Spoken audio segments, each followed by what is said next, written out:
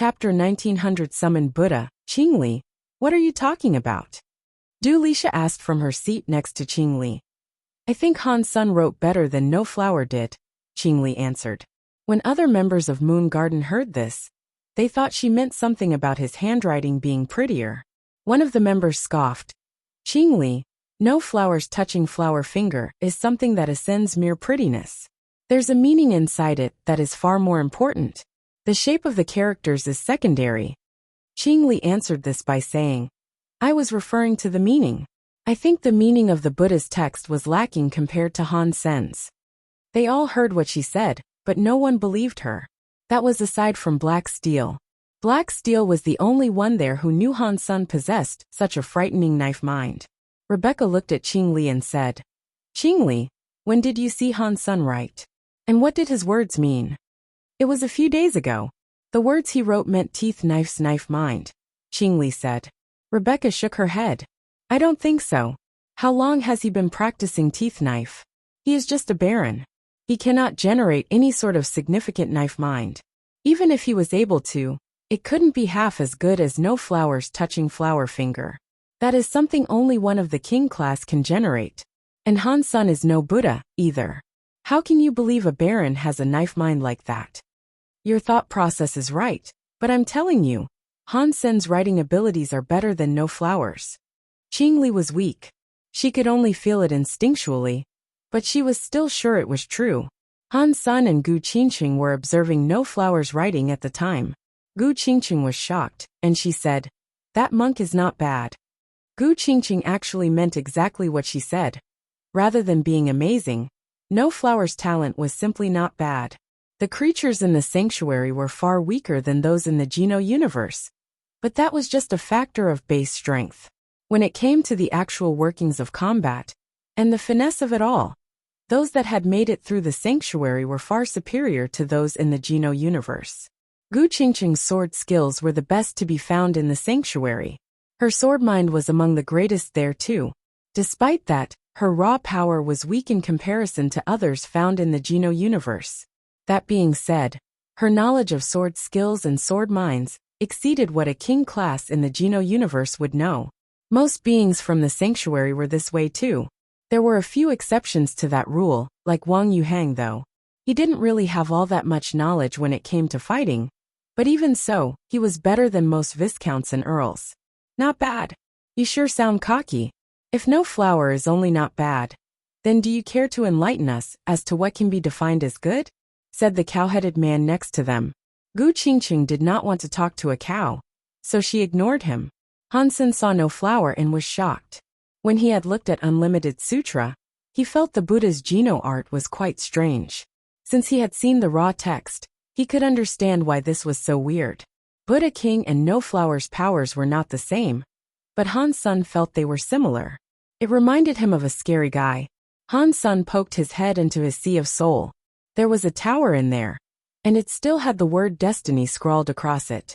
He put his will inside Destiny's tower, and there, Han Sun saw Armored Man and Ancient Devil. They were still both incarcerated there. Since Ancient Devil had been locked up, Armored Man had been fixated on the concept of skinning him alive. But with them both locked up, he couldn't lay a finger on Ancient Devil. So, all he had done was shout at the spirit all day every day. Ancient Devil had been locked up for a long time, but he didn't pay too much attention to his cellmate. He meditated all day like a monk, not caring for the constant shouting in his ears. In the beginning, Han Sun had frequently watched Ancient Devil, but that man meditated like he had been frozen. He never moved an inch, and so Han Sun lost interest. Now that he could see No Flower's performance, he knew why it felt so strange to him. It was because the Buddha gave Han Sun the same feeling he got when he observed Ancient Devil. Does Ancient Devil have Buddha genes? Han Sun guessed. Ancient Devil seemed to sense something as well. He opened his eyes and looked right at Han Senator after being imprisoned for so many years. His eyes were still sparkling with clarity. They hadn't gotten dusty. If you stared at him for a while, you'd feel as if his eyes were bottomless wells. Looking him in the eyes was like peering into an abyss. What would you like to know? Ancient Devil suddenly asked. Han Sun was shocked and thought to himself, this guy has been locked in Destiny's tower. and he could sense I was watching him. What a scary man. Han Sun did not plan on avoiding the question. He used his will to echo answers throughout the chambers of the tower. He said, Ancient Devil, do you know about the Buddha? Yes, Ancient Devil answered. Han Sun felt even weirder now. And that was because Ancient Devil had just leveled up to the Alliance when he was trapped inside the tower. There was no way he had ventured to the Geno universe before then, and learned about the Buddha that way. What do you know about the Buddha? Han Sun asked. Ancient Devil smiled and said, I once summoned a god, and the god said he was a Buddha. This shocked Han Senator. If Ancient Devil had summoned a Buddha, that also meant that Azura had been the one to kill a Buddha. But Buddhas were in the Geno universe, and it couldn't have been possible for it to be summoned to the sanctuaries. It made no sense. The Buddha could most certainly not enter a sanctuary, especially since it was summoned to a sanctuary below the Alliance level. I am talking about the race, not the religion, Han Sun said, hoping he'd get a confirmation. Bald with 9 moles? Like scars? This is what you mean? Ancient Devil said simply. Now Han Sun knew that Ancient Devil did indeed know of the existence of the Buddhas. Whether they were real or fake, Ancient Devil knew about them. How did you summon that god to the 4th god's sanctuary? Han Sun asked. You want to know? Give me back my freedom, and I'll tell you everything. Ancient Devil seemed his usual self. He didn't exhibit any personality changes. You don't have what it takes to bargain with me, Han Sun coldly said. There is no need for this discussion to continue, if my freedom is not up for debate. Ancient Devil closed his eyes and returned to that frozen state. Han Sun felt pretty bad. He had used death threats and torture techniques in the past, but using them on Ancient Devil was pointless. Even when the spirit was tortured, he would simply continue meditating. Ancient Devil must have had the strongest will there was. Not even kings of the Geno universe could compare to him. If no one can compete against No Flower, this round will be over, Moon Wheel King said, as he stood up. He understood the thoughts of those from Moon Garden though. He knew no one else from Moon Garden could compete with what they had just witnessed. So he did not want to waste any further time. It'd only reflect poorly on the rebate in Moon Garden. Moon Wheel King, I would like to suggest a friend that may be able to compete against No Flower. Dulisha suddenly bowed before Moon Wheel King. Lisha, what are you doing? Rebecca pulled her sister back, unsure what preposterous thing her sister was about the attempt. Lisha, which student are you recommending? Moon Wheel King was shocked by this. Dulisha was his daughter, but he couldn't imagine who she might be hoping to suggest. Who I recommend is not someone privileged to be a member of Moon Garden. It is the student of Knife Queen, however. It is Han Sun of Planet Eclipse. Dulisha smiled. After that, Han Sun was frozen. Thus far, he had only been spectating. The rest of Narrow Moon was frozen too. No one expected Dulisha would request Han Sun like that. Qingli was taken aback too. She pulled Dulisha close and said, What are you doing? Did you not say Han Sun's words were far better than No Flowers? If that is true, then I recommend he be the one to compete against No Flower. If he wins, he will only make the rebate look better, Dulisha said. That's just what I thought. I don't know for a fact that Han Sun really is better, Qingli said quickly. Dulisha wore a mystic smile and said, It does not matter. Even if he does lose. He is not one of the rebate, and he is not a member of Moon Garden. He can't embarrass us even if he fails. Qingli did not know what to say to that. She stared at Dulisha and said, If he loses it will embarrass Knife Queen. That'd be even worse. Before Dulisha could say something more, Moon Wheel King frowned on stage and said, Han Sun is not on the member list. Moon Wheel King, I have heard about Knife Queen's student. If we can truly compete and compare our techniques, I would relish the chance. No Flower bowed before Moon Wheel King. When Speechless and No Flower returned from Planet Eclipse, they talked between each other about how they might get to know Han Sun more. The best way to do that was to force him on stage and challenge him to such a competition. Hearing Dulisha suggest Han Sun, the eyes of Speechless and No Flower gleamed with radiance. They wouldn't let this opportunity slip away. Before Speechless herself agreed, No Flower was agreeing. Since No Flower agreed though, Moon Wheel King had no choice but to ask, Is Han Sun even here? Yes, I am. Han Sun stood up and bowed before Moonwheel King. Are you willing to compete against No Flower? Moonwheel King asked. I am willing to, Han Sun answered. And it shocked everyone around the stage. Even Isha, who was on Planet Blade, was flabbergasted to hear Han Sun agree to compete against No Flower. Han Sun thought that Isha had let him come, so that he could prove himself. He thought this had already been prearranged, and that's why he accepted the challenge so quickly. So he had already prepared to show off again, and make Isha take him even more seriously as a student. He hoped she would be willing to spend even more resources on his development. Isha actually wanted Han Sun to earn her some extra reputation, but No Flower's touching flower finger was incredibly strong. It'd be difficult to find a king-class person to compete with that. So, she didn't expect this would be what Han Sun would agree to so soon. In that case, you can come on stage and compete against No Flower. Moonwheel King thought Dulisha was trying to prank Han Sun, and that was why he asked Han Sun if he was willing to do it. It'd also give Han Sun the chance to avoid participation. But Han Sun was really willing to go on stage, and that shocked Moonwheel King. Han Sun walked toward the stage, then stepped up to the testing gold rock. Amitabha, Mr. Han, we meet again. To be able to compete against you in the display of Geno arts is a grand honor. No Flower nodded and said, Are you being polite? Han Sun asked, as he walked closer to the testing gold rock. He wasn't keen on talking too much with the Buddha. Speechless looked at Han Senator. She really wanted to see how Han Sun would choose to compete with No Flower. She didn't believe he could actually have a skill that exceeded what they had just witnessed, though. No matter what the case might be, this was a fine opportunity to observe Han Senator. Speechless watched intently, not wanting to miss out on a single detail. Many nobles of Narrow Moon were not happy with the concept of Han Sun actually going on stage. He is just a baron. He is actually going to compete with No Flower? Even if you used your ass to think, you'd know that this won't end well. Yeah, he's not a member of Moon Garden. To hear him actually be recommended. Why would Dulisha invite him? Does she want to embarrass him? And why didn't Han Sun just say no when Moonwheel King asked him? It'd be better than being humiliated here. Yeah, I don't know what he is thinking. He is just a baron after all. He actually thinks his skills can rival those of No Flower, which were learned from a Buddha king. He's just asking to get beaten. He is cocky. Far too cocky. He got a king-class knife and practiced teeth knife, but so what? His confidence grew way too quickly, and he is acting far too big for his britches. He is brave, but obviously stupid. This will be very embarrassing. Han Sun going up against No Flower is like a fake product being taste-tested in a face-off versus the real thing. If he can go up there, I can do it too. At least I'm a Viscount. Not even an Earl would be able to do much versus that. I felt the will earlier, and it was really crushing. Rebecca frowned and scolded Dulisha.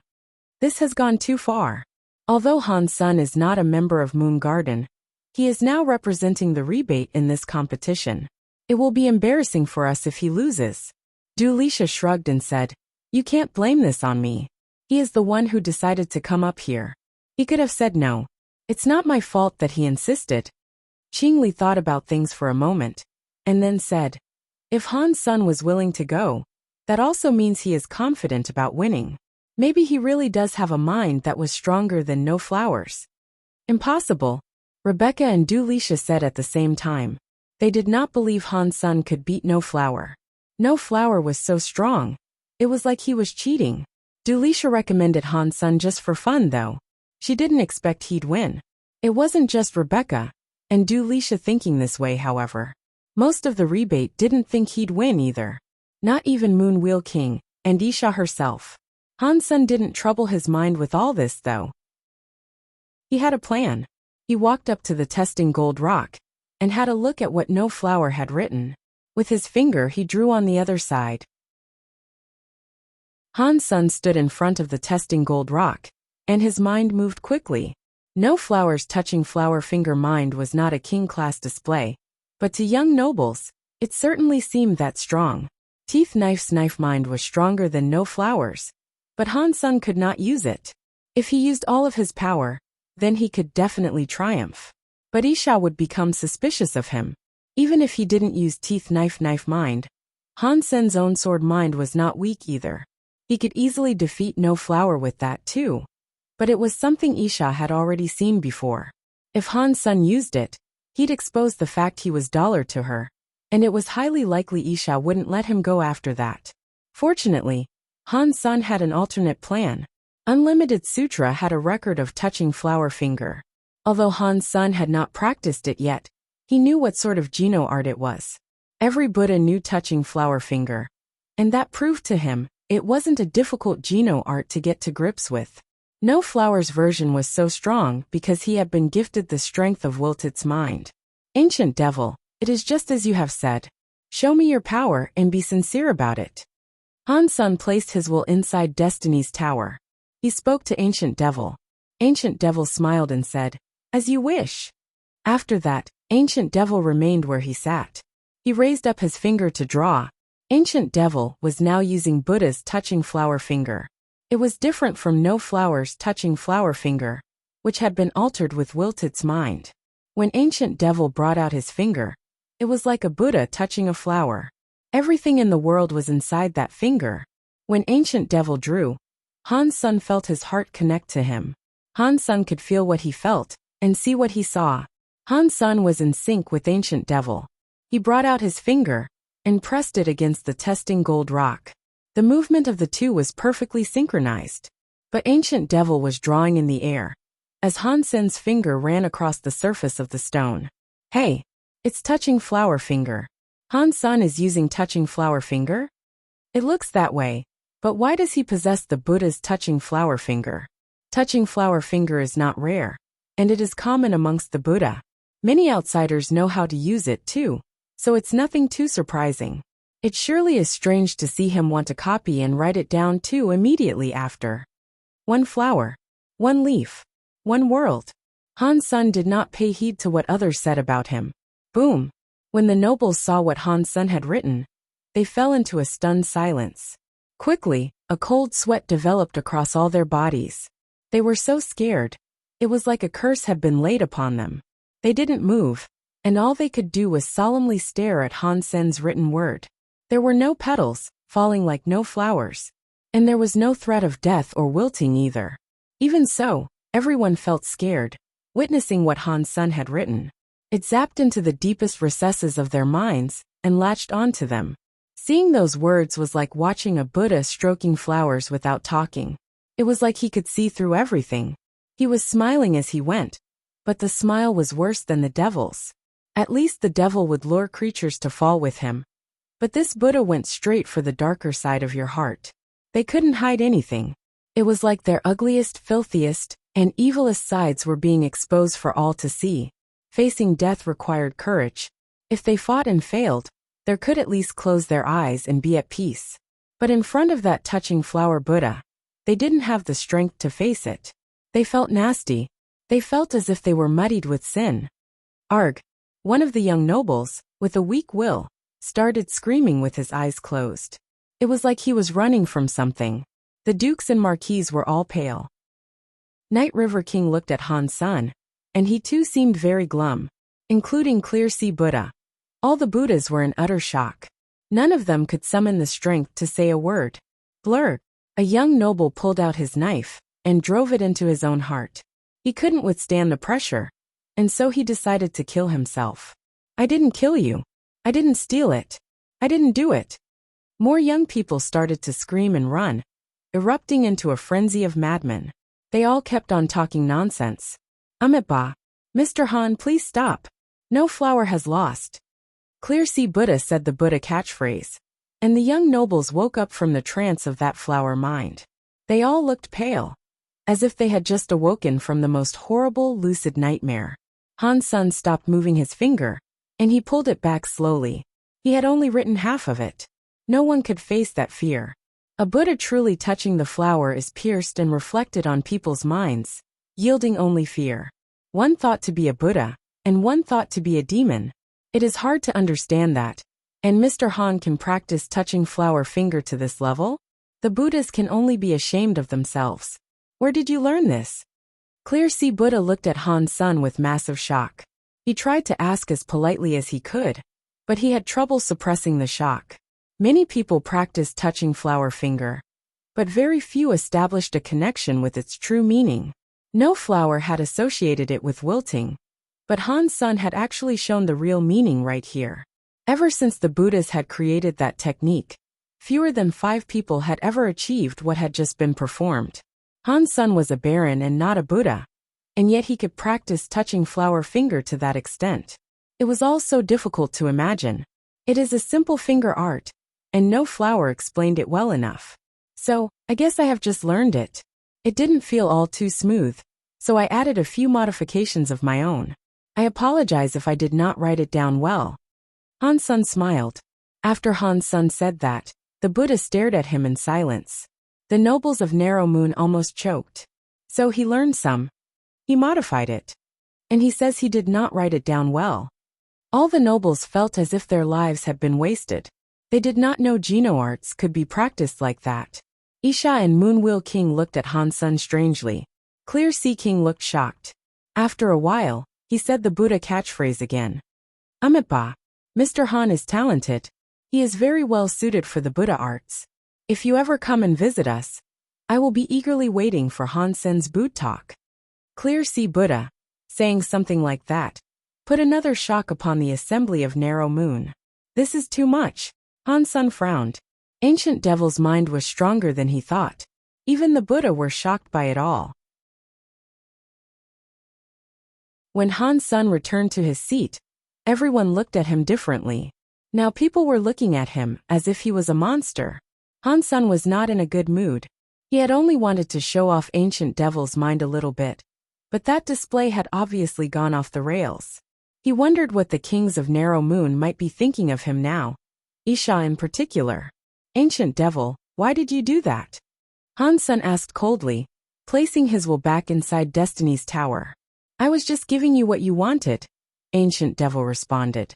He sat where he was, unmoving. He smiled like a Buddha touching flowers. Han's son didn't say anything in response. He merely looked at Ancient Devil for a bit, then left the tower. Ancient Devil is way too dangerous. I can't risk letting him out, Han's son thought to himself. What happened next in the gathering was suddenly much more boring.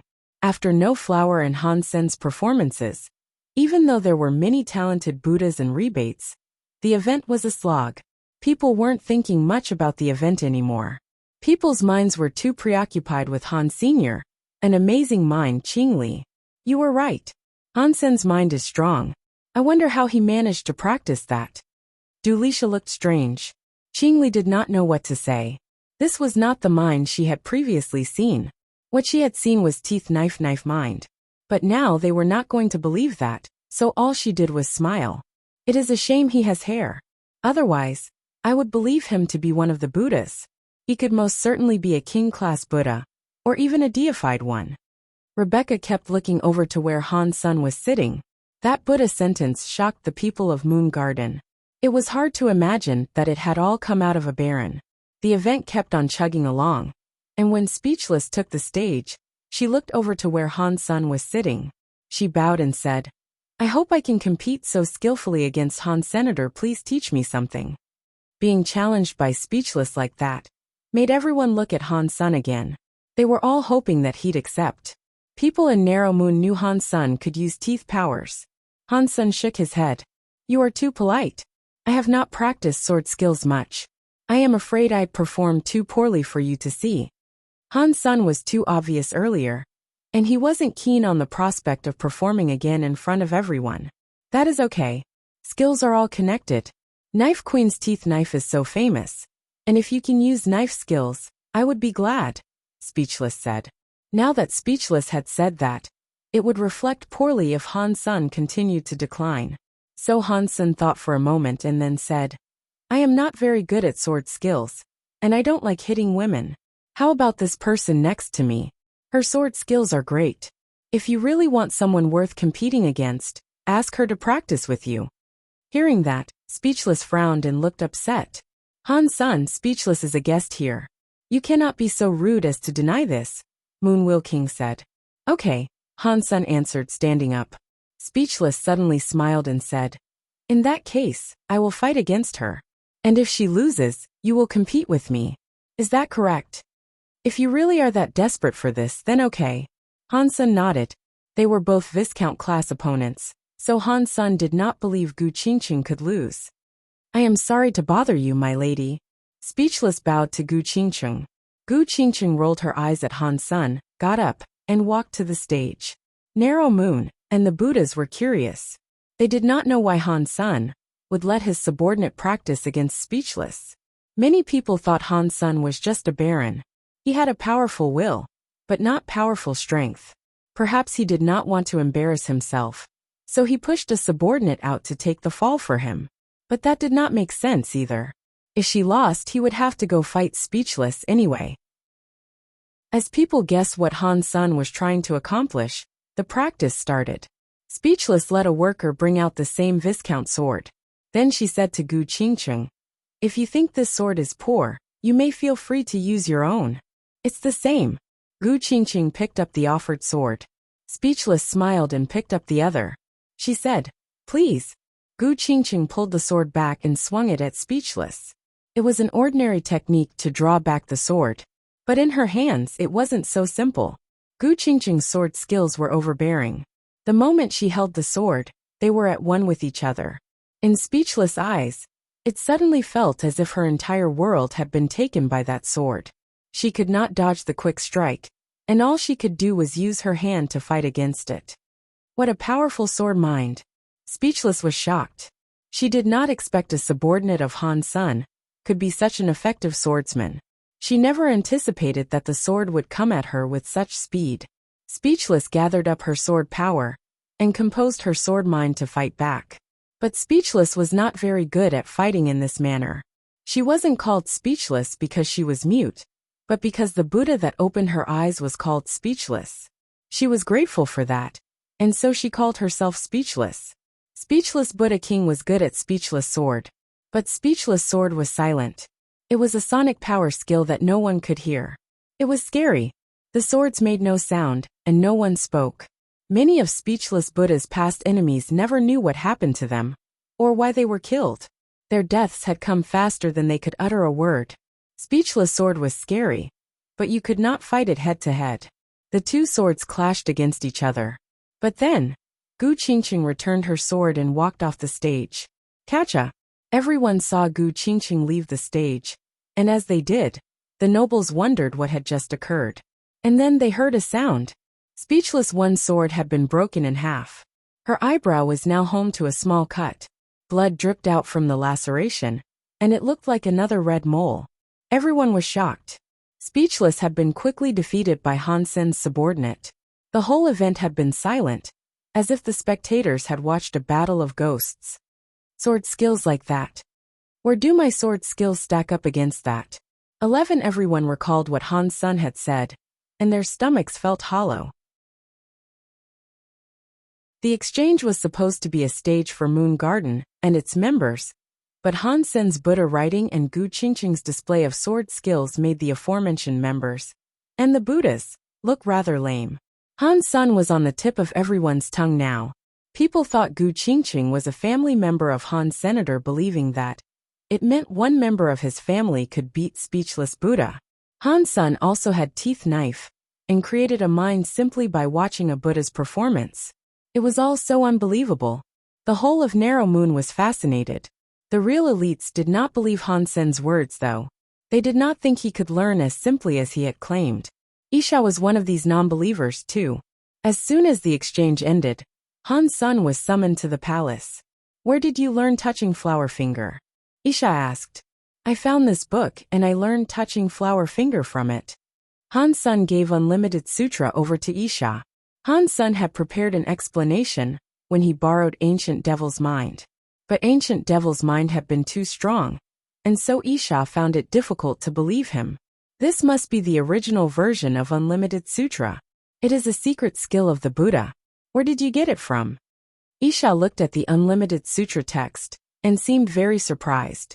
When I was young, I saved an injured man. He was an old fellow. I brought him home, and I healed him. He gave this to me before he left. Han Sen had prepared all the stuff he was going to tell her.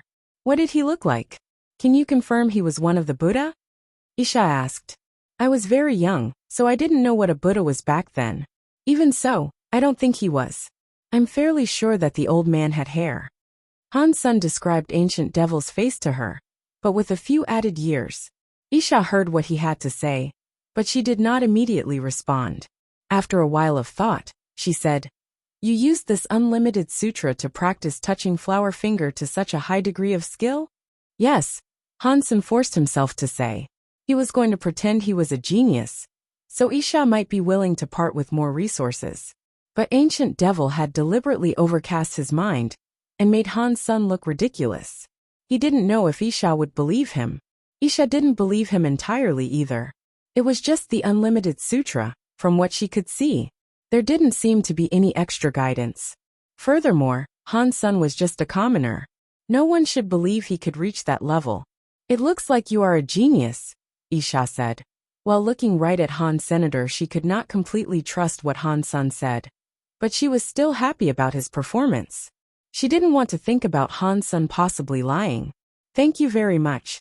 I am a bit stupid, and others can learn many things. All I can learn is one thing at a time. I am afraid that is why I am so slow. I keep practicing, as I did with that, and that is how it happened, Han Sun said. Isha looked at Unlimited Sutra, and then looked at Han. Good.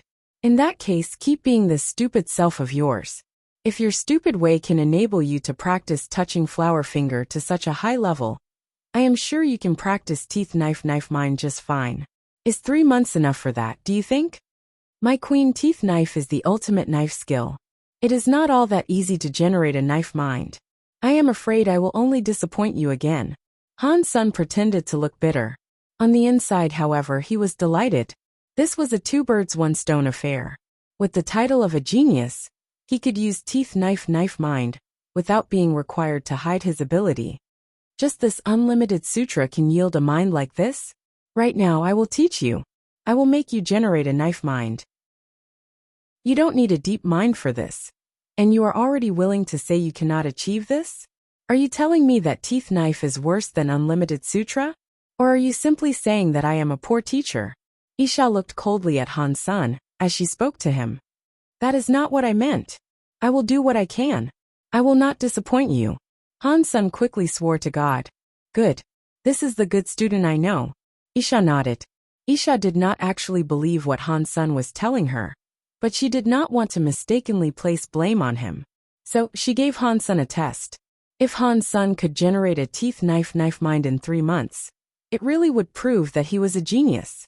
And if that was true, she would go ahead and treat him even better. If Han Sun failed this, then Han Sun would have a problem. And if so, he would need to be investigated. She could not blindly spend resources on him. Han Sun knew her thought process on this matter though, and he was really happy about it. Generating a teeth knife mind was not even a test. It was way too easy. What is that family member of yours called? Where did you take her from? Isha asked. My queen, her name is Gu Qingcheng. She is a member that comes from planet Crooked Rock, Han Sun said quickly. Not bad, but you should keep an eye on her. People with a sword mind like that are usually out for something else. Isha warned Han Senator. Isha knew many factions had sent spies to keep tabs on Han Senator. She thought Gu Qingcheng might be one of them. That was because Gu Qingcheng did not use all her powers against Speechless. Isha wouldn't feel this way if she had. Isha had much greater strength than Gu Qingcheng, but Gu Qingcheng's sword mind might rival Isha's. Speechless only received her mind from an old monster. Gu Qingcheng was the real old monster. Yes, I will ensure that I am careful. Han Sun nodded. After he left Isha, Han Sun took a ship back to Planet Eclipse. He called Qiao Lansei and stay up late. He invited them to Planet Eclipse, but Qiao and Lansei thought things were fine with Seven Mirror. What's more, they had friends there now. And so, they made no plans to go to Planet Eclipse. Stay Up Late wanted to know more about the Geno universe, so he made plans to come. He was hoping to learn more news about the location of Little Flower and Nine Life Cat too. He did not want to stay in the same place for too long. After talking with Qiao, Han Sun returned his mind to Destiny's Tower. There he spoke with Ancient Devil. Ancient Devil was trapped in the tower, but he never assumed himself to be at a disadvantage. He spoke to Han Sun as if they were both equals. When Han Sun borrowed help from Ancient Devil, he told Ancient Devil that if cooperation went well, he'd be willing to give him a chance. Helping Han Sun with his mind was just a part of his show of sincerity. He had performed too well, though. Han Sun couldn't be sure if he had done it on purpose, but Han Sun believed that he had. Ancient Devil, you should cooperate properly. You shouldn't make stupid moves. Han Sun hadn't killed him because he knew too many secrets. And Han Sun wanted those secrets. All he could think about was finding a safe method for getting Ancient Devil to talk. Han Sun wanted those secrets too badly to get rid of Ancient Devil. In Narrow Moon's full moon meeting room, 6 kings had shown up for this meeting. Isha, Moonwheel King, Night River King, Flower King, Black Moon King and Shadow King. Knife, do you really believe what he tells you? Despite being only a baron, he has managed to achieve a mind such as that with unlimited sutra? Seriously? Not even barons who go on to become deified elites are that strong, Night River King said. Black Moon King coughed and said, Night River, let's not impose limits that might not exist. This universe is so grand in its reaches that there could be anything out there. Han Sun really is talented. Just because you are unable to achieve such feats of might, don't presume others cannot either. Black Moon, don't talk such nonsense. Look at this universe. Are there any barons with that level of capability? Night River frowned. If everyone was able to do it, why else would we single out the exemplary and call them geniuses? Black Moon King asked slowly. Night River King started to respond, but Moonwheel King cut him off. Moonwheel King looked at Flower King and Shadow King and said, What do you two think? Flower King groaned and said, Han Sun's power seems unlikely, but we can't claim that there's a problem without knowing what it is. That hardly seems fair. Moonwheel King nodded. He looked at Shadow King, and Shadow King said, I would rather put an end to this before it gets out of hand. Yes. Night River King said immediately. Han Sun's history is far too strange, and he cannot be kept. Moonwheel King looked at Black Moon King, and Black Moon King said, Killing a genius like that makes no sense. It will just scare off the other races, and no other race will want to cooperate with us. Knife, you understand where we're coming from, yes? He is your student, so it is best that you decide what to do. Moonwheel King looked at Isha. Isha said calmly, I gave him a chance. If he passes the test, I can prove that he is fine. If he cannot pass the test, I will sever ties with him and search for any threat he might pose. If I find something, I will get rid of him. What is the test? If he really is a spy from some other race, he will have come prepared. He will pass the test. Night River King looked displeased. Oh, you think a baron's spy will be able to create a teeth knife mind in 3 months? Isha's face was expressionless. Hearing Isha say this, the other kings stared at her with wide eyes. Generate a teeth knife mind in 3 months? Really? Moonwheel King asked, stumbling slightly over the question. What is the problem? Isha responded. I have no problem with that. If he can accomplish that in 3 months, then I will believe he is a real genius, Night River King slowly said, as he sat down. It sounded like complete lunacy. It was silly to think of generating a teeth knife mind in 3 months. Across the history of the rebate, no one had managed anything like that. Night River King did not believe Han Sun could do it, as teeth knife was exclusive to the rebate. Even among the rebate it was rare. The only person who had mastered the skill was Isha, and you couldn't cheat your way to learn it. The kings were mollified. If Han Sun could generate a teeth knife mind in 3 months, then practicing touching flower finger with such proficiency would make a lot more sense. If we can confirm Han Sun is legit, and he really is a true genius, should we give him a bit of a reputation? His identity should allow him to become a member of Moon Garden. He did make us proud in this event after all. If we still don't let him in, the outsiders in Narrow Moon will become suspicious of us, Black Moon King said. If he can generate a teeth knife mind in 3 months, I would be willing to make him a teacher in the Moon Garden, Night River King said grimly. Black Moon King smiled at Night River King, then turned his gaze across the table. Moonwheel King, what do you think? If he is legit, and he really is that talented, He should definitely be a member of Moon Garden, Moonwill King said. If everyone has no problem with this, then we shall all reconvene in 3 months. Isha stood up and left the full moon meeting room. Lu Xiaomei was walking down the street. The dark circles under her eyes were heavy, and she kept rubbing her head. Ever since Han Bauer had entered her school, she had begun to feel like she was drowning. She was a kindergarten teacher. Before Bauer, she had dealt with kids crying, not wanting to go to school, and things like that. But now, going to work was like walking into hell itself. If her job hadn't paid well, she would have quit a long time ago to escape having to deal with the monster that resided there. I can't do it anymore. I am going to die. Today is supposed to be a holiday, and so I should treat myself with a day at the spa, and buy myself a nice gift. Ever since that little witch arrived, I look 10 years older. Lu Xiaomei walked into a high-class female club. She swiped her card as she walked through the door. I really do need to treat myself better. I can just eat nutrient fluids for the month to make up for what I spend today. After she entered the place, the attendants served her with passion. She felt as if she had ascended in society, taking the place of royalty. This is my life. Finally, I don't have to worry about that monster. Lu Xiaomei wrapped a bathrobe around herself and lay down to wait for her masseuse. Miss Lu, a voice sounded in her ear. It made her muscles freeze.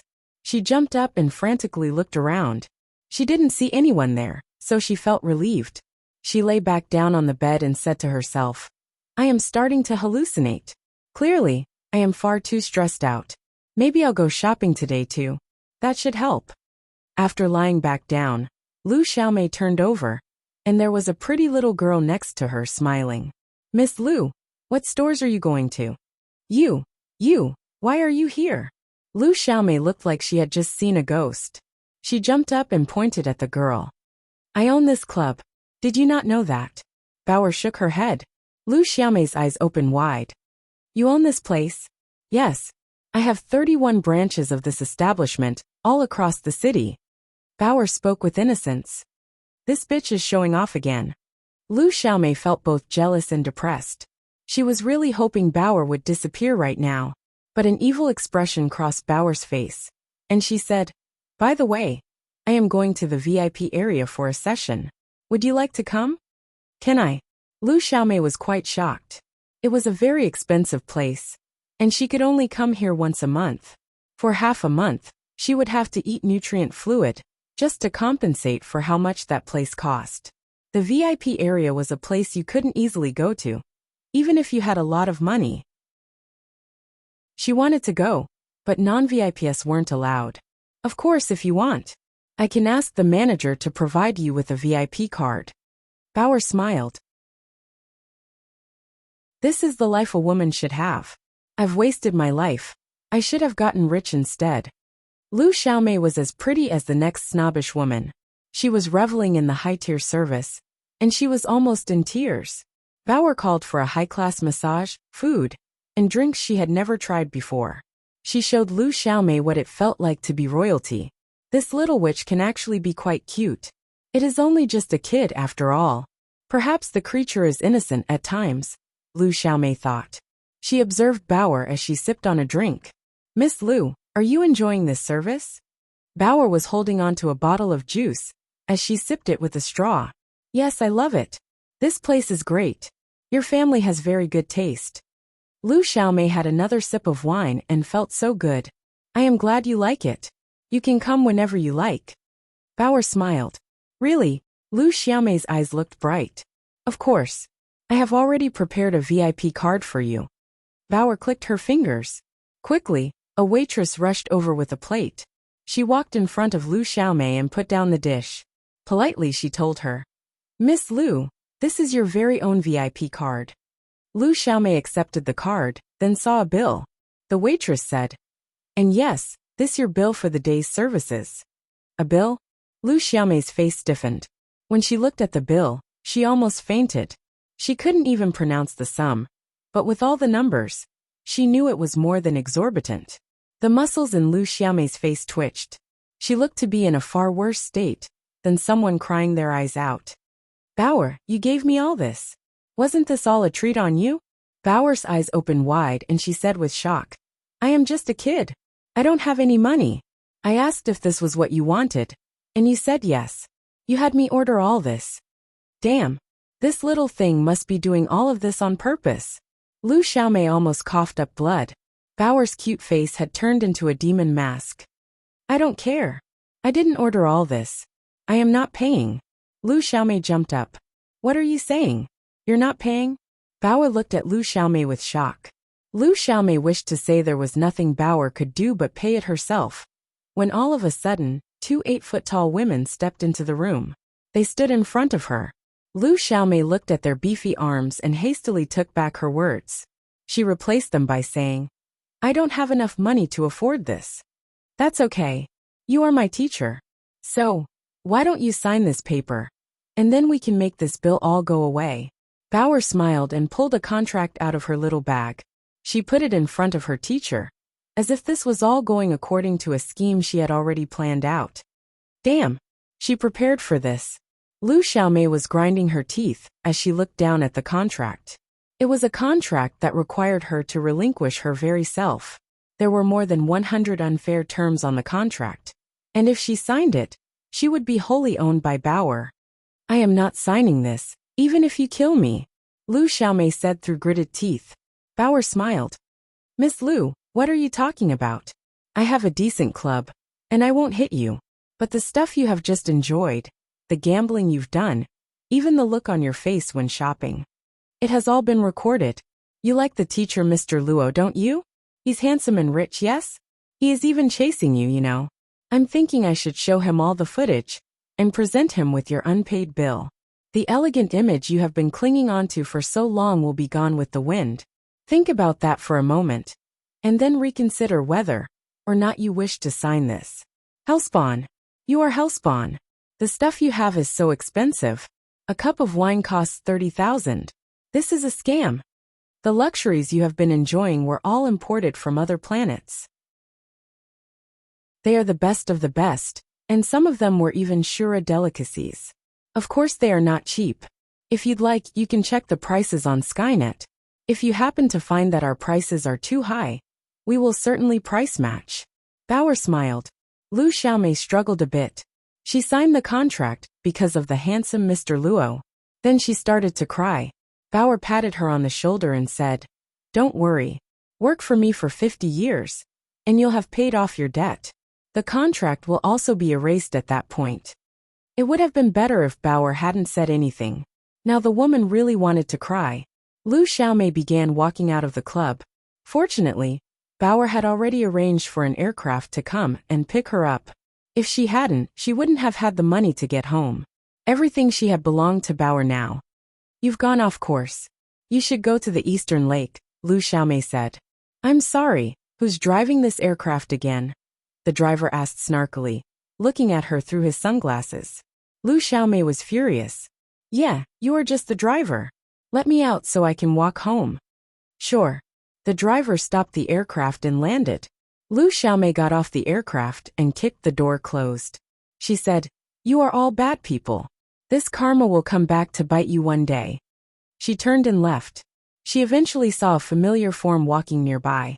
It was her Prince Charming. It was Mr. Luo. After having bad luck for so long, finally something good. My Prince Charming, here I come. Lu Xiaomei walked towards Luo Yushu.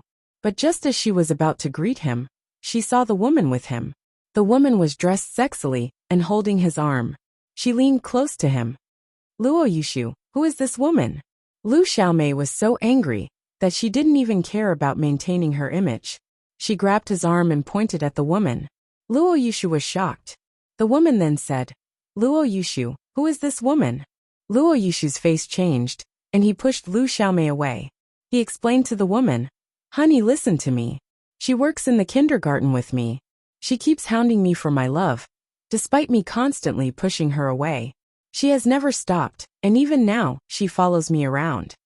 Luo Yushu, what are you saying? Lu Xiaomei was so angry. He was the one who kept chasing her, and she couldn't believe what he was now saying. The woman looked at Lu Xiaomei, rolled her eyes and said, You are just a teacher. And yet, you want to steal a man away from someone like me? Are you crazy? I can give this man pocket money, the likes of which you will never earn in your lifetime. Maybe when I grow tired of him, you'll get your chance. After that, the woman walked forward and pushed Lu Xiaomei back. She kept herself from falling, but she still dropped everything she was holding in her hands. Apologize to me, and then pick everything up. Lu Xiaomei was so angry, she wanted to throttle the woman. Are you crazy? Get lost. I told you I am not interested in you. Luo Yushu looked annoyed, and he also pushed her. He did not want her to hurt the woman he was currently with. When Luo Yushu pushed her, Lu Xiaomei fell back with nothing but anger and hopelessness. Suddenly, an arm grabbed her waist. It steadied her shoulders, then her body. She opened her eyes and realized it was the driver with sunglasses. She wished to say something, but the sky suddenly drew her attention. Many aircraft were suddenly headed towards them. In a minute, the vehicles had parked all around them, making the place very crowded. Many men, dressed in black with sunglasses, got out of their vehicles. They looked like gangsters as they gathered around. What are you people here for? What do you want? The woman and Luo Yushu began stepping back. Lu Xiaomei looked at the aircraft around them. King Steel Silver Ghost Starry Star Miracle. They were all special editions that not just anyone could buy. Having a single one of them meant you were one of the super rich elite. Now that there were so many of them there, the woman and Luo Yushu were frozen. The men looked intimidating in their black clothes and sunglasses. It made the couple's legs grow soft. The men dressed in black ignored the woman and Luo Yushu. They all walked in front of Lu Xiaomei and said, "Second lady." Luo Yushu and the woman widened their eyes as if they had seen a ghost. They could barely stand on their feet. Lu Xiaomei was just as dazed too. She had no clue what was going on. "Second lady, Miss Bauer asked us to come and pick you up," the driver said to Lu Xiaomei. And then, he looked at the woman and Luo Yushu and said, "Did these two bully you? I can kill them for you if you'd like." "Sorry, I didn't mean to do that. I will pick the stuff up. Please forgive me." The woman's legs were wobbling, and she raced to collect all the items Yu Xiaomei had dropped. "She forced me, Xiaomei. I did this for our future together," Luo Yushu said. "Go to hell." Lu Xiaomei grabbed her bag and smacked him in the face with it. He hit the deck, so she went ahead and kicked him in the nuts. He writhed and screamed in pain. The woman saw Lu Xiaomei looking back at her next. She slapped herself. "Pat, Pat, it's my fault. Please forgive me. Let's go." Lu Xiaomei gritted her teeth and no longer paid them heed. The driver opened the door to the aircraft, and there, Lu Xiaomei saw Bauer. She cried and went over to hold her, saying, "Bauer, don't cry." Bauer stroked her head and tried to comfort her. "Thank you, Bauer." Lu Xiaomei couldn't help but cry a little. She did her best to hold back her tears and look at the child with gratefulness. "You are welcome. I used 223 aircraft to help you. The fuel for each comes to a sum of around 78,000, with the wages for the drivers and the damage." Bauer fiddled with a calculator and whipped out another contract. "Hellspawn! You Hellspawn!" The aircraft echoed with Lu Xiaomei's screams. Han Sun planned to practice in the mountains. He didn't need to practice teeth knife, but there were too many spies occupying the base.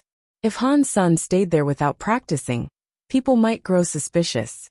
So, Han Sun headed into the mountains to train. But instead of practicing teeth knife as he had told everyone, he began to work on the Dongxian Sutra. His mutant blood and jade skin had reached Viscount class, but the Dongxian Sutra and the story of genes hadn't. The story of genes couldn't be leveled up through mere practice, so he could only focus on the Dongxian Sutra for now. Han Sun didn't take anyone with him this time. He planned to push himself hard in order to break through, which would make it dangerous to have others around him. Fortunately, there were many resources on planet Eclipse. Xieqing King and others could venture out and hunt xenogeneics on their own. The people he had brought over from the sanctuaries could eat xenogeneic genes and use beast souls, so they leveled up faster than the people in the Geno universe. Xenogeneic gene eaten, Iron Wolf, Viscount gene +1.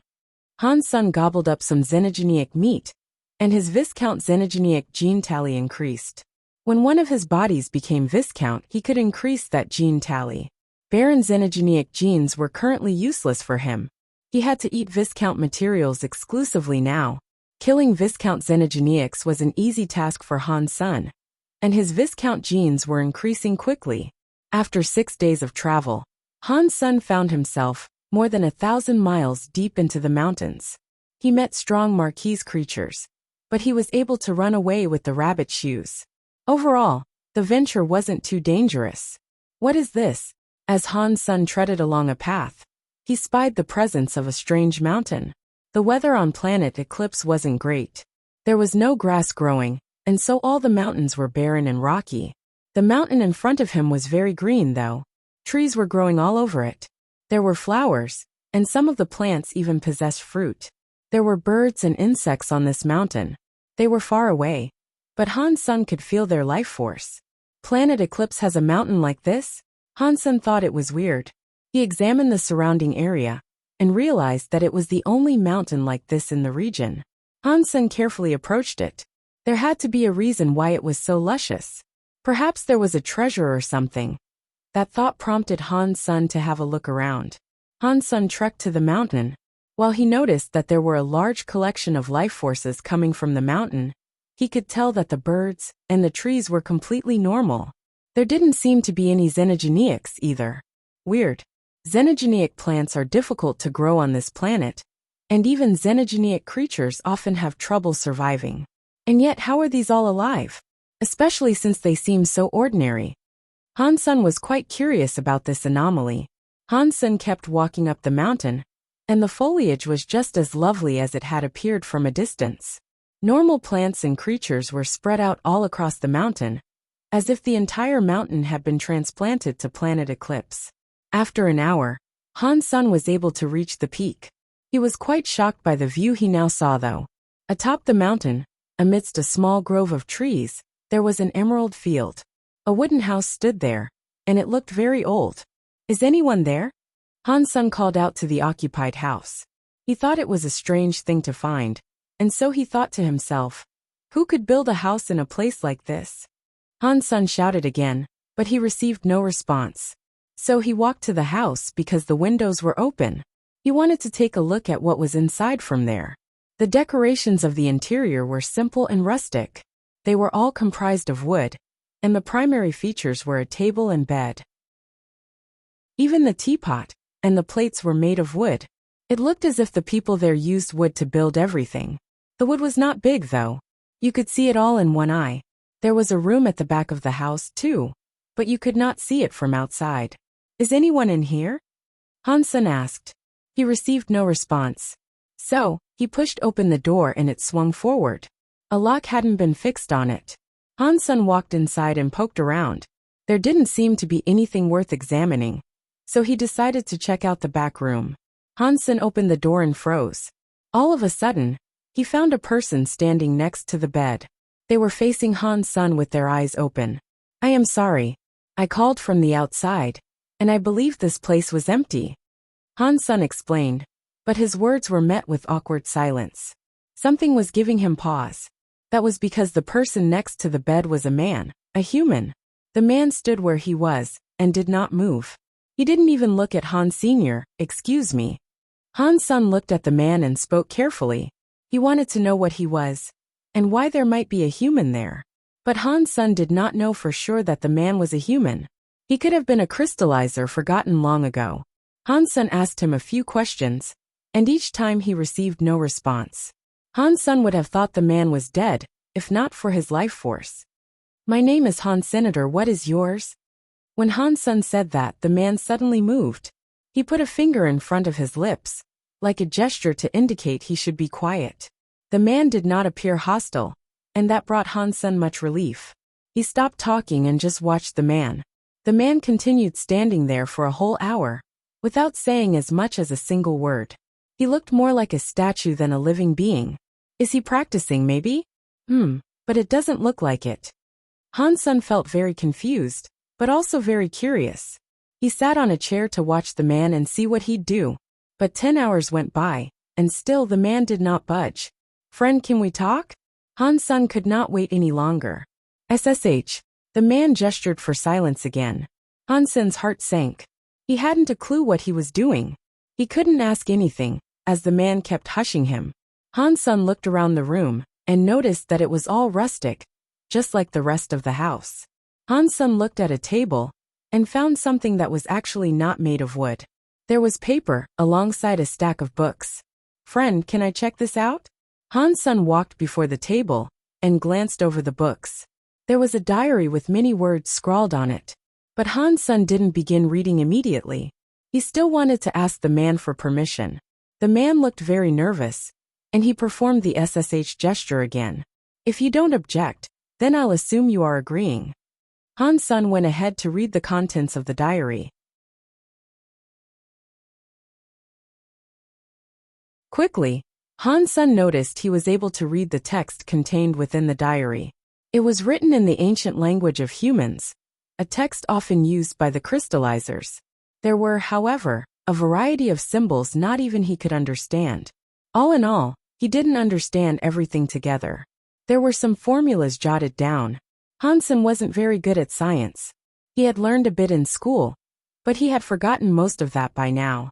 But Han-sun was still able to tell he had never seen these formulas before. They were extremely complicated. Judging from the content of the book, the man had been trying to calculate something. Han-sun flicked through the pages of the book, and the man showed no reaction. As long as Han-sun made no noise, the man didn't mind his presence there. That's how it seemed leastways. When the man didn't object to Han-sun's behavior, it made Han-sun feel safe enough to relax a little. So, he continued reading the diary. It must have been a draft of sorts. There were many random things jotted down. However, there were enough words and symbols that Han-sun did not understand to make the book unintelligible. Han-sun put the diary down and took a gander at the other books. They all seemed to concern themselves with science. There were ones based on quantum theory. Han-sun knew he would not understand those books. Since the books were in messy disarray, Han-sun decided to tidy them up. By doing that, he also hoped to find a book he might enjoy. And soon after, his breath caught. He saw a book titled The Story of Genes. This was what Han-sun had retrieved from the main control room of the crystallizers. Ever since that time, he hadn't found a single thing associated with the book. Not even Stay Up Late knew where the story of genes came from. He read it, shook his head, and thought it must be a prank. No one could use the story of genes, or even practice it. It was not something any creature could learn. Han-sun had never expected that he would find another copy in a place like this. Perhaps it is just a coincidence. Maybe the title is the same, but it's not actually the same book. Han-sun tried to regather the composure of his thoughts, and then flipped the book open. When he read the first line, he knew he had not been mistaken. This was indeed another copy of the story of genes. It was exactly the same. Han-sun kept reading the content, and word for word, it was the same.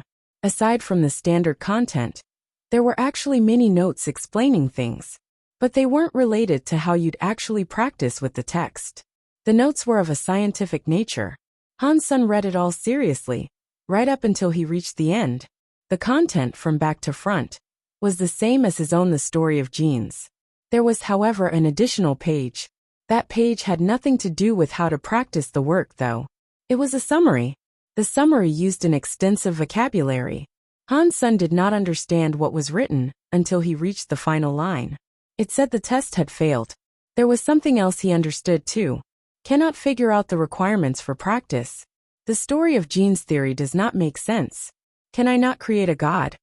Is this guy the creator of the story of genes? Han-sun looked back at the man strangely. The man was dressed in ordinary garments, but they were in tatters. He stood motionless like a mannequin. He was focused, as if he was trying to hear something. Han-sun had something he wished to ask, but he knew that if he tried to ask anything, the man would simply tell him to be quiet. Han-sun kept sorting through the books on the table. There were books on many different subjects, from genes to quantum theory. Overall, Han-sun could not understand much. After Han-sun tidied up the books, he decided to sit and observe the man. The man really wasn't moving, and he was unsure how long the man could do this. Han-sun had almost fallen asleep when the man finally moved. He walked gently towards the table, looked down at Han-sun and said, "Who are you? Why have you come here?" I am Han Senator, what's your name? Han-sun asked happily. Run, or it will be too late for you to escape. The man looked annoyed. What does that mean? Han-sun felt a chill, and he thought the man might try to fight him. You don't know that you are on a spirit's body. If it moves, it will travel through space, the man explained. You mean the mountain is a creature? Han-sun asked with shock. What is so weird about that? There is plenty of life in this world, the man said. It's a mountain. How can a mountain have life? There are other creatures like birds and worms on this mountain, Han-sun said. The man looked at him with disdain. You have so many bacteria and parasites on you. Does the fact that they have life mean that you do not? But I am a living thing. The mountain is just a rock, Han-sun said. Who said rocks cannot possess life? It's like a piece of meat. You wouldn't say it is living, but it is a part of life, the man said. It's not like that. If the rock is like flesh, then why are we able to create minds? And why does the life of rock not resist? Like us. If someone was digging into our flesh, we'd want to kill whoever was assaulting us, Han-sun asked. The man laughed. It's because we are too fast. Too fast. Han-sun froze, unsure of what he meant. The man explained. The rock lives longer than we do. 1 billion years might only be a moment for them. Even if we do dig into its body, the rock might not even have the time to notice our presence. It cannot see what we do. Han-sun was frozen. He had never thought of things this way before. The man looked at Han Sr. You said we would kill anyone who harms, yes? But things aren't like that. What if we grow a sickness like cancer? It destroys our bodies, but often, we can't root out the thing that is killing us. When these things harm your body, you cannot do anything. Just like the rock is unable to do things about us. This is just a simple way for me to explain these things. The truth of such matters is far more complicated. If you are interested in learning more, read this. You will understand far better. The man gave Han-sun a book. My scientific background is pretty bad. I might not understand. Han-sun felt awful saying this. The man said, scientific research is all about simplifying the complicated things. You can let those other fools worry about science itself. This is a geno art I created through the theory of rock creatures. Ordinary crystallizers can practice it. Han-sun wished to say something, but the man looked outside, and spoke again. He said, you should leave now. The spirit is going to move. Unless you want to travel far away with me, that is. Han-sun started running out of the lodge. The man might be lying, but it was better to run than risking everything by remaining. If Han-sun was transported to another star system, that'd be pretty bad.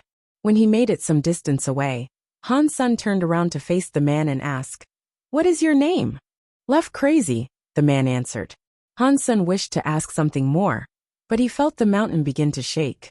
Without hesitation, he said goodbye and hastily departed the mountain. Boom! With the speed of his rabbit shoes aiding his flight, Han-sun was able to just about get off the mountain before hearing that deafening sound. The mountains all around were vibrating like mad, and when Han-sun turned back around to face where the mountain had been, he saw nothing. It was as if the mountain did not exist. How did that mountain move so quickly? I thought the man said that rocks were slow. Cold sweat dripped off Han-sun's forehead. It was fortunate he had moved as fast as he had. If he hadn't, he'd have been long gone. Han-sun took a gander at the book he had been given by Left Crazy. There was no name, and it had all been written by hand. Petrify? That sounds so lame. It sounds like a skill that can make your skin as hard as stone, Han-sun thought, as he started to read the text. But as he read, his expression turned to surprise. The skill was called Petrify, and while the name was lame, the contents were impressive. It was a complete geno art. From commoner to baron, from viscount to king, all could practice and become proficient with it. It had its own power. Practicing Petrify did not make your body harder though. It would just make your body closer to that of the rocky creatures. Crystallizers were like herms, so they could become like rocks completely. The higher your petrification was, the closer to the life of a rock you'd attune. You wouldn't become completely the same as a rock. You'd only adopt some of their attributes. Petrify made humans and crystallizers petrified. It gave them the life of a rock. Petrify couldn't make someone impervious to death, but time had more difficulty leaving its marks on petrified bodies. Thousands of years result in many humans and crystallizers dying, but to a rock, it was only a moment. It did not affect them. Han Sun examined the requirements for bringing Petrify up to king class, if that was what he chose to do. At that point, he would have a life that was very similar to a rock's. And with a body like that, many millions of years could come and go without affecting him. There was one significant flaw to Petrify though. When you used it, your body really would turn to stone. You'd be unable to move because of it. And your mind would still be there, active too. The more you practiced the skill, the closer to the life of a rock you would get. It sounds really cool, but it seems fairly useless. You'd only turn into a rock, and rocks aren't hard enough to provide great protection. And you can't move either. Why would that guy bother creating this skill? Han Sun thought to himself. After a while, Han Sun was able to come up with a useful application for it. If I can practice while petrified, then time would be of no issue for me. I could just keep practicing without eating or drinking. In that case, Petrify might be really useful. He planned to learn it, thinking it might come in handy. Petrify was a geno art that allowed for the swapping of genes. It did not make your body better. You still needed a strength like the story of gene as a basis. Han Sun thought it was a crystallizer geno art, so he used the story of genes to practice with it. Han Sun found a safe cave to take refuge in, where he could practice Petrify. It was easier to learn than he expected. After casting it once, his skin started to feel rocky. Already, Han Sun could tell that he had learned the first tier of Petrify. That was much easier than I thought it'd be. Han Sun then moved on to try the second tier. It was a Baron class Petrify. Han Sun finished Baron Petrify easily too. He kept on going, and he realized that Petrify really was exceptionally easy to learn. He only spent 2 days practicing with it to get it all the way up to King class. After reaching King class, he noticed Left Crazy had not written anything more. That was likely due to the fact he had yet to reach that level. He guessed that after the King level, you could actually become petrified. Without a skill that would teach him how to proceed, Han Sun decided to try other things. If he became a rock, and was unable to return to a human form, then his life would be over. Why is it like that? According to Left Crazy, you had to reach a certain level before practicing such a skill. So why did nothing stop him from reaching King class? Is it because of the story of genes? Han Sun guessed a number of things, but he wasn't sure enough to put stock in anything. Han Sun tried using his Petrify, and he learned other geno arts could not be practiced as long as it was in use. That was because Petrify made a big change to the body. Geno arts for the human body were useless. Only the story of genes could run while he was in a petrified state. This geno art is so weird. Although it can take you to a very high level, its usefulness is practically non-existent. Losing interest in Petrify, Han Sun decided to return to practicing with the Dongxian Sutra. Han Sun remained in the mountains for an entire month. He fought and practiced with his Dongxian Sutra a great amount. Dongxian Sutra was on the precipice of breaking through, but it had yet to do so. There were 10 days left before the red mist spring erupted. After realizing this, Han Sun decided it was time to leave the mountains and head to the spring. His spell Geno Armament required this spring, so it could become a Viscount. He couldn't afford to miss this opportunity. Before long, Han Sun was right outside Red Mist Valley. There were hordes of Xenogeneics wandering around, and it was clear they had all come there for the Red Mist Spring, as well. They all hung outside the valley. None of them had entered the mist yet. They were waiting for the spring to erupt. Han Sun looked around. The Xenogeneics there were Baron or Viscount. There were no higher level sorts. Isha told Han Sun that the Red Mist Spring only worked for Viscounts. It would be ineffective on those of a higher level, so there was no point in high-class Xenogeneics coming.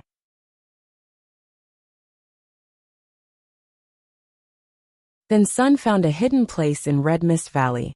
He was going to wait for the spring to burst. He also hunted down many of the Viscount creatures that were around, in order to collect their materials and genes.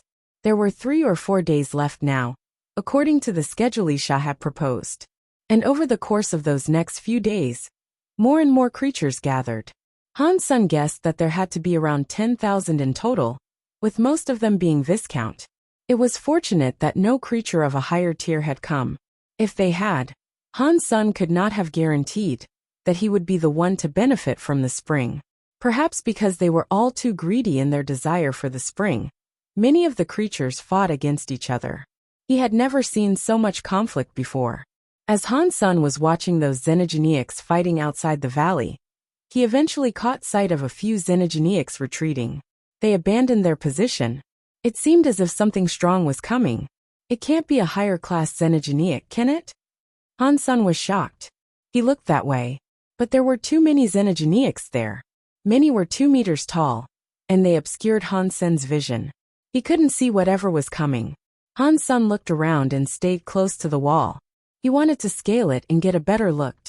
There was a dark green centipede. Each part of its body gleamed with jewel-like eyes as it skittered across the earth. Every Xenogeneic in its path backed off as soon as they saw it. None dared to stay within 20 meters of the creature. The Xenogeneic was 10 meters long, but it wasn't tall. Its body was only half a meter off the ground. That was why Han Sen had such difficulty trying to spot it. Han Sen watched it for quite some time, and he didn't think it was all that high level. It should have been no better than a Viscount, so it was weird to see the fear with which so many Xenogeneics regarded it. Quickly, the centipede Xenogeneic reached the entrance of the valley. It was different from the other Xenogeneics, and it crawled right into the valley. Han Sen was shocked. Isha said that the red mist spring was good for Xenogeneics.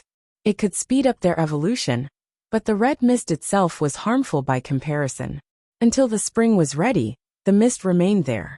So it was most wise to avoid the mist until then. But the centipede climbed straight into the valley, and it did so without getting harmed by the mist. No, I have got to find that centipede. If it is going towards the spring, it might be able to swallow it the moment it opens up. I'll lose my own opportunity. Han Sen frowned. He hadn't thought the centipede was going to climb down into the valley. And now that it was in there, it would be extremely difficult to find the creature. You couldn't even see your own hand in front of you. That mist was so thick. Trying to find the centipede would be difficult. I'll have to try. Luckily, it is just a Viscount Xenogeneic. It cannot be that large of a threat. Han Sen donned his Marquis armor and the rabbit shoes. He flew past the heads of the Xenogeneics and headed straight into the valley. Just like before, the mist stifled Han Sen's senses. It was as if he was deaf and blind. Han Sen searched through the mist, hoping to find the centipede Xenogeneic. The valley was massive, and there were still a few days to go before the spring was supposed to erupt. Han Sen thought he'd be able to find the centipede. Han Sen walked more quickly through the mist, but he did not dare go too fast. If he ran into a rock wall and injured himself, he'd become a joke. Due to him being unable to see though, he tried hugging the walls as he went. Once he had canvassed the area that way, he maintained a steady distance from the wall, and went along them again. After searching the place like a neatly fitted carpet, he hadn't caught sight of the centipede. 8 hours had elapsed by now. That Xenogeneic was rather large. It shouldn't be too difficult to find. Why am I so unlucky? Han Sen felt depressed. Han Sen walked into the deepest recesses of the valley, and when he reached the far wall, he wished to turn back. But that wall felt different from the others. Han Sen kept running his hands over it, and eventually, he realized there was a space next to it. It was a cave. Han Sen thought he was adequately protected, with the Marquis armor and the rabbit shoes, so he entered the cave. After entering, Han Sen's eyes gleamed brightly. The red mist was gone, and he could see all that resided in the cave. The red mist was like a fire burning behind him. It lit up the cave. The cave did not have any of the mist inside though. All of Han Sen's senses had returned. Han Sen looked deeper into the cave, and when he did, something made him quite happy. The giant centipede was inside there. Does the spring reside in this cave? No way. Isha said the spring would have a darker mist. How can there be none at all? Han Sen thought. He didn't stop moving though, and he planned to get rid of the centipede just in case. It looked like that Xenogeneic was a very sensitive creature though. It detected Han Sen's presence quickly, and so it turned around and used its jewel-like eyes to look at him. Boom! As this occurred, the jewel-like eyes shone with a green light. The green light was too bright, especially for a cave that was so small. It blinded the entire cave with that channel of light, prompting Han Sen to run forward. It's lucky I have this Marquis armor. A light like this looks Viscount level at the lowest, Han Sen thought to himself. He drew his ghost teeth knife, and with his ice powers and blood, he cut towards the light. Ghost teeth knife sliced through the green light. The light had a tangible presence, and it filled up the entire area. When it landed on Han Sen, he himself turned green. Han Sen then realized he could no longer move. It was as if he had been stopped by a strange power. He was stuck in the same position, unable to move. Crap! There is something wrong with that light. Han Sen was shocked. He hastily used his power, trying to break through the light that was snaring him. He wanted his freedom back. Han Sen fired up Jade Skin, the Blood Pulse Sutra, the Dongxian Sutra, and the story of genes, but still, he was unable to escape the green light. The centipede-like Xenogeniac, with its jewel-like eyes focused on Han Sen, continued to pound him with green light.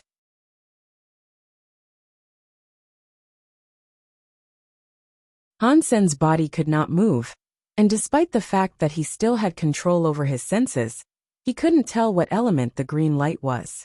He wasn't in a rush though. The Xenogeniac's power was amazing, but at the end of the day, it was only a Viscount.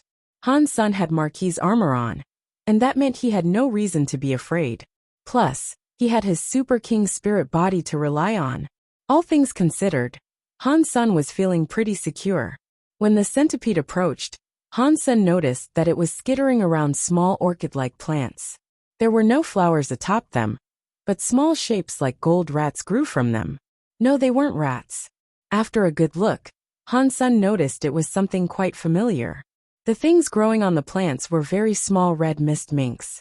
There were 7 of them, and their eyes all looked so big.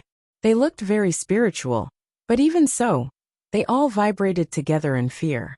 Because their tails were grown into the plants, they could not run. They all looked so scared as they stared at the centipede. Now, Han Sen knew that the centipede had come for the red mist spring. It had come for the minks. What Han Sen didn't know was who the creature was going to attack first.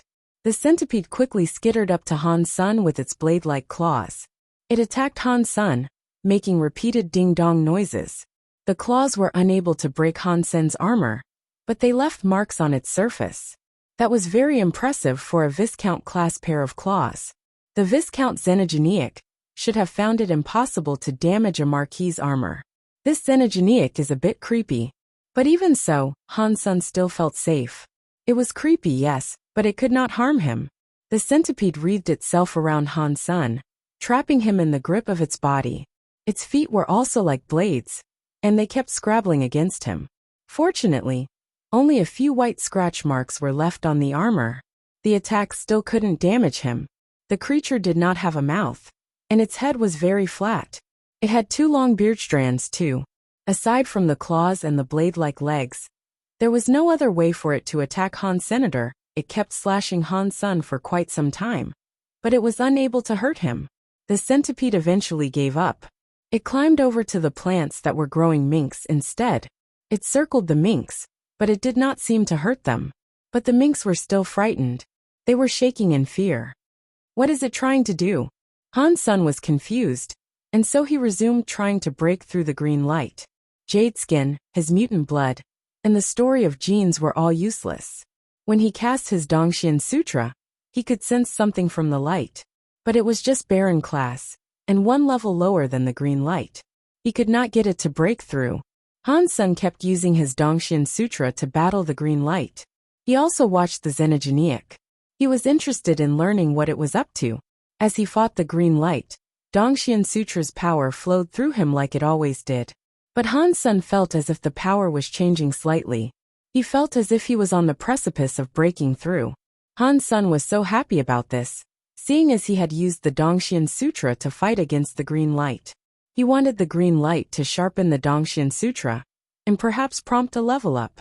Right now the most effective thing about the Dongxian Sutra was the Dongxian Aura. Han Sen did not have the power to unleash Dongxian Sutra-fueled skills. If he made it reach Viscount, he could cast attacks with the Dongxian Sutra. Han Sun had been waiting for this moment for a very long time. Han Sun kept using his Dongxian Sutra to fight the green light, but it was one level lower. The power was being used up very quickly. Han Sun could only take very minor breaks. Whenever he regained some of his power, he'd get right back into fighting. After 2 hours of this, the cave was shining with red light. Some of the mist had drifted into the cave like a river. The entire cave was full of this red mist now. As Han Sun wondered why the red mist was coming in, he realized that the red mist in the cave had begun reducing. The red mist was flowing, as if it was being blown away by a fan. It didn't exit the cave though, so Han Sun had a peep at where the red mist was going. It was seeping into the plants with the red minks. After half an hour, the red mist had become very thin. It no longer hindered Han Sun's senses. The plants that absorbed the mist were releasing a light, especially the 7 small minks. They looked so shiny like little treasures. They looked very golden. After the mist was absorbed by the plants, no more mist entered the cave. The shiny look on the plants, and the minks began to dull. Han Sun took a closer look, and he noticed that the fur of the minks was much fuller. Their eyes were brighter, too, and their life force had grown stronger. That centipede must be waiting for the minks to grow. I wonder how much longer this might take. Now Han Sun knew just what that xenogeniac wanted. Han Sun kept using the Dongxian Sutra to battle the green light. Every time Han Sun used up all his power in combat with the green light, his powers grew stronger as they recovered. It was a process that delighted him. After a while, the mist entered the cave again. Just like last time, the plants absorbed it. And then the minks grew bigger. The third time the mist was absorbed by the red mist minks themselves. Han Sun's body then moved. He lowered his ghost teeth knife, which he had been holding in the air. Han Sun could not break through the binding of the green light, but the Dongxian Sutra's power was starting to work. And he knew this because he could now move his body a minute amount. The centipede sensed his movement though. It turned around and shone many of its eyes at Han's senator. It increased the power of the chains it had locked around Han Sun, prohibiting him from moving any more. The xenogeniac had not been able to hurt Han Sun, and he didn't consider it much of a threat. So, Han Sun kept using the green light to practice with the Dongxian Sutra, and over time he developed a resistance to the green light. On the 23rd time the mist started pouring into the cave, the plant's light was growing again. They were becoming brighter than the red mist. Amidst that heavy fog, the outlines of the plants were visible, shining brightly. The 7 plants each had a red mist mink growing on them. On a planet of narrow moon, a rebate mother was praying sincerely. God of the rebate, please allow my child to evolve a second time. Despite having already generated armor, I will give everything I have for this. The mother's face looked so sad. She was Jade Duke's wife. She had a son with Jade Duke. Both of their genes were exceptional, and their child should have absolutely become a noble. But when her son generated a Geno armor a few days ago, he did not evolve a second time. He became a commoner. Even for a duke, it was difficult to gather items to allow a second chance to evolve. Jade Duke didn't have what was required. So the son's mother prayed to God, hoping for a miracle. They wanted him to evolve a second time, so they would not be laughed at. Your sincerity has touched God. I can satisfy your wishes. A god with gold clothing appeared before the lady. It smiled strangely at her. The news of planet eclipse possessing a red mist spring had spread, and the report sounded true. But without Knife Queen's permission, no one was allowed to go to planet eclipse to find that spring. Despite that, the narrow moon factions kept pushing. Moonwheel King gathered a few kings together for a meeting in full moon. Knife Queen was present there too. Knife, does planet eclipse have a red mist spring? Night River King asked. He had a child that had not evolved a second time as well. Yes, Knife Queen said. Why did you not tell us sooner? We cannot allow Han Sun to lay claim to that treasure. Night River King looked very angry. It wasn't just Night River King feeling this way either.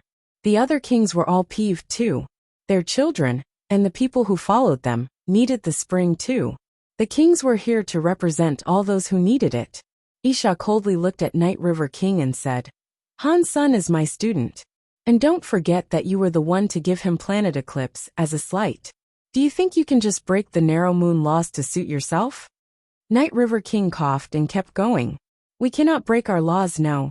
But Han Sun is still a suspicious individual. If we provide him this treasure and then discover he is a spy, we will suffer a grand loss. Don't you all agree? Yes. We shouldn't allow an outsider to receive such a treasure, Flower King said.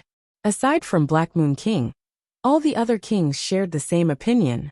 Knife. We don't know how much is stored in that spring. If it isn't much, then it is fine.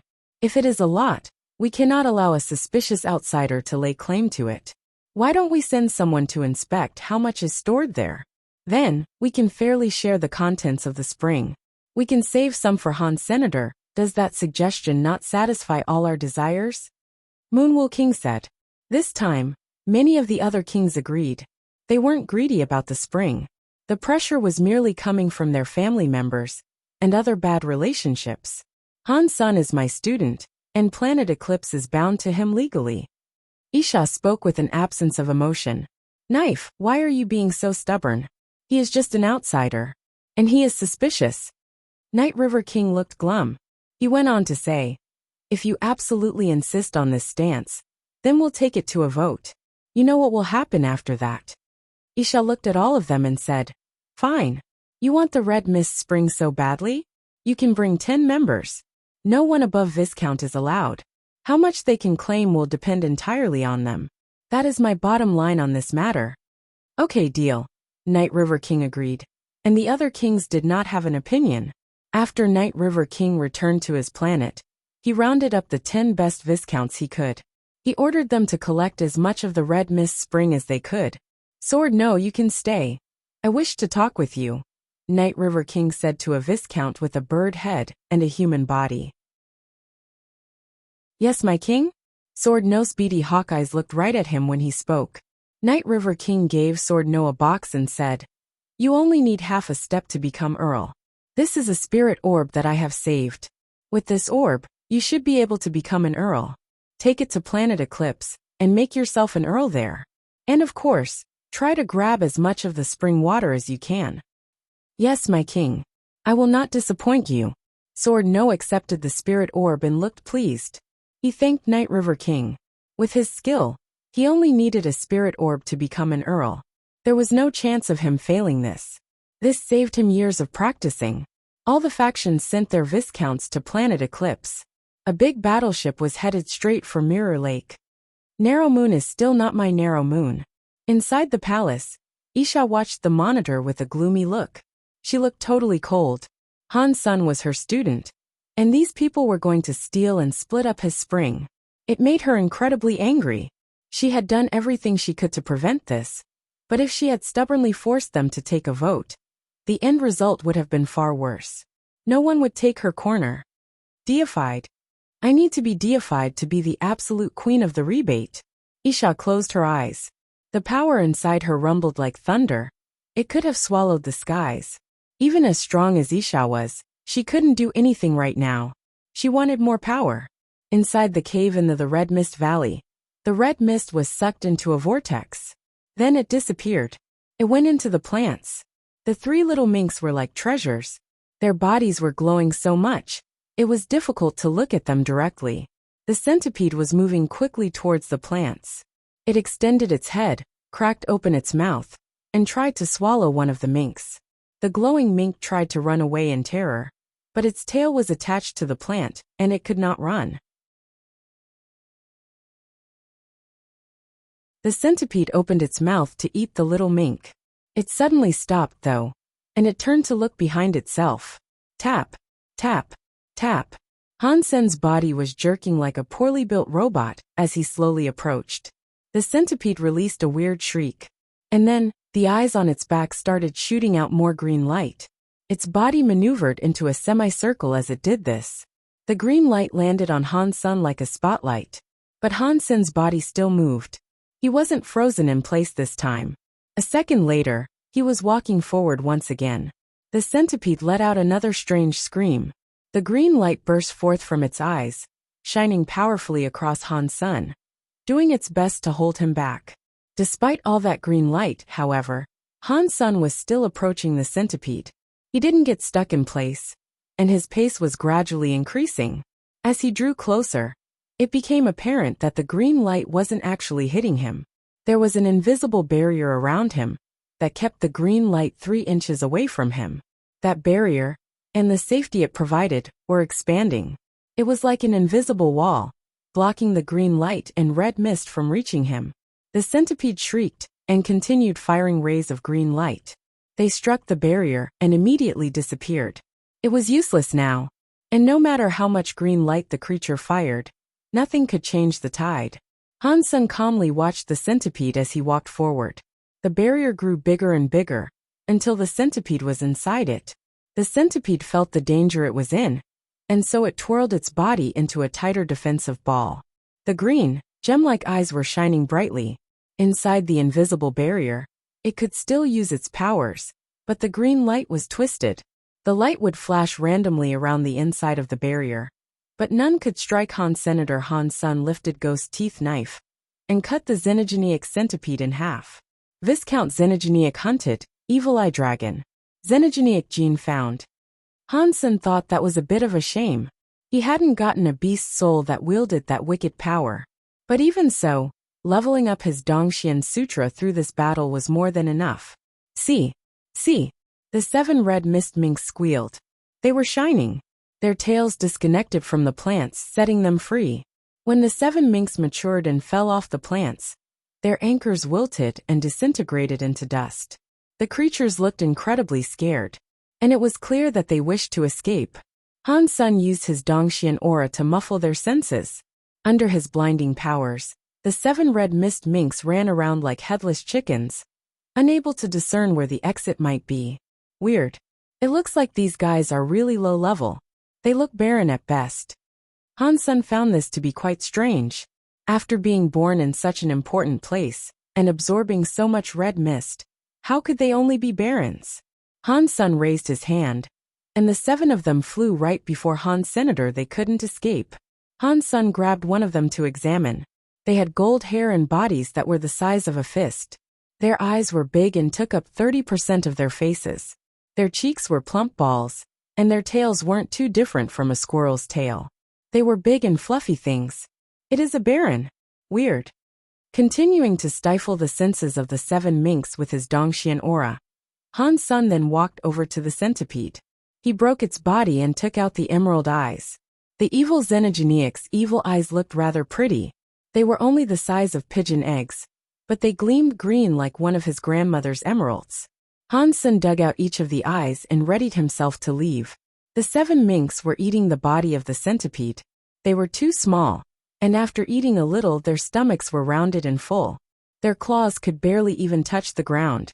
Han Sun made them fly towards him, to tuck them into his satchel. After leaving the cave, Han Sun expanded the effect of his Dongxian aura. And as Han Sun walked through the mist, it couldn't penetrate his barrier. It was 10 meters wide by now, and Han Sun had no issue with stifled senses. He could see all things clearly. With his Dongxian aura, Han Sun could search through the red mist with great ease. He searched the entire area, though, and was unable to find the spring. It looks like I will only be able to find it when the spring actually erupts, Han Sun thought to himself, as he headed for the valley entrance. He wanted to see if there were any more annoying enemies out there.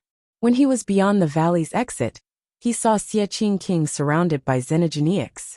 He was fighting them like mad. Brother Qing, what are you doing here? Han Sun walked straight out of the valley, and asked him with shock. The rebate have sent many viscounts here, saying a decision has been made. The spring is to be shared between everyone. Gu Qingqing reviewed their documents and confirmed their legitimacy. Wang Yuhang is taking them around the mountains. I am here to inform you. Xie Qing King spoke all of this while he was still engaged in combat. How did they learn there is a red mist spring here? Han Sun frowned. Only Xie Qing King, Isha, and the others knew about the spring. He trusted Xie Qing King, and the others. If Isha, of all people, had told him he should be the one to absorb the spring, then she certainly wouldn't have shared the information with anyone. Stop fighting. Let's take a look at what's going on. Han Sun and Xie King left the area. The greedy Xenogeneics wouldn't want to leave the valley, so they did not get chased. Xie King gave Han Sun a document. After glancing over it, Han Sun said, "This has come from the elders, so it has to be legit." Han Sun knew it was the truth though. Otherwise, without Isha's permission, the Viscounts would not have come. "Where are they now?" Han Sun asked. "They are yelling at him about needing to be led to the spring. There are too many of them, and Gu Qingqing is worried they might attack the base if their demands aren't met. She is worried the place will be messed up, and the women and the children could be hurt. So Wang Yuhang is taking them around and around." Xie King went on to say, "Should we let Wang Yuhang get rid of them? Take them to an area with powerful Xenogeneics, to ensure they won't return? This is an order from the elders. It is a decree that has been signed by 7 kings and Isha herself. If I don't take them to the Red Mist Spring, I will be in trouble. I can't tell Isha that I got them all killed." Han Sun looked over the document, smiled and said, "If they want to come, let them." "What is wrong with you? Where are you taking us?" One of the Viscounts looked at Wang Yuhang very angrily. They'd been waylaid by many Xenogeneics on the road, and they had yet to see any hint of the Red Mist Spring. The many injuries they had suffered were taking a toll. Except for Wang Yuhang, of course. He was leading them, and he could run from his enemies extremely quickly. Whenever he saw movement up ahead, he'd take cover in the crowd. He was the only one not to sustain injuries. "Kid, I'm warning you. You better not be playing tricks on us. Even if Han Sun himself was here, he couldn't save you. We can kill you with the greatest of ease." The Tego Viscount shouted angrily at Wang Yuhang, grabbing him by the collar. "You have misunderstood me. Why would I play tricks? You know how dangerous this place is, and there is an abundance of Xenogeneics. We don't have many people in the base, either, so the mountains remain uncleared. I am taking a huge risk, leading you guys to the Red Mist Spring. The fear of death is not lost upon me either. I have picked the safest route for us to take, and even so, there really are just too many Xenogeneics." Wang Yuhang gave them the look of someone who had been wronged. "Keep going." The Tego Viscount grunted in dissatisfaction, and threw Wang Yuhang forward. "Yes, and we have to be careful, because this place is dangerous." Wang Yuhang smiled and got up. He wasn't mad, and he just swept the dust off and kept moving. As they walked, they went across a mountain, at which point Wang Yuhang suddenly started retreating. He also shouted, "Everyone! There is a bunch of Xenogeneics ahead." Before any of them could react, they saw a bunch of Xenogeneics crossing the distance. There were so many of them, it was like a sea of foes. One of them was wielding some sort of barrier, which marked it as an Earl Xenogeneic. The team quickly fell into chaos, as the group of Viscounts engaged the Xenogeneics. Wang Yuhang ran to the back of them, saying, "Trying to be bossy to me, huh? Now you are going to die." "Not bad, little uncle." Han Sun suddenly appeared next to Wang Yuhang and smiled. "What are you doing here?" "I told Brother Qing you could stay and absorb the spring while I handle these guys. Later, I was planning on taking them to Marquis Xenogeneics." Wang Yuhang smiled. "Don't kill them. They need to reach the spring. Otherwise, we cannot explain the reasons why they all died. But yes, before they go, we can use them to kill a horde of Xenogeneics for us." Han Sun smiled. "By getting them to kill the Xenogeneics, aren't they the ones benefiting?" Wang Yuhang asked. "Of course not. This is Planet Eclipse, and this is all ours. They can kill the Xenogeneics, but the materials left behind are all ours for the taking. It's free labor, man. We should take advantage of it," Han Sun said. Wang Yuhang understood and said, "Okay, I'll keep leading them as I have been." The people there were Viscounts, and there was just under 100 of them. But there were 300 to 400 Xenogeneics, and one of them was an Earl. It was difficult to determine who would be victorious. "Crap. These guys are so strong. They trapped the Earl Xenogeneic," Wang Yuhang said with much shock. "The people here are the best of the best from Narrow Moon. They are very strong, but the Red Mist Spring has yet to erupt. It would be best if you lead them elsewhere for a bit, and perhaps nab a few more Earls." Han Sun smiled. "No problem. I have a handle on things."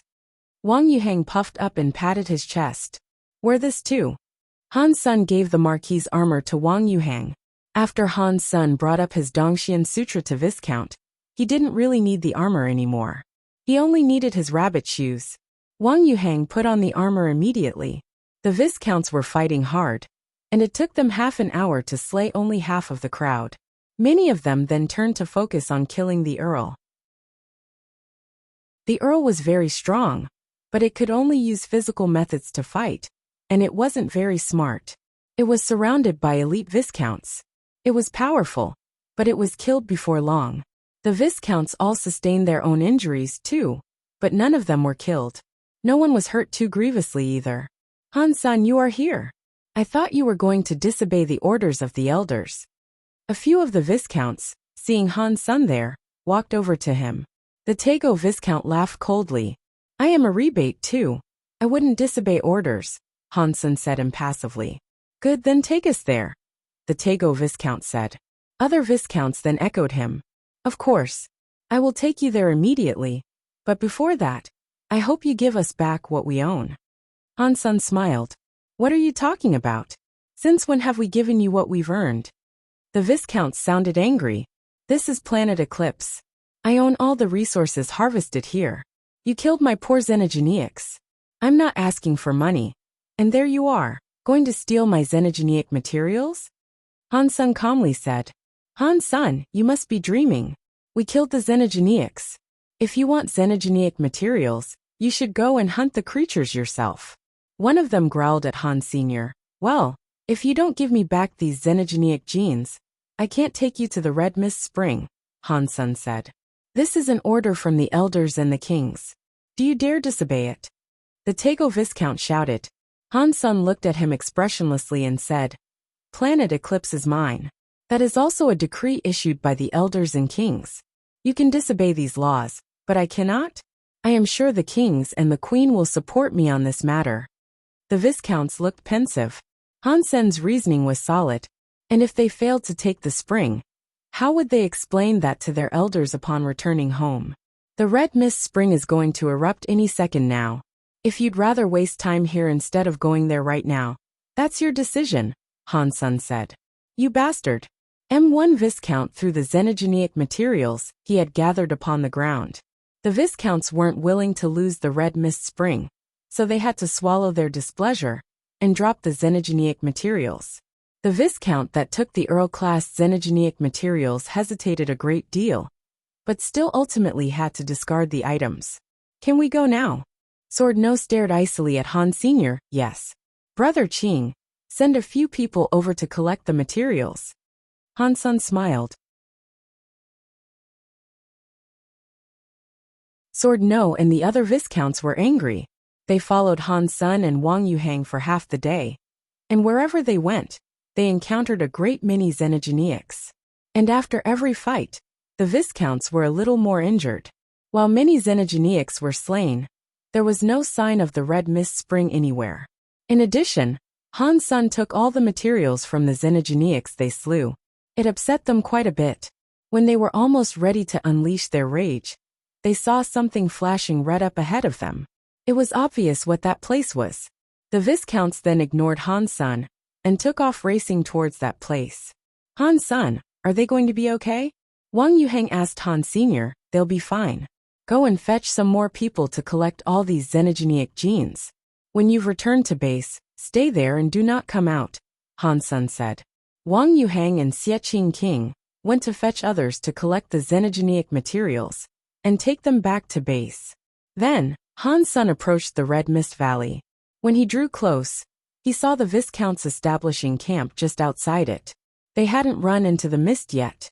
They knew they would not be able to see the spring before it erupted, so there was no point getting lost in the fog yet. Seeing Han Sun draw near the valley, no one paid attention to him. As this happened, a shadow appeared.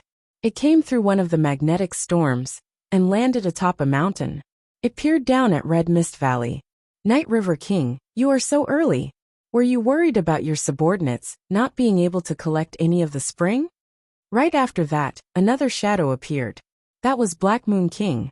Night River King looked at Black Moon King and said, You didn't send anyone here. So why have you come? Can't I have the pleasure of watching? Black Moon King smiled. Umph. Night River King hummed and did not say anything. From every direction across Planet Eclipse, many shadows descended. They were landing in various spots, but they all had their attention fixed on Red Mist Valley. Planet Eclipse's magnetic storms were strong, so it would be impossible to observe the valley from off-planet. So the kings had to come in person if they wanted to watch. Most springs would release a dozen drops of spring water. Springs had been known to release over 100, but such an occurrence was very rare. They'd be quite lucky if the spring spawned a few dozen drops. Han's son was resting just outside Red Mist Valley, waiting for it to erupt. He felt the little red mist minks moving around quite a bit in his pack. He took one out and put it in the palm of his hand. Perhaps it was because Han's son had been carrying them for a while, but they seemed to have realized that Han's son was not planning on eating them. The mink did not look afraid. It used its claws to point into the Red Mist Valley. You want to go in there? Han's son asked the mink with surprise. The little mink nodded. It sat down like a squirrel, continuing to point into the valley with a look of gleeful energy. Then, Han's son looked at the mink and asked, Why do you want to go in? Do you know where the spring is? The little mink looked at Han's son with confusion, unsure of what he was asking. It's quite smart, but it has just been born. It doesn't understand what I'm saying. Han's son frowned. The little mink, seeing Han's son not move into the valley, continued pointing into the mist with its claws. It was trying to hurry Han's son into going in there. Han's son brought out the other 6 little minks. They were all behaving the same way, and they really wanted to go in. Han's son put them inside his pocket, and did as he was instructed. He walked into the valley. The Viscounts were watching Han's son as he went. Sword no, Han's son went into the valley. Do you think we should follow him? One of the Viscounts informed Sword no, bowing gracefully. After Sword no arrived on Planet Eclipse, he used the spirit orb to make himself an earl. He hadn't broken the law though. He was a Viscount when he arrived on the planet, so he was merely being tricky. Sword no laughed darkly and said, No, the red mist is still here, so the spring won't yet erupt. It is pointless for him to go inside. There are many Xenogeneics around too. I think he is going inside for something else. In another tent, Dulisha said, Sister, Han's son went into the valley. Do you think we should follow him? The red mist is still there, so there's no point. Keep waiting. Rebecca saw the Xenogeneics approach Han's son, and continued by saying, He is just a baron. Even with ghost teeth knife, it'll be difficult for him. The other people felt like this too. They were all in their tents, and no one was willing to stop Han's son or follow him. Night River King, however, frowned and thought to himself, What is he doing? Han's son's performances had never failed to surprise him, and Night River King was no longer willing to take Han's son's behavior for granted. The few kings watching the valley had all seen Han's son enter it too. None of them had a clue what he might be hoping to accomplish. They thought the mist would disperse in about 3 hours anyway. By going in now, you wouldn't be able to see the spring. Quickly, Han's son approached the group of Xenogeneics surrounding the mist. He moved his body swiftly and nimbly, needling his way past them all. He was too fast for the Xenogeneics to respond properly. Han's son even stepped atop a Xenogeneic. Within a few seconds he was inside the valley, all before the Xenogeneics could make a move. I forgot he had those shoes. Rebecca frowned. What are those shoes anyway? How can they give him such a grand speed boost? I worry that they might be Marquis class or something. Dulisha asked with much shock. It wasn't just Dulisha feeling this way either. The Viscounts outside the valley were all mulling over the origin of those shoes. But the Viscounts did not freak out just yet. They were still going to wait for the mist to disappear. After Han's son went into the valley, he pulled out one little mink. The little mink rapidly ran through the valley. No way this little guy knows where to find the spring, Han's son thought, as he followed the mink through the valley. Because the red mist was strange, the kings who were watching could only detect vague movement within the mist. They could not see what Han's son was doing though, and so they frowned. Han's son followed the mink deep into the valley. The deeper they went, the more excited the minks became. They went back to the cave where they were born. Is the spring inside this cave? Han's son was confused. as he didn't think this was quite right. The place wasn't as Isha had described. Without the plants, the red mist had smothered the entire cave. Fortunately, Han Sun had his Dongxian aura to help him see things clearly. After they entered the cave, the minks returned to where they were born. Then they started digging with their little paws. They wanted to burrow through the stone. The little minks had just been born, however, and they were only barren class. They were still very weak, so they could only leave small scratches across the rock. Han Sun commanded them to fly back inside his pocket. Then he pulled out his ghost teeth knife and activated his jade skin light. Then he got to digging the ground in their stead. All 7 of the minks popped their heads out of his pocket. Their fluffy heads all lined up to watch Han Sun dig through the stone. Han Sun, after a little while of digging, had created a pit that was 2 meters deep. Suddenly there was a dong noise. He wasn't sure what the knife had hit, but it sounded like it had struck metal. And furthermore, whatever it was did not sound broken. Han Sun examined the bottom of the pit and saw something of a gray and white color. Han Sun dug up the stones around it, and he realized it was a bone. Only 1 inch of the bone was showing, but it was obviously much larger than that. What the bone might have belonged to, he wasn't sure. So, Han Sun swung his ghost teeth knife and resumed digging. When he unearthed not one but multiple bones, he was given a shock. It appeared to be a complete skeleton that was more than 4 meters long. It was that of a creature with 4 legs. It looked like the skeleton of a red mist mink. It was dead, of course. And there it was, with only the bones remaining. The ghost teeth knife was incapable of breaking the bones, and only faint marks were left on them. You could tell that its level must have been quite high before its passing. Han Sun examined the bones for quite a long, but he found no source of xenogeneic genes. This was surprising. Weird. Did someone kill this xenogeneic and take its xenogeneic materials? Han Sun thought that was incorrect though. If it had been killed, why would the bones show 0 signs of damage? Han Sun did not know what to do, so he allowed the 7 little minks to hop out of his pocket. Han Sun thought their purpose here was to check out these bones. But when they entered the pit Han Sun had dug, they went into a specific corner and kept on digging.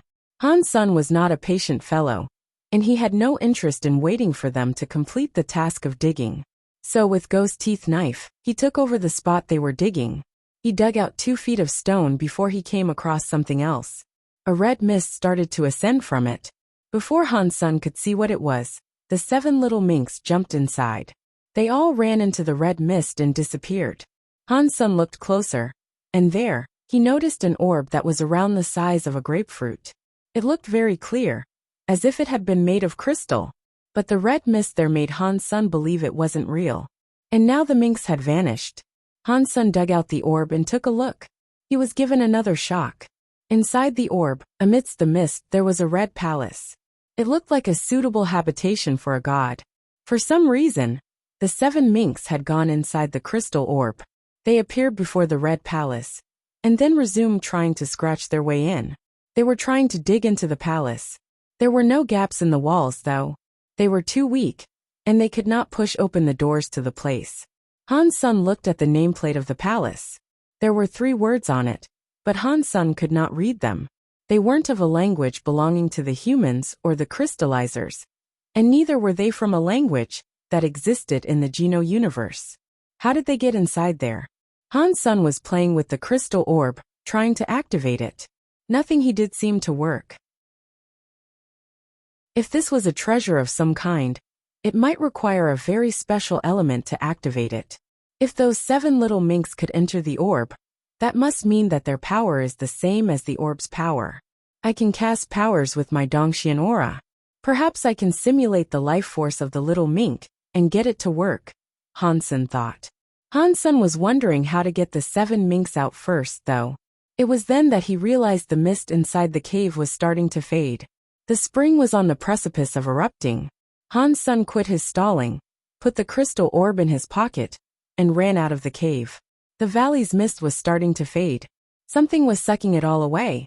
Han Sun followed the subsiding flow of the red mist until he reached a place where the red mist was going into the ground. There was a big hole there now, and the red mist was drifting down into it. The mist around him was getting thinner and thinner, and it was then that Han's son heard the sound of fighting. It must have been the Viscounts, rushing into the valley.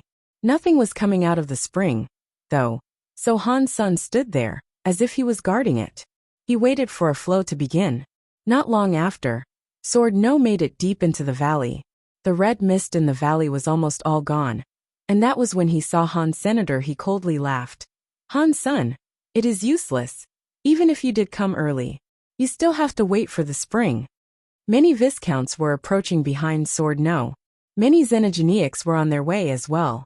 They were all fighting hard. Han's son couldn't be bothered to talk to him, so he just sat down to wait. Sword No was next to the eye of the spring. He found a decent spot, and he got to killing the Xenogeneics around him. Whenever the Xenogeneics came within 10 meters, he'd kill them quick. Earl. Han's son frowned. Sword No had not used spirit power, but his swordlight power was better than that of a Viscount. Han's son reviewed the documents and read that only Viscounts could come. Why are you here if you are an Earl? Han's son shouted over to Sword No. Sword No hummed and said, I was a Viscount when I came. Am I not allowed to level up? After that, Sword No looked at the other Viscounts sent by the other kings. Then he coldly laughed. I'm not the only one who became an Earl here. Han's son looked around. He saw a few Viscounts that were stronger than what Viscounts should have been capable of. He also saw Moonwheel King's daughter Rebecca. You guys have really worked hard for this, Han's son coldly said. Stay away from me, in case I hurt you by mistake. You know I have only just leveled up to Earl, so I can't really control my newfound powers all that well, Sword No said threateningly.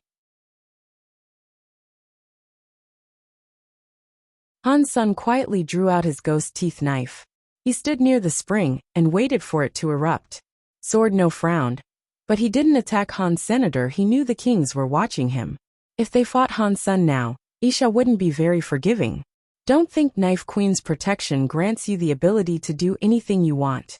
When the spring erupts, you better not stop me. I will fight you for it, Sword No said grimly. Han's son continued to ignore him, and he just focused his attention on the spring's eye. Sword No, seeing Han's son being so arrogant, was enraged. He was an Earl, and Han's son was just a baron. That made him very upset. He wished to say something, but someone came closer to the spring's eye. It was Moonwheel King's eldest daughter, Rebecca. The person directly behind Rebecca was the Viscount of the Tego. He had also become an Earl now. The change happened after he fought the Xenogeneics. Not long after, 7 or 8 Earls arrived. They had all just become Earls as well. They didn't make it obvious like Sword No had by making themselves Earls as soon as they arrived. But they knew what they were each trying to do, and so no one raised a fuss to blame one another.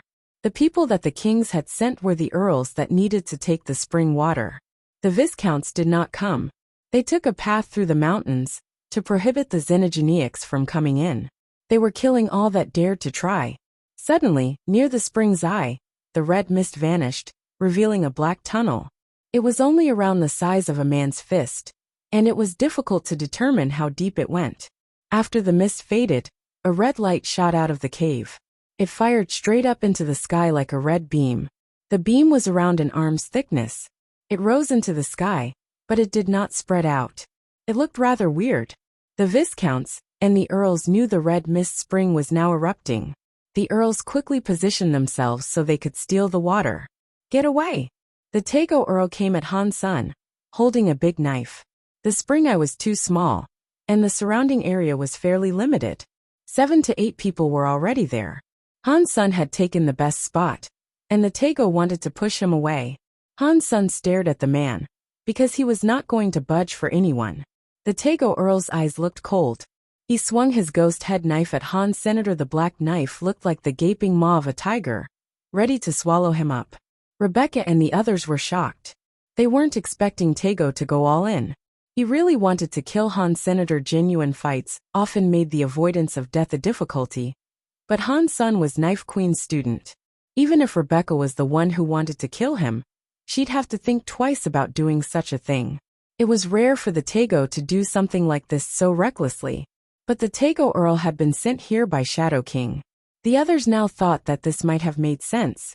Shadow King was a very cruel individual. He controlled the Rebate's Dark Moon Hall, and often committed to acts that destroyed families. He wasn't like any of the other kings. His men were fearless, unlike ordinary nobles. Han Sen merely moved his legs and evaded the Taego Earl's attack. He quickly leaped above the Taego's head. Good. The Taego had expected Han Sen to move away with that speed. His left hand punched upwards though, with a lion's roar to accelerate it. It was something that was even scarier than the blade he wielded. Now everyone realized his proficiency actually lay in fist skills and not knives. The attack was just to trick Han Sr.'s scary guy. He must be a part of Dark Moon Hall, Rebecca thought to herself. Han Sen is either going to die or be heavily injured. Sword no, and the others guessed. Han Sen was fast, but the Taego Earl could anticipate and match his speed. They were so close to each other, and the latter was a far stronger fighter. If he wasn't going to be merciful, Han Sen was a dead man. Seeing the Taego's facial expression though, it seemed unlikely that he'd be handing out mercy. As the fist-like tiger come up to Han Sen accelerated. In the air, he flew around like a hawk and avoided the Taego Earl's fist attack. Then, he used his ghost teeth knife to slash the felon's neck. The Taego Earl's neck had a small slice. It wasn't a deep cut, but it was bleeding. And what's more, it emitted a purple mist. What are those shoes Han Sen has? They're so fast. That speed is equal to the best even a marquise can achieve. Rebecca and the other earls were all in shock. They looked at Han Sen's rabbit shoes with ravenous greed. The Taego Earl had been struck with teeth power. The wound was small though, and he was an earl, so the power spread slowly. It'd be a little while before much damage was inflicted. The Taego Earl roared with anger, and he wished to strike Han Sen again. But then the spring eye flashed red. A red ball shot into the sky. It was so fast, not even Han Sen could react to it in time. But as it went higher it slowed down. When it reached 100 meters in the sky, the red ball exploded. It was like a firework, and the spring water came out with it. There was a scatter of 7 to 8 drops. The Taego Earl did not have time to fight Han Senator Rebecca, and the others were rushing up into the sky to collect the red water drops. But after rising a mere dozen meters, something suddenly flashed and sent them back down. They couldn't even eat dust. Rebecca and the others were shocked. Han Sen was far too fast, and he was going to take 2 to 4 drops of the spring water. They had clearly underestimated Han Sen's speed. Han Sen was flying like a phoenix, with the speed of shooting shadow. He managed to take every single water drop, and not leave a single one for the others. Everyone was so mad. They wished to fight Han Senator, but then another orb came shooting into the sky. Everyone was shocked, and they all tried to get the spring water that would be inside this second ball. Before they could do anything, Han Sen had already flown over towards the ball of light and grabbed it before it could explode. The red thing looked like a glob of jelly in Han Sen's hand. Without a single mote of hesitation, Han Sen shoved it into his mouth and swallowed it. Rebecca and the other earls were infuriated, but another red orb was coming. That is the 3rd drop of spring water, so there must be much to earn here. Rebecca and the other earls wished to grab the coming ball. But the same thing happened again, with Han Sen moving too quickly. Before the ball of light could even explode, Han Sen had grabbed it and gobbled it down. The red, jelly-like liquid surged with power inside Han Sen's belly, and such overbearing strength felt as if it could tear Han Sen apart. So, Han Sen quickly used his yin-yang change. He turned that power into energy he could use, and then he let the story of genes absorb it. Transforming that energy was difficult. The spring water's incredible power was swelling inside his veins, and it coursed throughout his entire body with a ceaseless cycle. Every time it did, a certain amount of it would be converted into energy that was suitable for Han Senator. As this occurred, Han Sen's blood vessels endured stress that was akin to being repeatedly cut by knives. It was very painful. Han Sen kept quiet as he suffered the pain of this exchange though. He looked at the spring's eye, and he hoped to see more spring water coming out. The spring water had been surprisingly quick in the beginning, and it was now coming at the speed of light. No one could react when the water first appeared. But whenever the water drops finally began to slow down, Han's son was still the first to react. Han's son was far faster than the Earls, and they had no hope of competing against him. Pang! Another red flash came out of the spring's eye. Another red orb of spring water shot skyward out. Rebecca shouted, "You guys go and stop Han's son. I will take the spring water, and then split it up. Otherwise, with Han's son's speed, he'll keep us from getting anything." Those that had been chosen to come to the spring were not stupid. The other elites were Earls, and it was why they had been selected by the kings.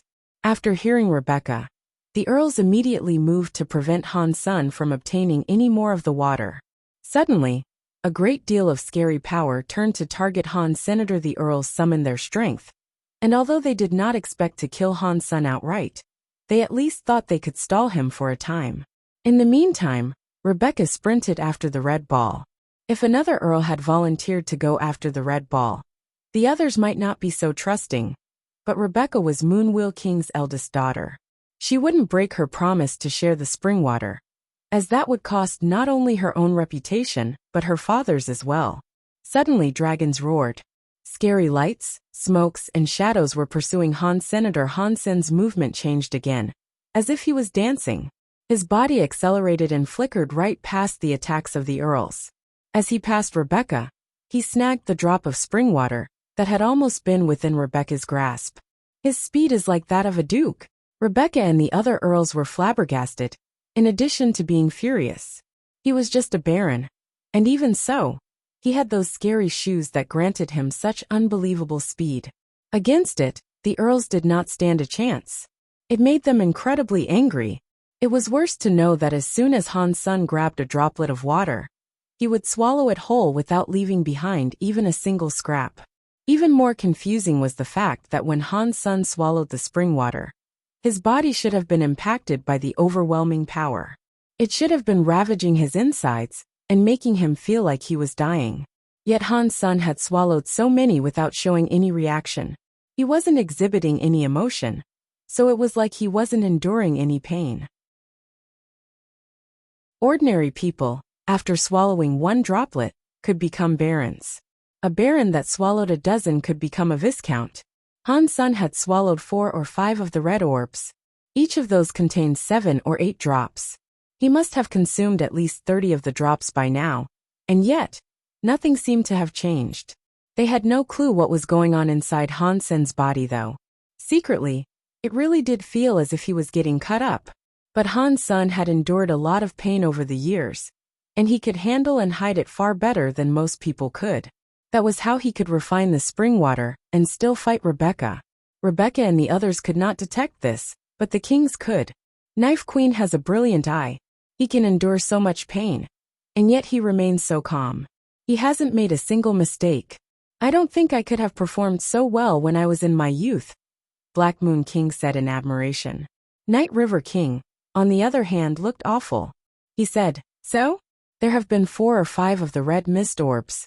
He must have claimed around 30 drops without leveling up. With that talent, do you honestly believe he can become a king? Who knows? It is hard to tell." Black Moon King smiled. Flower King and Moonwheel King were watching the happenings of the valley too. Flower King frowned. This red mist spring offers a lot. It might even erupt a few more times. Han's son's shoes are too weird. They give him the speed of a duke. Rebecca and the others aren't able to collect any of the spring water. Moonwheel King smiled and said, "Maybe not." Flower King looked at Moonwheel King with shock. Moonwheel King didn't elaborate, but Flower King could guess what he was hinting at. Pang! Another red orb came out of the spring water. Han's son fired his power to get over towards it. 7 or 8 Earls roared together and unleashed their powers, but they still couldn't match Han's son's speed. He moved directly in front of the orb. Rebecca wore a complex expression. She was holding a spell card that was in the shape of a turtle. Light glowed from the symbols on the card. It looked as if she didn't want to use it, but she gritted her teeth and threw it at Han's senator. It traveled through the air and landed on Han's senator. Han's son couldn't dodge, and the spell card attached itself to his body. When the turtle spell card landed on Han's son, he felt his body become heavy. He began to slow down, and gravity dragged so heavily on his body that he almost fell from the sky. Han Sen's blood was boiling. So, he reached out a hand and grabbed the red mist glob before he fell. The Jade Turtle spell? You already had a plan for slowing Han Sen down? Flower King asked.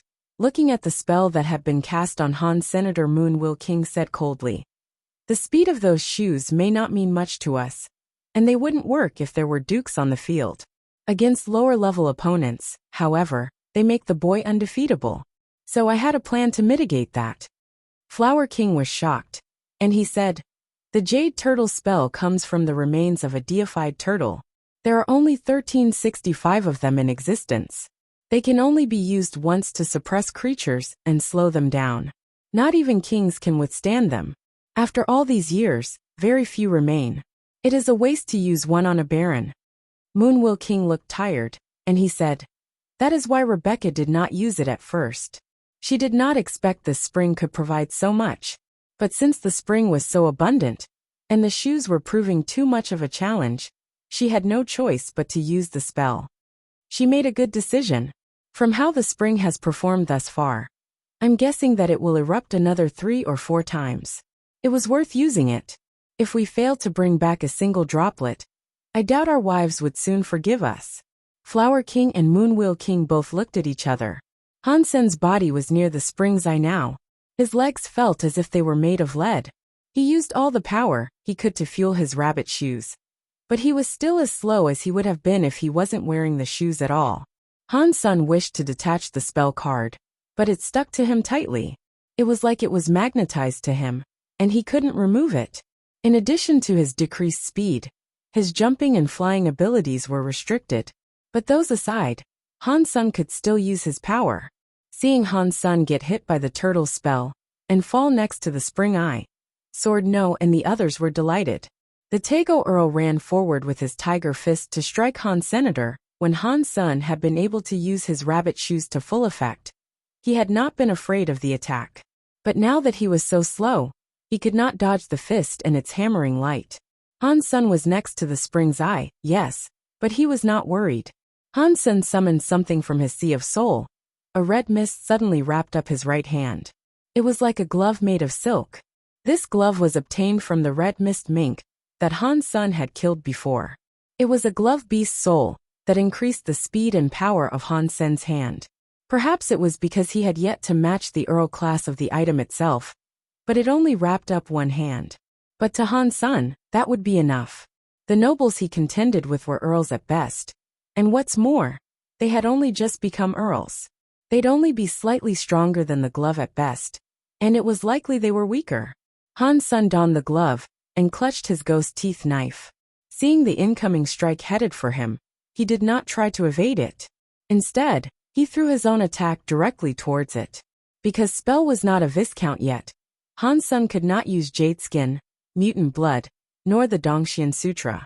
He could only use the story of genes to fight the Tego Earl. Everyone there, seeing Han Sen fighting the Tego Earl, frowned. There was no way a baron could hope to defeat the Tego Earl. Han Sen was not wearing his Marquis armor either. He could be killed with a single punch. The Tego Earl saw Han Sen slashing towards his fist, and he looked cold. He increased his speed, hoping to finish Han Sen for good.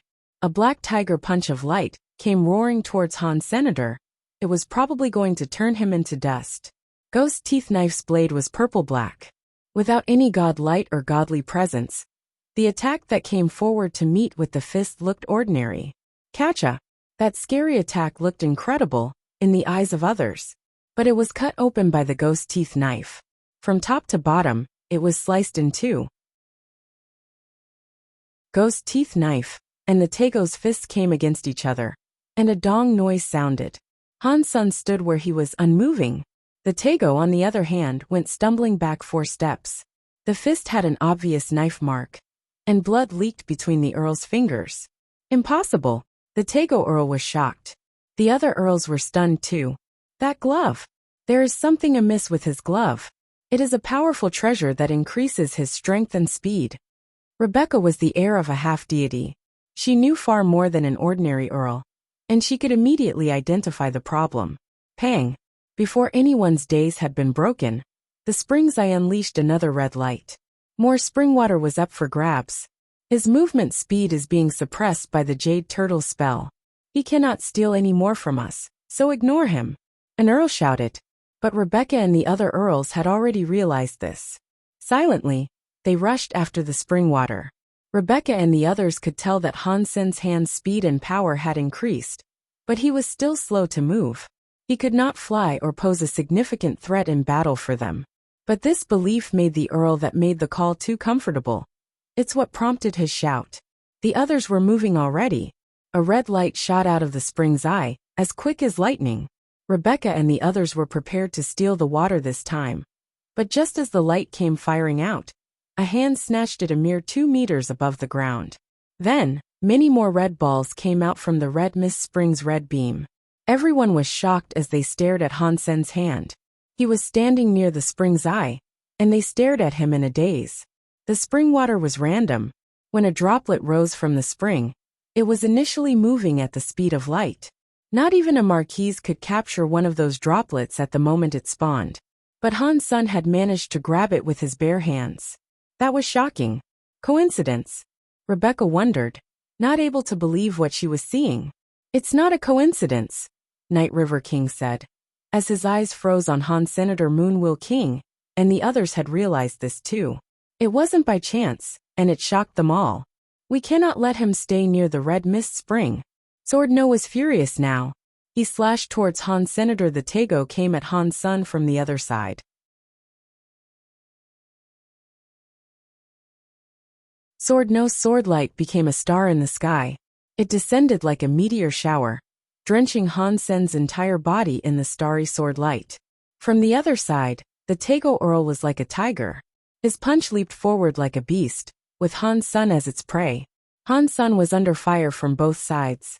He couldn't speed up, and neither could he hope to evade. He didn't want to leave the spring's eye either. With his immobility, he had to stop the spring water the moment it appeared. If the droplets made it past him, he wouldn't stand any chance of retrieving them. But there was a chance that the red beam was harmful, so he couldn't stand directly over the spout. Even if he could, he knew Sword No, and the others wouldn't let him stay there. Rebecca and the other earls did not fight alongside Sword No and Tego Earl. They believed Han Sen's power might have been the equivalent of an earl, but his skill most certainly wasn't. Furthermore, his movement had been restricted until he was slower than a baron. He'd be lucky not to get killed by those two earls. Han Sen wasn't disheartened by those odds though. He put the spring water into his mouth, while his other hand wielded Ghost Teeth knife. He spun it in a circle. Sword No's starry sword light impacted the twirling knife, and vanished into the blurring circle. On the other side, the Tego Earl's fist was falling towards Han Senator. Han Sen moved his hand, and pulled the knife circle closer. The starry sword light emerged from the knife circle, prepped to strike the fist. Boom! The sword light and the fist light shattered, creating a large shockwave. Sword No and the Tego stumbled back. Han Sen, on the other hand, was unharmed. He remained standing exactly where he had been. Everyone was frozen. No one had expected this result. Empty mouth, white teeth. That is the hardest technique of teeth knife. It can exchange black and white, yin and yang. Even the few dukes that have practiced teeth knife would not dare risk using this. No one dares to use it, because success is not guaranteed. Han Sen has just used it though, and he did succeed. Rebecca stared at the scene in disbelief. Rebecca wasn't the only one thinking this way either. Flower King and Moonwill King were in just as much shock. Empty mouth, white teeth was not difficult to practice, but it was extremely difficult to use in combat. The user had to have true understanding of their own power, and their enemy's power as well. They had to know a lot too. If they didn't, they'd only end up bringing harm upon themselves. Out of all the rebate, the only one who could use this ability in combat was Knife Queen. A few of the dukes that had practiced teeth knife had given it a try in the past, but they all failed. And since a miss in combat could result in death, few others were keen on trying it. Amidst everyone's shock, the spring's eye gleamed with another red light. Another orb of spring water was shooting out. Han Sen reached out his hand and grabbed the droplet. It was really pleasing to see him do this, like watching someone catch a fly with chopsticks. I have to get him away from the spring's eye. Rebecca turned into a light, and she shot towards Han's senator sword no. And the Tego Earl were running towards Han's son too. They wanted to get him away from the spring. They'd kill him if they had to. Dulicia and the other viscounts were still dealing with the Xenogeneics. Dulicia was still a little weak, though, and Moonwheel King had not permitted her to become an earl there. So, she did not go to the Red Mist Spring's eye. Still, she was able to keep an eye on the situation unfolding there. Han's son had taken all the spring water alone, and he had managed to do it while beating back the Tego Earl and Sword No. Needless to say, she was surprised. But when Rebecca decided to join the two attacking Han's son, what happened next made Dulicia believe she was dreaming. The purple-black ghost teeth knife moved in the same way Han's son did. It was difficult to predict. He was fighting back the earls, and despite Rebecca joining in to help, they could still not remove him from the spring's eye. The scariest thing about all this was that when Han's son and Rebecca were fighting, Han's son wasn't looking at the spring's eye. But when a red orb flew out, Han's son would lean in and grab it really quick. He was faster than lightning, and in a flash he'd have put it in his mouth. Not only Dulicia was shocked by this, Rebecca, the other earls, and all the kings that were observing the events were in shock. Han's son's teeth knife was like a raging beast. His skills were very serious, and he looked like a champion. The teeth knife skill was helping Han's son a lot right now. He was surrounded, but even so, he never slipped up once. He wasn't even rushed or panicked, and his performance was flawless. Despite the difficulty of performing empty mouth, white teeth in combat, Han's son used it 20 times without fail. Now they knew that Han's son was really like Knife Queen. He could use the ability in combat, to a degree that exceeded the chance of being a lucky fluke. Boom! As the observers watched the fight, Han's son and his knife seemed to merge. Han's son was Han's son, and Ghost Teeth Knife was Ghost Teeth Knife, but now they were combined. They were one, like an evil-looking beast with a grin. It gave people the willies. Teeth Knife Knife Mind. Suddenly, Night River King let out a scream. Yes, it was a Teeth Knife Knife Mind, the purest example of one, actually. And it was coming from a baron. Moonwheel King, and the others were speechless. Even with their years of experience, they had no idea how Han's son could practice Teeth Knife Knife Mind in such a small amount of time. But this was the Rebate's teeth knife. It was something most Rebate could not practice. Han's son was just an outsider, and he had learned it all within a month. Moonwheel King, and the rest wouldn't have believed it if they weren't there to see it themselves. Is he a knife skill genius? The kings looked at him with complicated expressions. Rebecca was shocked too. The scariest thing was that Han's son's knife mind was gradually increasing.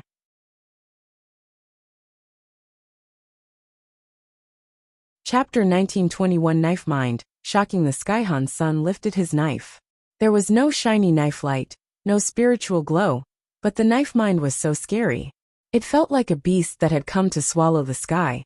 It could not be avoided, and even space above would find itself fractured.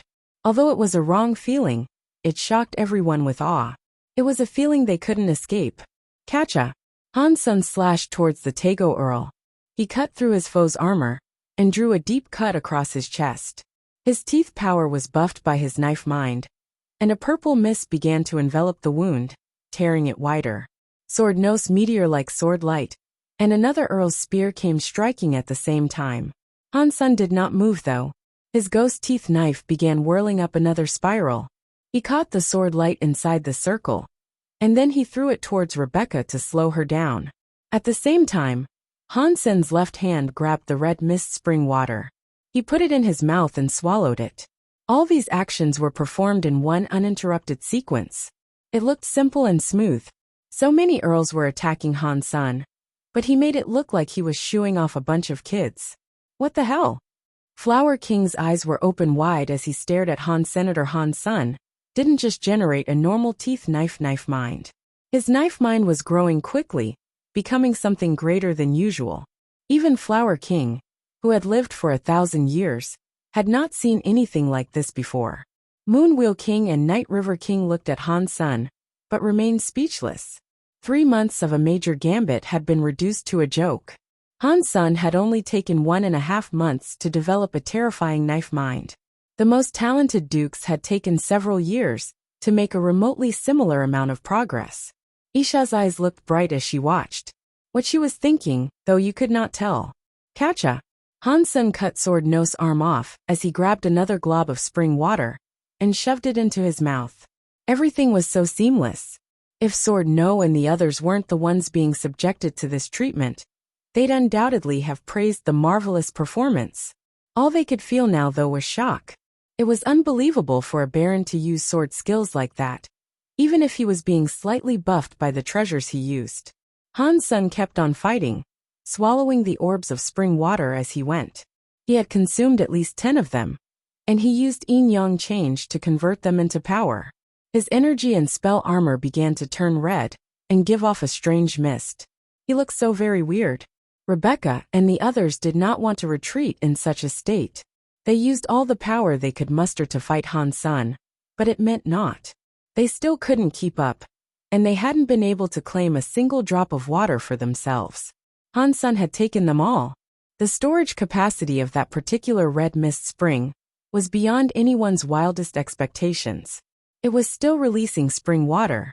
So what? Even if he does have tremendous skill, he has swallowed at least 100 red mist spring water drops.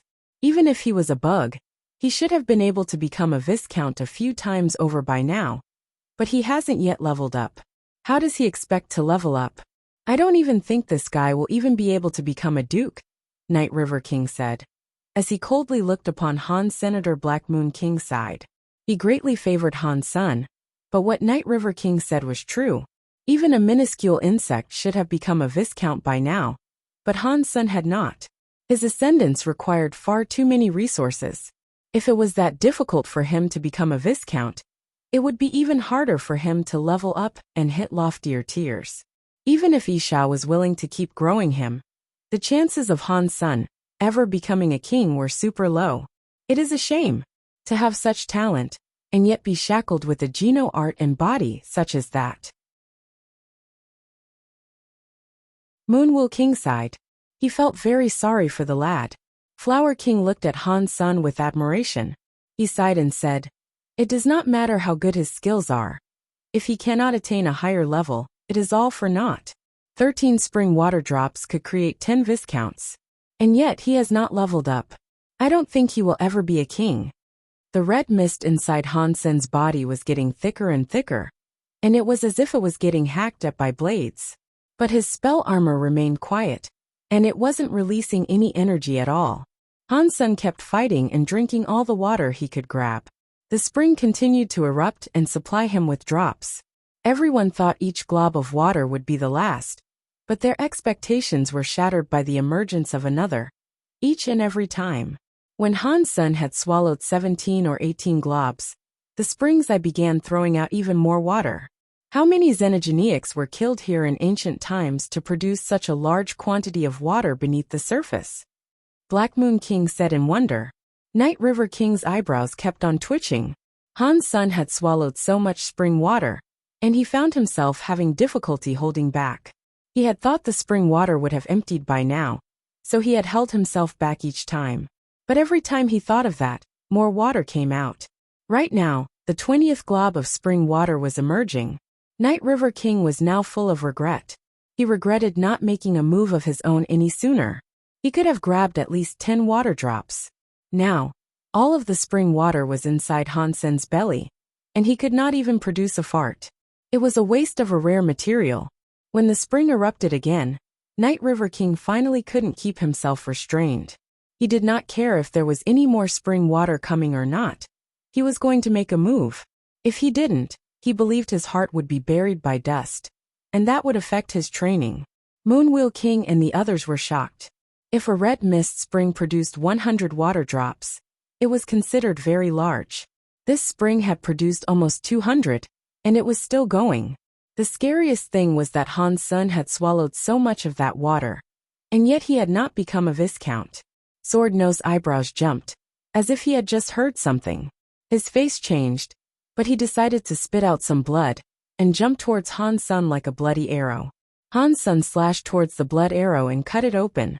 But inside the blood arrow was a red bug, which continued flying towards Han's senator. It was so small and so fast that it hit Han Sen's forehead, even with his spell helmet on. As this occurred, the spring's eye was shining bright. A red light came out of the red spring, but this time, it was not water. It was a red soul. The red mist soul. All the kings screamed. But before they could do anything, Han's son grabbed the soul and swallowed it.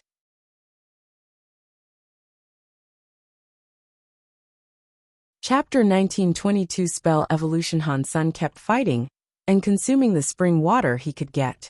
His mind was thinking about the little bug on his forehead, so he wasn't paying attention to anything else. Han's son thought what he had taken was just a larger water drop. It sure tasted like ordinary spring water, but after swallowing it, he acknowledged that something might have been wrong. It was as if he swallowed a vat of lava, and his entire body flared up with pain. He was burning on the inside with a sensation that was worse than any cut. But Han's son kept on casting his yin-yang change, trying to convert the horrible substance. His other hand was reaching for his forehead to try to remove the red bug. The bug looked like blood. It was only the size of a needle head, and when it touched Han's son's forehead, it tried to drill through the helmet.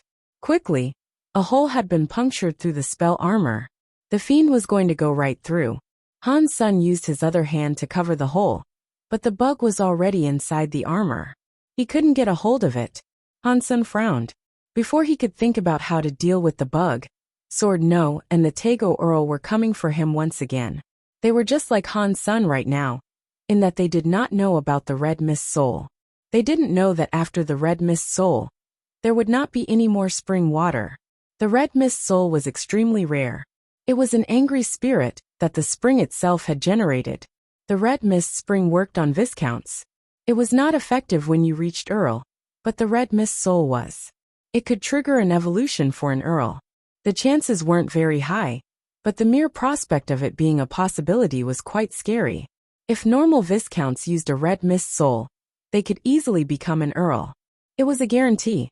The kings watched Han's son swallow the Red Mist Soul, and they thought it to be an even grander waste. None felt this more than Night River King. He wished he had allowed Sword No to use the bloodbrain bug sooner. Bloodbrain bugs were a harmful xenogenic. As a parasite, they could latch themselves onto the brains of others. One of them would look like a normal bug, but when activated, it could ravage the brain of its victim. Its behavior could be controlled remotely too. Seeing the bloodbrain bug pierce the helmet, Han Sen's body shone. The spell armor was glowing white. The Red Mist Soul in Han Sen's body, and the spring water, were converted into energy inside his armor. Spell's energy was finally released. It was going to reach Viscount class. Catcha! The spell armor was bathed in light, and in its radiance, the blood-brain bug melted. Nothing of it remained. Han Sen's ghost teeth knife glowed white, as it was imbued with spell's light. It was a knife light. Han Sen's knife mind was also increasing. It was scary before, but now it was becoming something even greater. It was way past the level of a duke. Boom! The person and the knife combined into one. The knife light was like the light of dawn. It banished the dark and signaled the coming of a new day. And now it was going after the Tego Earl. The Tego Earl was shocked. That knife light was scarier than any monster. It took over his entire world. The Tego Earl swung his fist like a tiger, but he himself wished to retreat. The knife light acted as if it had a life of its own. It smashed into his back and sent fractures all the way through his chest. He started to bleed profusely. When the blood spilled out, the purple mist began to spread across the wounds. The Tego Earl looked scared, and his wounds expanded quickly. His chest was torn wide open, and then his organs fell out. Arg! The Tego Earl screamed. He had been ripped apart by the teeth power. Rebecca and the others stopped attacking. They looked at Han's son, holding ghost teeth knife like a demon. He didn't look like he was going to stop, and he turned his murderous attention onto Sword No. In that fight, all that the other earls had wanted was a bit of that spring water. It was only the Tego Earl and Sword No that wanted to kill Han's senator, but he didn't look willing to stop. The knife he wielded was like a demon striker. The knife light was like a maw of toxic teeth, wanting to crush Sword No. Sword No knew he was injured, and far worse than the Tego Earl had been just before Han Sen killed him. He couldn't take Han Sen's strike, and he looked so scared. He flailed his sword to spawn another meteoric slash that could hopefully break Han Sen's sword light. Enough! The fight for the Red Mist Spring has ended. Night River King's scary power and aura landed. It covered the entirety of the Red Mist Valley. He spoke in a cold voice. Han Sen acted as if he had not heard him. He didn't care about the king's presence, and he still continued swinging his knife. The knife light cut through from the top of Sword No's head, down through his body until he flopped in two. Everyone was in shock. They never expected Han Sen could be so cruel. Even with Night River King there, he had mercilessly slain Sword No. Night River King was furious, and he said, "I told you to stop, and you are still killing?" Night River King swung his palm, and his scary power came towards Han Sen to crush him. The mere presence that the hand possessed was terrifying. As rocks were broken, it felt like the end of the world. Han Sen was holding his ghost teeth knife. He stared at that hand that towered towards the sky like a mountain. He wasn't scared though. His knife mind roared like a beast, but the king's power did not relent. Boom! Before the hand could land, a purple gust of knife wind came from Planet Blade. It traveled through space like a beam that crossed the universe. It broke through Planet Eclipse's atmosphere and cut through the hand. Arg! A scream sounded, and the big hand was sliced into dust by that fearsome knife light.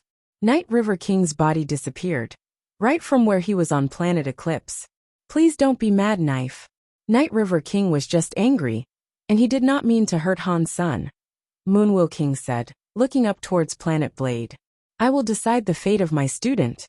Others should learn not to interfere." Queen's voice sounded empty, but it was all over Narrow Moon. Moonwheel King shook his head, and then vanished from Planet Eclipse. The other kings left too. There was no point in them staying any longer. If they tried anything, they'd be humiliated like Night River King had. Now Han Sen had his teeth knife mind. Isha could protect him properly. They weren't Moonwheel King, and they were not deified. They wouldn't want to incite Isha's fury.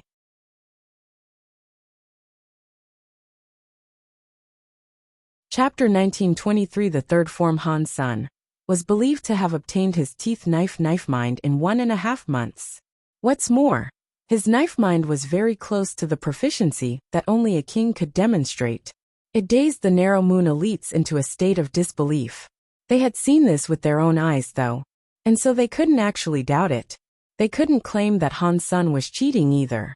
Isha was the only other that could practice teeth knife in such a fashion. Even if Isha was helping Han Sen cheat somehow, there was no way Han Sen should have been able to earn such a knife mind in such a short time. People were worried though, and no one could doubt Han Sen's talent. Han Sen's performance with the Red Mist Spring was shocking. Many members of Moon Garden, such as Rebecca and Dulisha, now greatly feared Han Senator. The day after the events of the Red Mist Spring, Isha gave Han Sen a call. She didn't say much, but she provided him with a Geno art to practice with. "You performed well. This Geno art is your reward, but you cannot be cocky about it. You need to remember that if you do not obtain deified status, it will be useless. Your strength won't matter."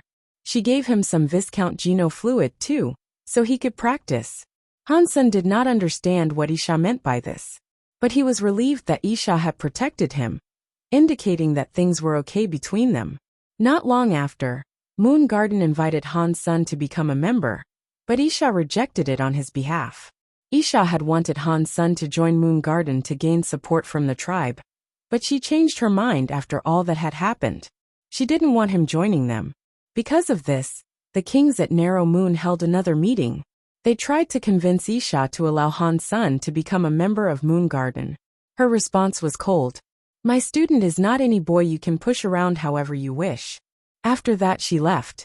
She didn't save face for Moonwheel King either.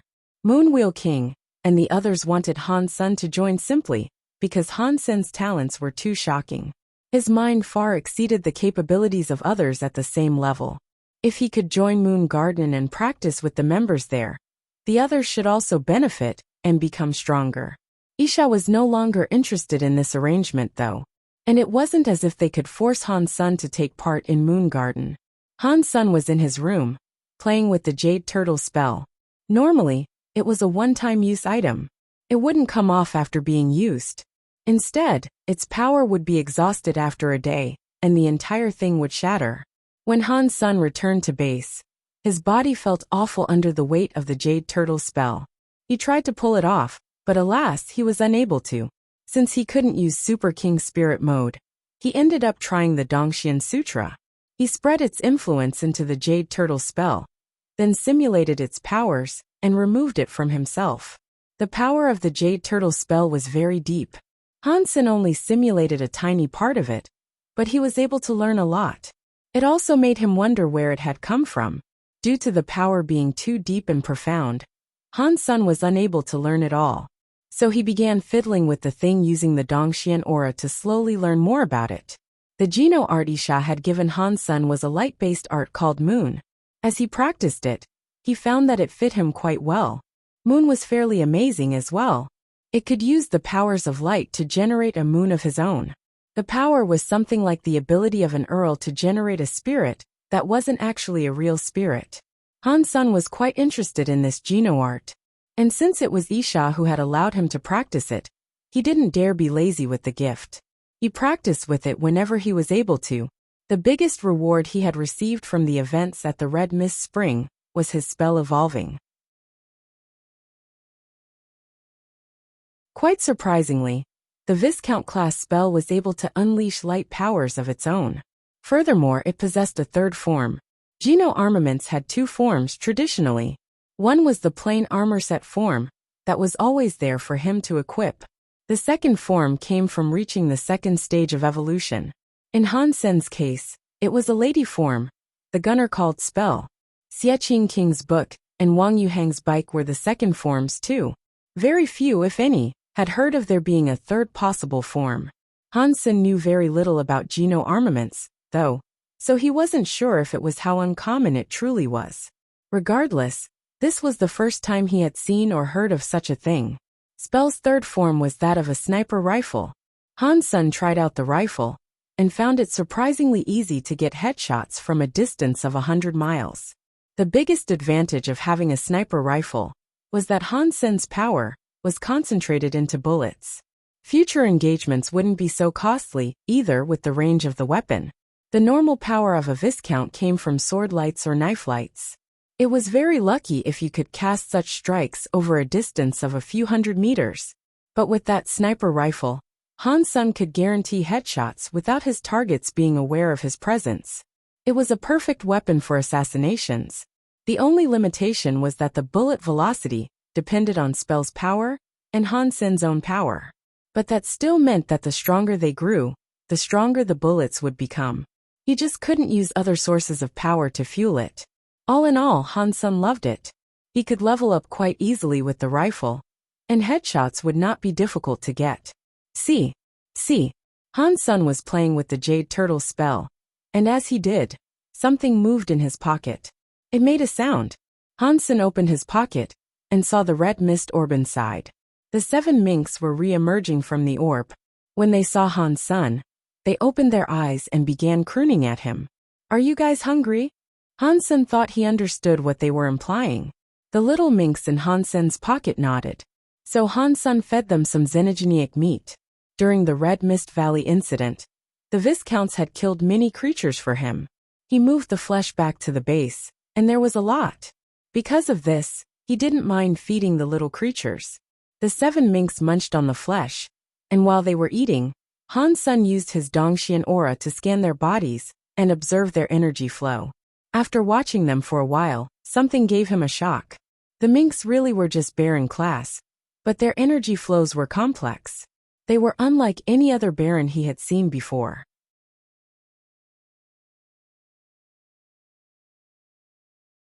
Chapter 1924 Red Copper Palace Super Gene Han Sun tried to simulate the energy flow of the little minks.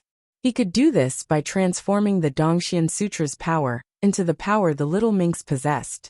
Han Sun didn't think it'd be difficult to do, as the little minks had only just been born. But it actually took Han Sun 7 or 8 days to simulate their energy. Around this time, the little minks got hungry. They came out to eat again.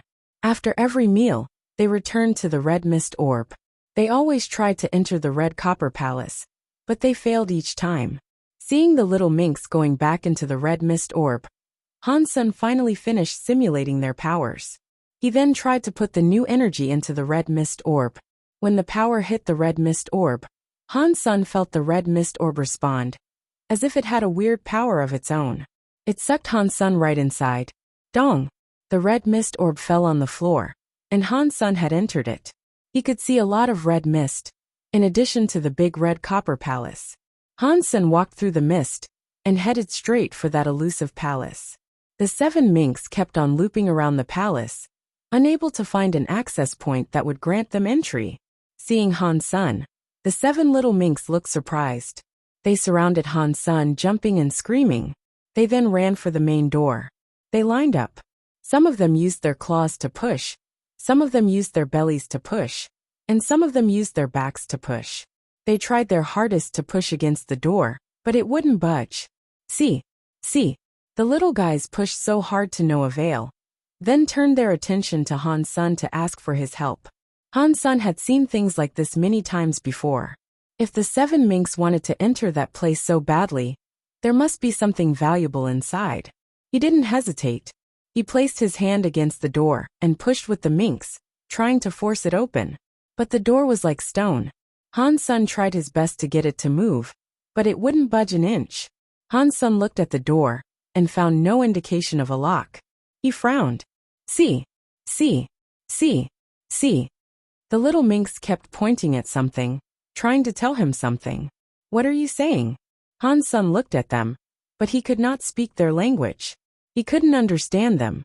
Luckily, the Dongxian aura could allow him to read minds at least a little. The minks kept on running and pointing, and eventually he heard a sound. It was a simple sound, but Han Sen could guess what they meant. Han Sen tried pushing the door again, but this time, he used the little mink's power to do so. He was simulating them, yes, but he could still use the energy flow far better than the minks themselves could. When he pushed, the red copper door slowly opened. The little minks were delighted. They lined up and helped Han Sen push. The door was opening slowly, and when the opening reached 1 foot wide, the 7 minks could not wait any longer. They hurriedly shuffled themselves inside. Han Sen couldn't wait either, and so he squeezed in through the gap. And on the inside, the palace really shocked Han. Senator Han Sen immediately noted how elegant the place had looked from the outside. It had led him to believe that it was some sort of ancient relic, but now that he was looking at the interior, the palace was shining with lights. It looked very scientific. It was different from what he was expecting. The 7 minks ran inside the palace as Han Sen followed. There were many strange tools and gizmos, and he felt as if he was entering the research quarters of some alien base. Han Sen saw there was a large throne inside the palace though. There was a 10-meter-tall machine sitting on it, curiously enough.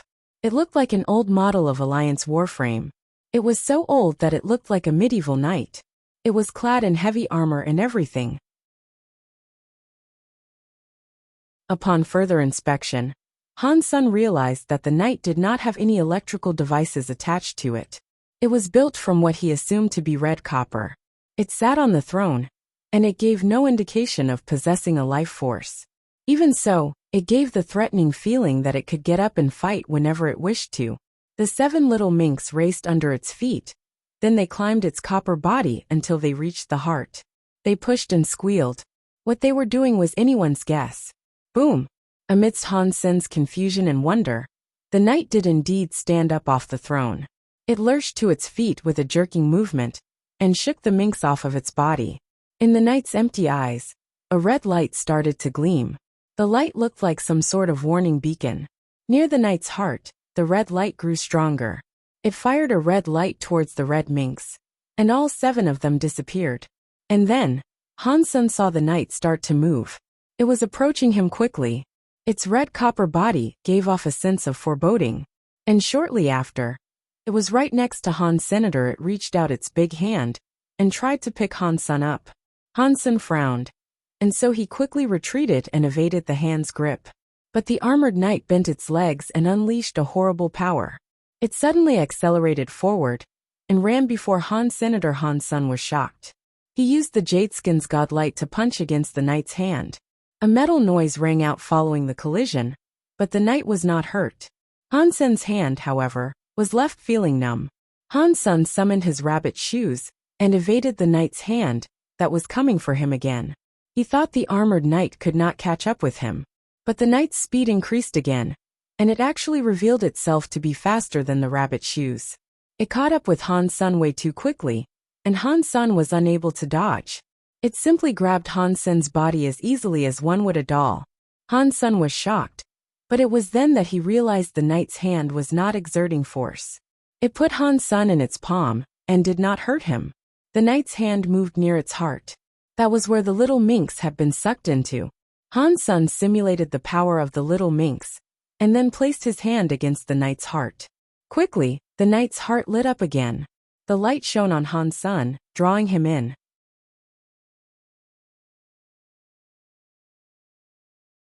Chapter 1925 Red Mist. King Han Sun felt as if his body was taken through the red mist. He felt as if he was sinking. When his body came to a stop, he saw the 7 minks wrapped up in the same plume of red mist, right next to him. The red mist then cocooned itself around him too. As the mist was attaching itself to him, a strange message penetrated his brain. Han Sun found that he could read the little mink's thoughts, primarily because they were so small and so simple. Their emotions were easy to discern due to their simplicity, unlike humans that have a complex variety of feelings. It was something he couldn't have explained in words. The stranger thing was when Han Sun noticed that the armored knight was trying to communicate with him. It spoke about how one would gain control of it. That knight was called Red Mist King. Han Sun read its description and learned that it was like a wartime machine like the ones he had used in the Alliance. But Red Mist King wasn't built from circuits and electricity. It was actually comprised of xenogenic material and little else. He didn't need buttons to control it either.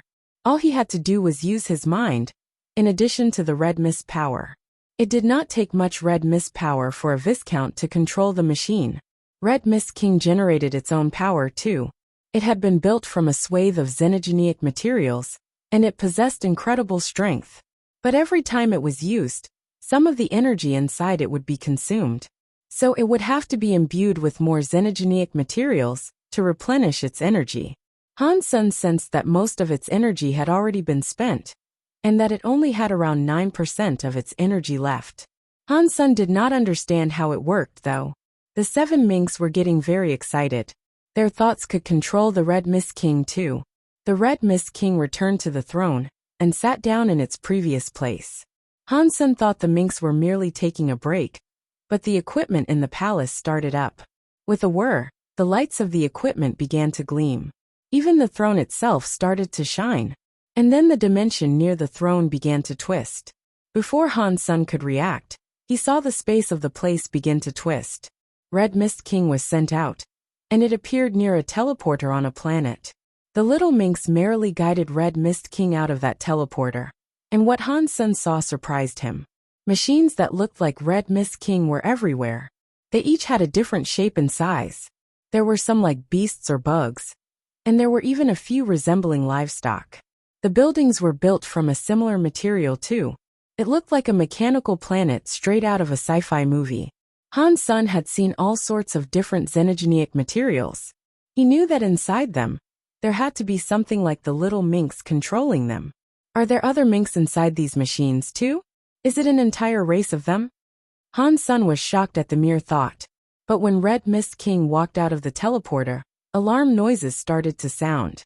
Then a language blared, one which Han Sun could not understand.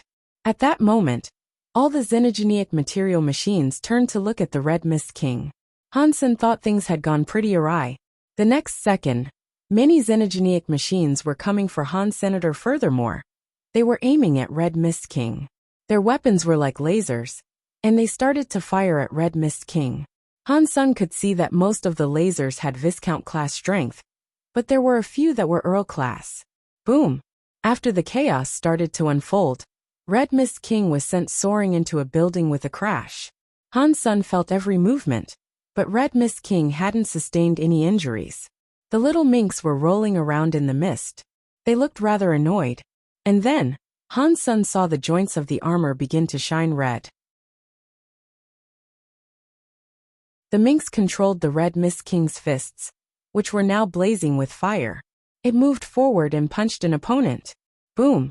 A giant beam of light came out of the fist. It destroyed the streets, buildings, and xenogenic machines all around. Everything was broken or melted under the force. A building that was a few hundred meters tall was vaporized, and a 10-meter-deep crater was all that remained. The path of destruction kept extending out, though, as if it was the end of the world. It felt as if everything there would be wiped out.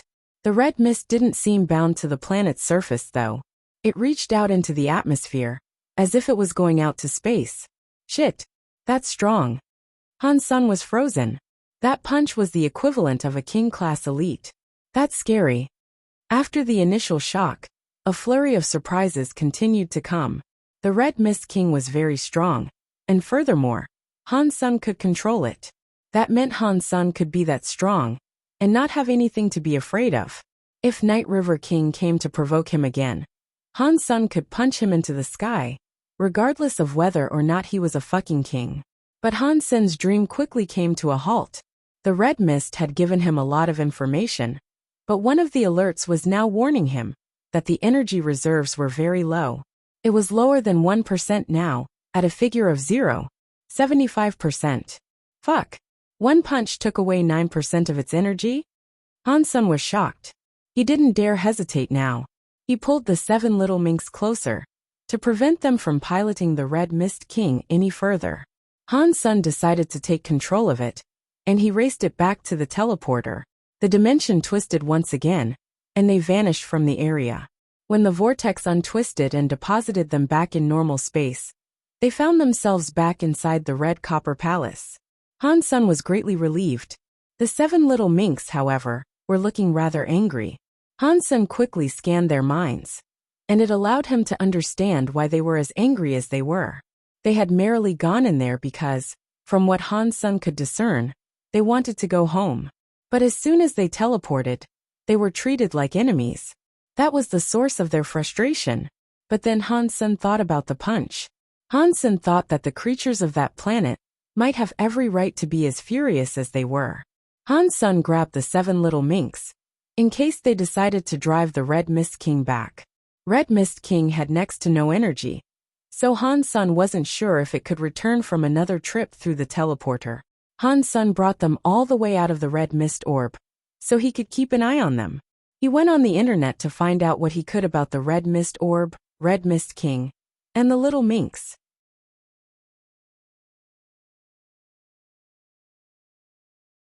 Chapter 1926. Watching a ceremony. Fortunately, now that he was a student of someone who was half deified, Han Sun had some level of authority across Narrow Moon. It gave him access to information that the ordinary rebates were not permitted to know. Han Sun could not find out anything about the origin of the Red Mist Orb, but he was able to learn about the Red Mist Minks and the Red Mist King. In the Geno universe, there was a race called Mecha. In truth, it wasn't one fixed race, but a title that included a number of subspecies and different blood lineages. So because of their extreme diversity, the Mecha couldn't be considered a higher race like the Feathers were, even if their strength exceeded that of some higher races. Even if one of the Mecha managed to light a Geno lantern, it wouldn't be enough to enable all Mecha to be considered a higher race. There were too many differences in the blood between them all. The Mecha's xenogenic space included everything from pigs to snakes. There were still so many different types of creatures that were considered Mecha that it was difficult to keep track of them all. But there was one connecting thread, and that was a talent shared by all the Mecha. They could consume xenogenic genes and create a new material inside their own bodies. The Mecha used these materials to create xenogenic battle bodies, creations that were similar to the Red Mist King. But in order to be used, xenogenic battle bodies required a power that belonged solely to the Mecha. So, if you were not one of the Mecha, and you had a xenogenic battle body, you would not be able to operate it. Without a doubt, those little minks belong to the Mecha. They're related in some way, leastways. But if that's the case, then why were they born here? And why was the Red Mist King here? The mecha need a lot of xenogeneic genes to create xenogeneic battle bodies, and the Red Mist Spring had a lot of spring water. That means many xenogeneics died here. These two have to be related in some way, Hansen thought. But this was all he could conjecture. He couldn't make any further guesses, as the information he had discovered did not talk about the Red Mist Minx, and the Red Mist King specifically. Hansen tried to use xenogeneic gene ingredients to fill up the Red Mist King's energy, but he soon realized that it wasn't working. This was because xenogeneic genes had to be eaten by the Red Mist Minx, who would then release the energy they had gained. That was the top-up process for the Red Mist King. The Red Mist Minx were too small right now, however, so they couldn't eat much. And they were also slow to generate energy. Hansen let them eat as many barren xenogeneic genes as they were capable. But by doing so, they were only able to generate 0.1% of the needed energy each day. And that was with all 7 of them working together. God only knew how long it would take for the batteries to fill up. Hansen discovered that Red Mist King's planet, the one they had gone to, belonged to the mecha's xenogeneic space. Red Mist King's arrival had been a big event for the mecha, and there was a lot of news coverage on it. Hansen was happy he had managed to get out of there quickly. If the Mecha King class sorts found him, he didn't know if he could have made it out alive. Planet Eclipse had been quiet for a while. After a few days, Black Steel sent him a message inviting him to Planet Black Moon to observe a ceremony. The ceremony was about forging a knife. The knife was forged already, so this was more of an opening ceremony for the weapon. The Black family wouldn't invite others if it was an ordinary knife, but this was different. Black Moon King had spent 100 years to forge a king-class knife, and that was why he wished to arrange a ceremony that others could attend. Not just anyone was qualified to watch, either. Most of the invites were sent to king-class elites. A few lower-level subordinates could follow after their kings, but they weren't allowed to be there when the ceremony was taking place. No other viscounts like Hansen received a direct invitation, and only 3 or 4 dukes received a direct invite. They were Black Moon King's friends. Although Hansen was not particularly interested in attending a ceremony, Isha told him that Black Moon King was going out of his way to include Han. Senator Black Moon King had always spoken positively about Hansen, so he had no qualms in agreeing to the invite and going. On the day of the ceremony, Black Moon King called for a spacecraft to collect Han. Senator Isha also received an invitation, but she wasn't going, so Hansen had to go alone. When he reached planet Black Moon, Black Steel invited Hansen to join him in watching the ceremony. Hansen realized he was sitting in the same spot Isha was supposed to. That also meant he was sitting next to Moonwheel King and a few of the other kings. Rebecca and Qingli could only stand someplace in the back, as they hadn't been honored with seats. Hansen wasn't very concerned about the situation though. He had seen too much in his lifetime, so paltry things like social awkwardness no longer bothered him. He simply acted cool while he drank his tea. He wasn't unnerved by the proximity of Moonwheel King and the others. But the kings took tears seriously. To them, Hansen was a small fry, so there was no need to converse with him. That meant no one talked to Han Senator half an hour later.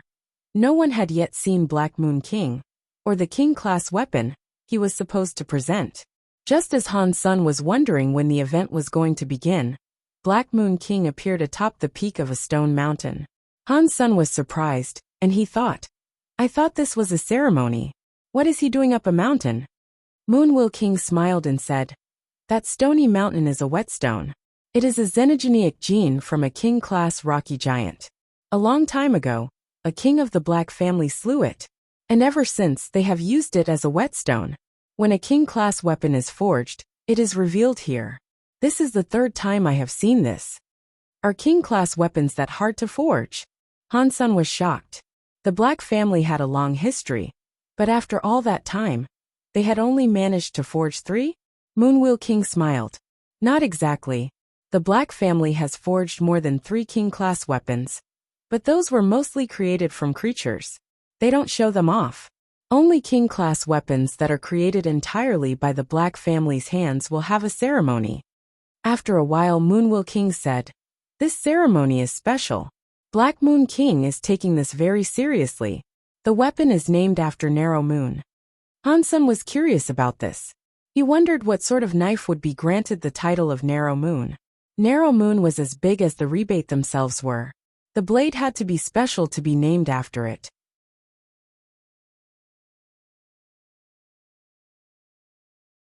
Chapter 1927, Opening the Knife. Black Moon King stood quietly on top of the mountain.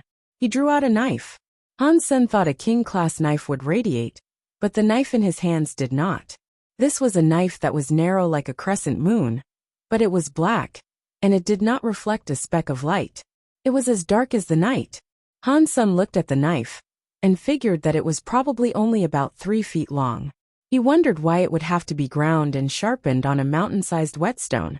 Black Moon King had not added the finishing touches yet, so he put his hand on the mountain.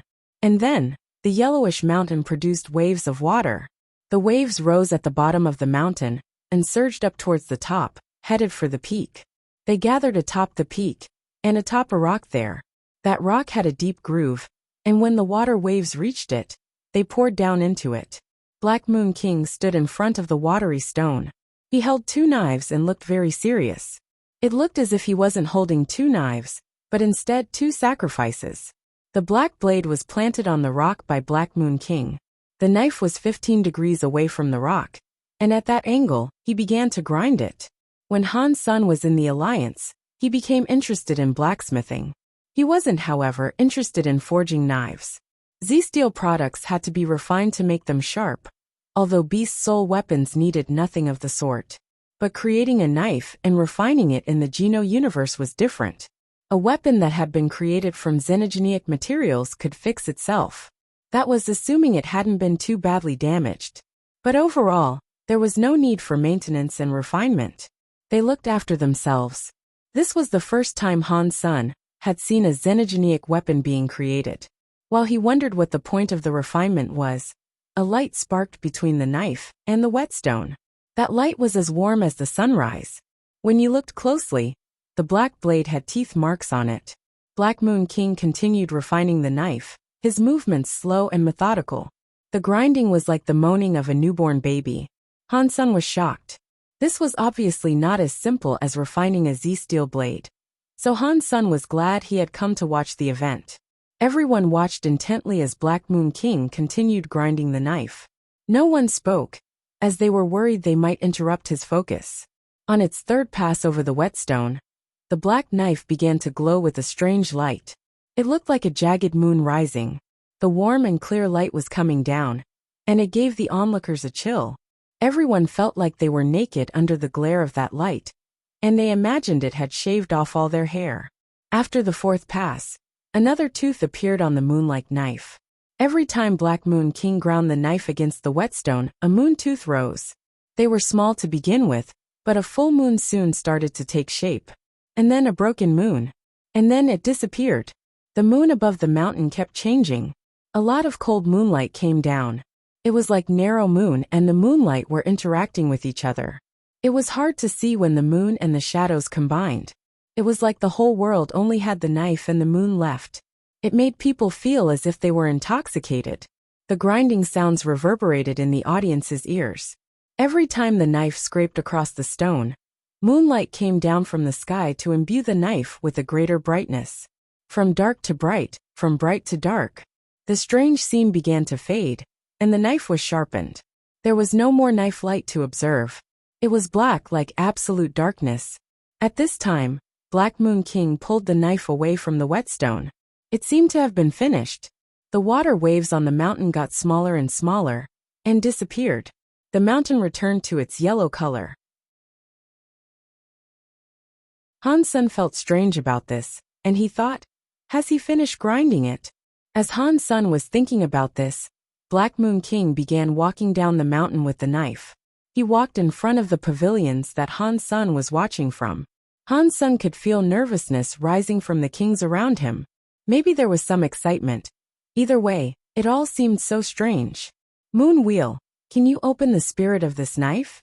Black Moon King held the knife in both hands as he bowed sincerely before Moon Wheel King. Moon Wheel King stood up and said, if I can open the spirit of this knife, I would consider it an absolute honor. After that, Moonwheel King exited the pavilion and walked with Black Moon King. He accepted the knife from him carefully. Rebecca and Dulisha watched their father go to open the spirit of the narrow moon blade. They looked excited, as the other kings looked disappointed. Black Moon King handed the knife to Moonwheel King. With great seriousness he said, "Please use your moonwheel powers to open this." Everyone was in shock, and Han's son had no idea what was going on, so he just watched intently. Moonwheel King nodded and took the blade in his hands. His body began to glow with moonlight. Black Moon King fell back to the pavilion. Han's son looked at Moonwheel King.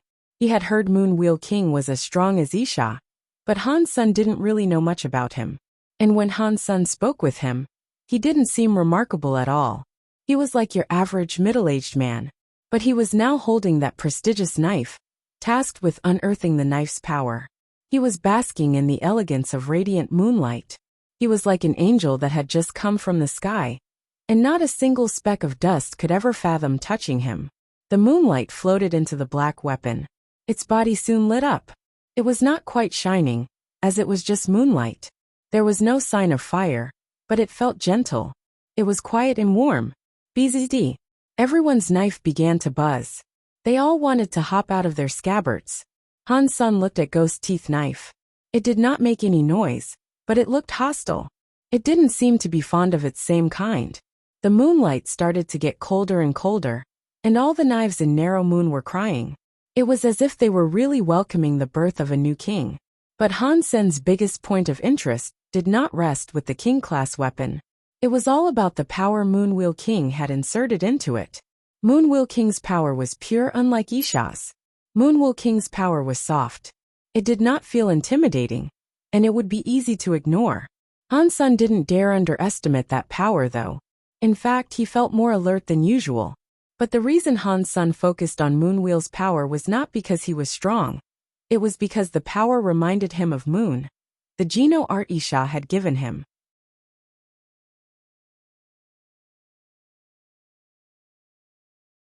Chapter 1928 Narrow Moon Knife Moon was a softer Geno art. To create light, you could not use pure power. When Isha gave Moon to Han's son, she hadn't shown him how to perform it.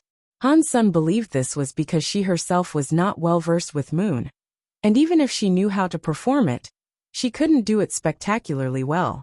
That was because Isha's power was too brutal.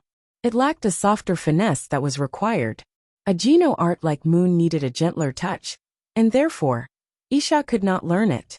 Han's son had wondered why she wanted him to learn it.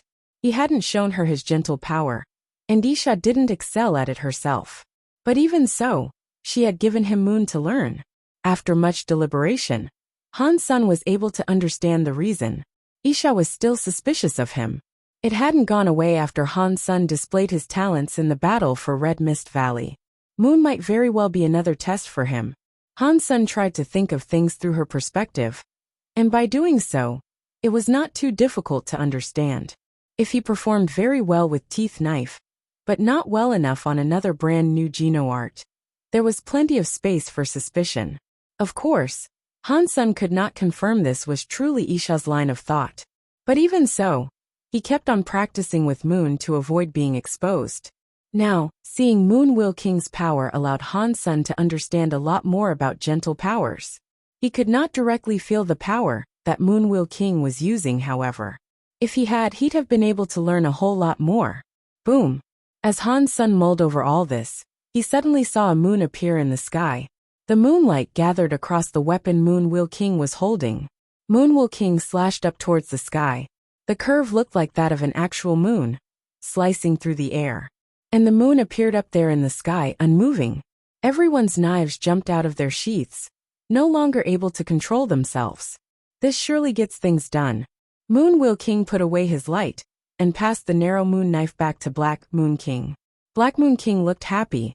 He accepted the knife and said, "Thank you for your help. Without the assistance of your moonwheel power in unlocking the blade's spirit, it would not be perfect." Han's son was looking at the knife light that was hanging in the sky like a moon.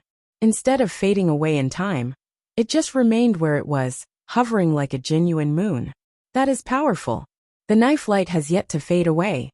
If Moonwheel King does not forcibly remove it, I am unsure as to how long it will last. Would it stay there forever? Han Sen thought to himself. A gentle power, such as that, surprised him. Teeth knife powers could break stuff, but that was an example of raw strength. It consumed its opponents through sheer force. Moonwheel King's knife light wasn't like that though. The power gathered up, and it wouldn't be affected by external forces. It didn't fade away, and that was scary to comprehend. In a fight, if a strike did not hit its target, the power would extinguish. But Moonwheel King's knife light did not go away at all. It remained where it was, like a time bomb. If Moonwheel King could still control it, that would be even scarier. This was similar to Han Sen's saving money, but without the time limitation. Regardless, Han Sen thought it was quite meaningful. He wanted to take the time to research Moonwheel King's knife light some more. But alas, he could not do that. The knife light was still in the sky, yes, but he did not have an aircraft to get close to it. He still watched and stared at the knife light. And as he did, Black Moon King handed the knife to Flower King so the kings could each inspect it. Han Sen was so happy about this. If he could see it up close, he could research it. And if he did that, he might be able to learn a thing or two. Narrow Moon Knife had a soft moon power in it. That was likely because it had been finished through Moonwheel powers. The end result was that the power the blade wielded would likely be similar to that which Moonwheel King possessed. He couldn't research Moonwheel King himself, but he might be able to research Narrow Moon Knife. I don't know if they will let me see Narrow Moon Knife, Han Sen thought to himself. Now only a few kings were looking at it. The lower tier folk were unable to get more than a glimpse. They most certainly weren't allowed to hold it like the kings were. There were a lot of kings there too. And if Han Sen didn't get the opportunity to hold it for a brief time, he'd be unable to use his Dongxian aura to quickly scan it. He'd end up walking away without learning anything. Ordinarily, Han Sen would not have been allowed to hold it. He was so very young, and he was not qualified. But on this day, he had been invited to attend alone. In a way, he was there to represent Isha. So there was a chance he'd be allowed. Han Sen started to pray. Please let me hold it. I don't know if I'll get another chance at this. Flower King and the others were all looking at it. Each and every one sang praises about it. There are many king-class weapons here, but only this one can truly represent us. Moonwheel King complimented the blade. Black Moon King was so happy, he smiled and said, Actually, I am thinking about giving this to Moon God's palace. It could be used as a sacrifice for the Moon God. Every king was shocked to hear this. Moonwheel King said, You are so generous. The rebate are fortunate to have you. All the kings praised him. They never expected Black Moon King would be willing to sacrifice such a powerful knife. He was extremely generous. And this was not something the average king would ever think about doing. You are welcome. This knife was forged with the purpose of becoming a sacrifice anyway. Until I succeeded in crafting it, I kept my work under wraps. I didn't want to say something prematurely, and then disappoint you. Han Sen felt bored hearing such talk. If Narrow Moon Knife was always in the Black Moon family, he could have inspected it through the friendship he shared with Black Steel. If it became a sacrifice, that would suck. Aside from the major priests, no one would be able to touch it. The kings that were looking at Narrow Moon Knife all complimented it highly. Han Sen, on the other hand, looked as if he was suffering. The kings, when they finished looking, handed the knife back over to Black Moon King. Han Sen's heart was thumping in his chest. There were only a few dukes, and Han Sen was unable to get a look. He didn't know if Black Moon King would be so kind as to let him make a proper inspection of the weapon. If Black Moon King allowed the other dukes to see it, he'd have no chance.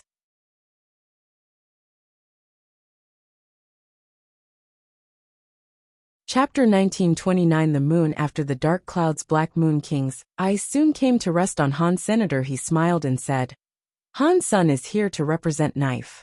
You will have to come take a proper look, so you can sing its praises to her, and have her regret passing on the opportunity to come to the unveiling.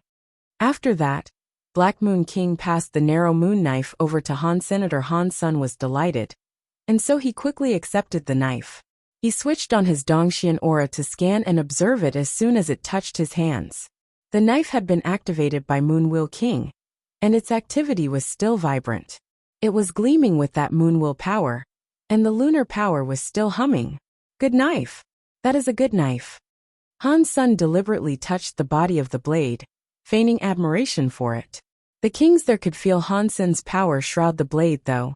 People believed Han Sun was using some power to examine the knife. Everyone watched Han Sun closely, the dukes in particular. They were waiting for him to finish, so they might get their own turn at examining the blade. People like Rebecca looked on Han Sun with jealousy. They had seen king-class weapons before, like the ones possessed by their elders. But Narrow Moon Knife was an entirely different thing. It was a sacrifice, given in honor of the rebate at large. Aside from the most important priests, no one would be able to see it after it was given as a sacrifice. Holding it would be even more unlikely. Everyone was looking at Han. Senator Han Sun was holding it very carefully, and he kept saying over and over, "Good knife. Such a good knife." Han Sun kept saying those few phrases repeatedly. While he might have liked to say something more, he could not muster the words to speak. And at any other time, he would have spoken fairer praises about the blade. But right now he was focused on the knife itself. The fanciness of his compliments took a back seat to his keen examination of the knife. Many people were watching him though. It'd be pretty bad if he was just to stand there without speaking. So Han Sun kept standing where he was looking at the knife. He continued to repeat how good the knife was. His repetition of the phrases was into the dozens. The kings believed he wasn't an educated person, and so his lexicon was limited. He had been there for 10 minutes, saying such basic things over and over after all. It made them feel rather disheartened, all in all. The other kings had only spent a minute each, observing the blade before handing it back over to Black Moon King. None of them had taken longer than a minute. Han Sun had spoken 2 sentences, and stared at the blade for 10 minutes by now. The kings were not reacting well to the time that Han Sun was taking. Fortunately, Rebecca and the others were educated in decorum. No one was willing to speak out during circumstances like that. Ordinary nobles of elsewhere would be yelling at Han Sun by now. Han Sun did not care what the others were thinking right now though. So he kept saying, "Good knife. That is a good knife." For another few minutes. The dukes did look as if they were ready to murder someone, but their grimaces went uncared for by Han's senator. He kept looking at the blade, repeating his compliments. Half an hour went by. The faces of the kings had become livid. Black Moon King eventually said, "Han Sun, why don't you take a break? Black Steel has something he wishes to speak with you about." Han Sun knew he could not delay things any longer. So he acquiesced and gave the knife back to Black Moon King. He didn't want to let go of it though. Black Moon King had to pull it out of Han Sun's tight grip. Sitting on his chair, Han Sun looked depressed. He was reviewing all that he had learned from the knife. The knife had Moonwheel King's power and moon power in it. After using the Dongxian Sutra, he had been able to learn a lot. It is no wonder Black Moon King allowed Moonwheel King to be the one that opened the knife. Moonwheel King's power is like that of a gentle moon. He was most suitable for its use, Han Sun thought. Han Sun had heard Moonwheel King's story. Moonwheel King was one of the rebate that was half deified, and he had not hailed from Moon Garden. The story went that Moonwheel King was not talented in his younger years, and that he came from a commoner family. When he generated a Geno armor, he wasn't even able to evolve a second time. But then, he came into possession of a treasure that accelerated his second evolution, and also turned him into a Xenogeneic. Moonwheel King was a Xenogeneic, and not a noble. That was a rare status amongst the rebate. Because Moonwheel King did not have much talent, the first Geno art he practiced with was Moonlight. It was one of the most common Geno arts the rebate could learn. But Moonwheel King used Moonlight with a fusion of his own power, and he had become a king over time. Now he was a half-deified legend. To the entire rebate society, Moonwheel King was a mythical figure. He was practically an idol for everyone. He was different from someone like Isha, who was born with talent. The nobles admired Moonwheel King more. They wished for themselves to be like Moonwheel King, and because of this, his reputation was favored over Isha's. Moonlight had not changed over time, and he had used that Geno art to reach the status of being half-deified. Even Han Sun thought Moonwheel King was nothing short of awesome.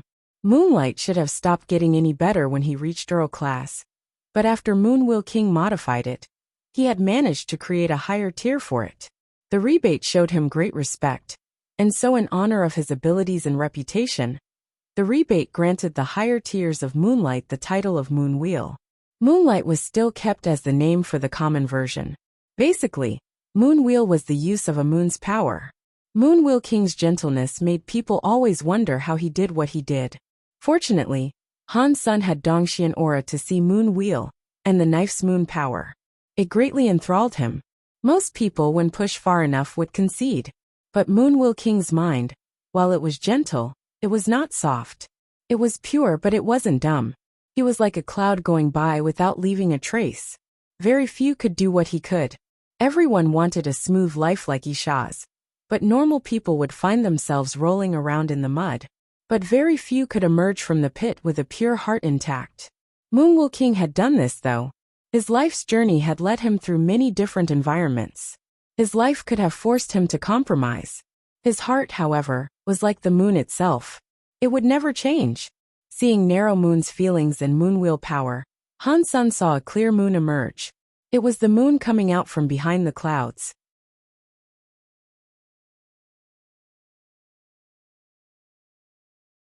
Chapter 1930. Moon. The Dukes didn't look at the blade in the same way Han Sun had.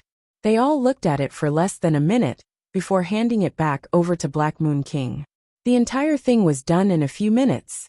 The young ones were not allowed to look at it by themselves. After they had all seen it, the ceremony came to a close.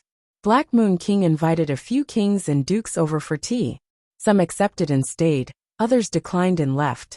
Black Steel invited Rebecca and a few of the other young ones to the garden for a chat, Han Sun included. So Han Sun followed Black Steel to the garden. There he sat down. Aside from Han Sun, everyone seemed to be acquainted with one another, so there was no formal etiquette to follow. Without Black Moon King around, they were prone to speaking far more openly than they ordinarily would. As they began chatting, not a single person was left out. But with that being said, Han Sun did not say a word.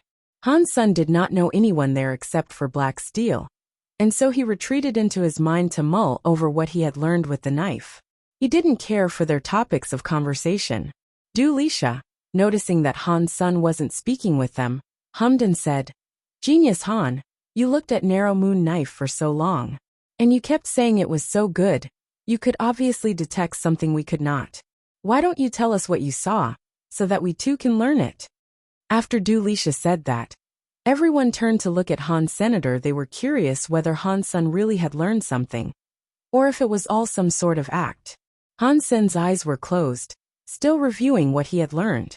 He hadn't noticed Du Lisha was talking to him.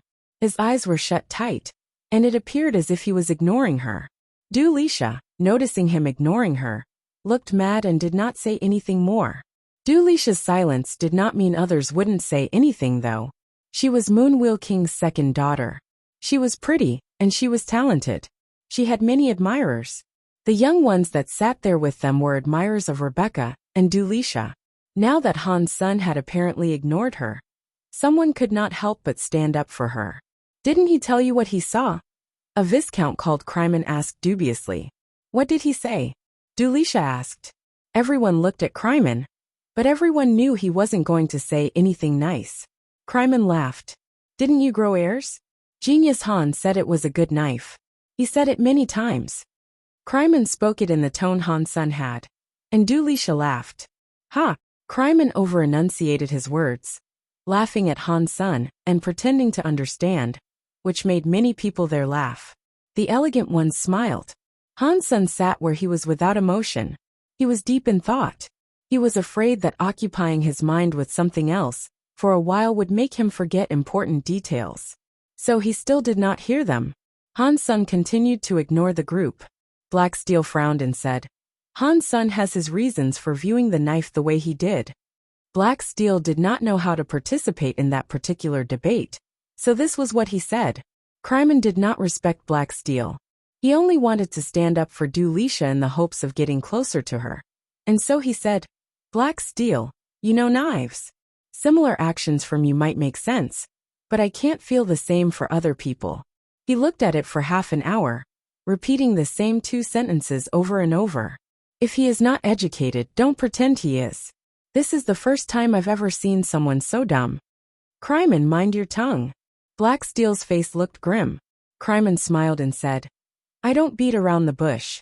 If I have said something that is incorrect, then you can have him point out the mistake. If he can convince everyone, I will earnestly apologize. Sad Knight and Night Giant King, who had a grudge with Han Sun, looked over angrily and said, Yes. If he saw something, let us hear what it is that he saw. If it makes sense, then we will apologize too. What is the point in just saying that the knife was good over and over? Black Steel could see Han Sun still sitting where he was, not saying a word. He touched him and said, If you are willing to, you can tell people.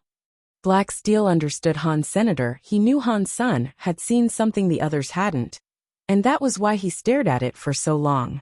What Han Sun saw wasn't anyone else's business, of course. Black Steel would not push Han Sun to explain if he wasn't willing to. But now that the people were saying things like this, Black Steel could not stand by and watch.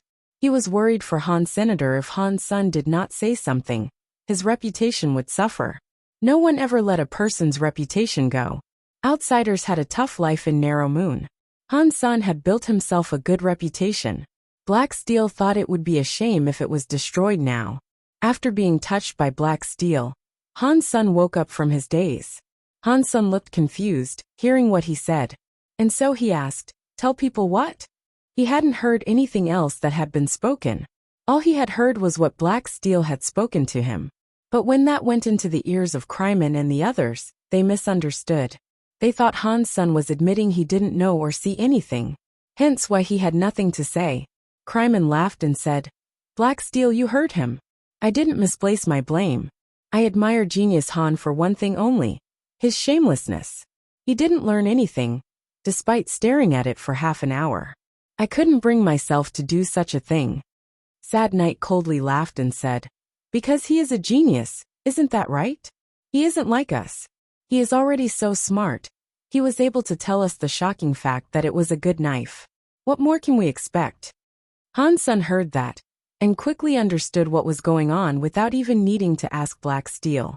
Seeing Kryman and Sad Knight speak, Han Sun coldly said, I won't tell you, but my teacher did teach me something. Instead of using words, I can perform, and what I perform will make you smile. We would like to see what shocking performance you could do for us. You are not going to perform the astounding speech of good again, are you? Kryman spoke strangely. He thought Han Sun was changing the topic, hence why he was repeating the same insults. He didn't want Han Sun to escape this. Han Sun smiled. He casually said, I learned a Geno art called Moon.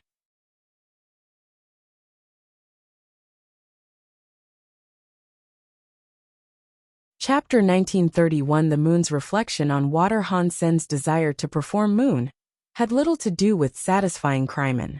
Han Sun thought learning Moon was a challenge from Isha, so he wanted to prove to Isha that he was a genius.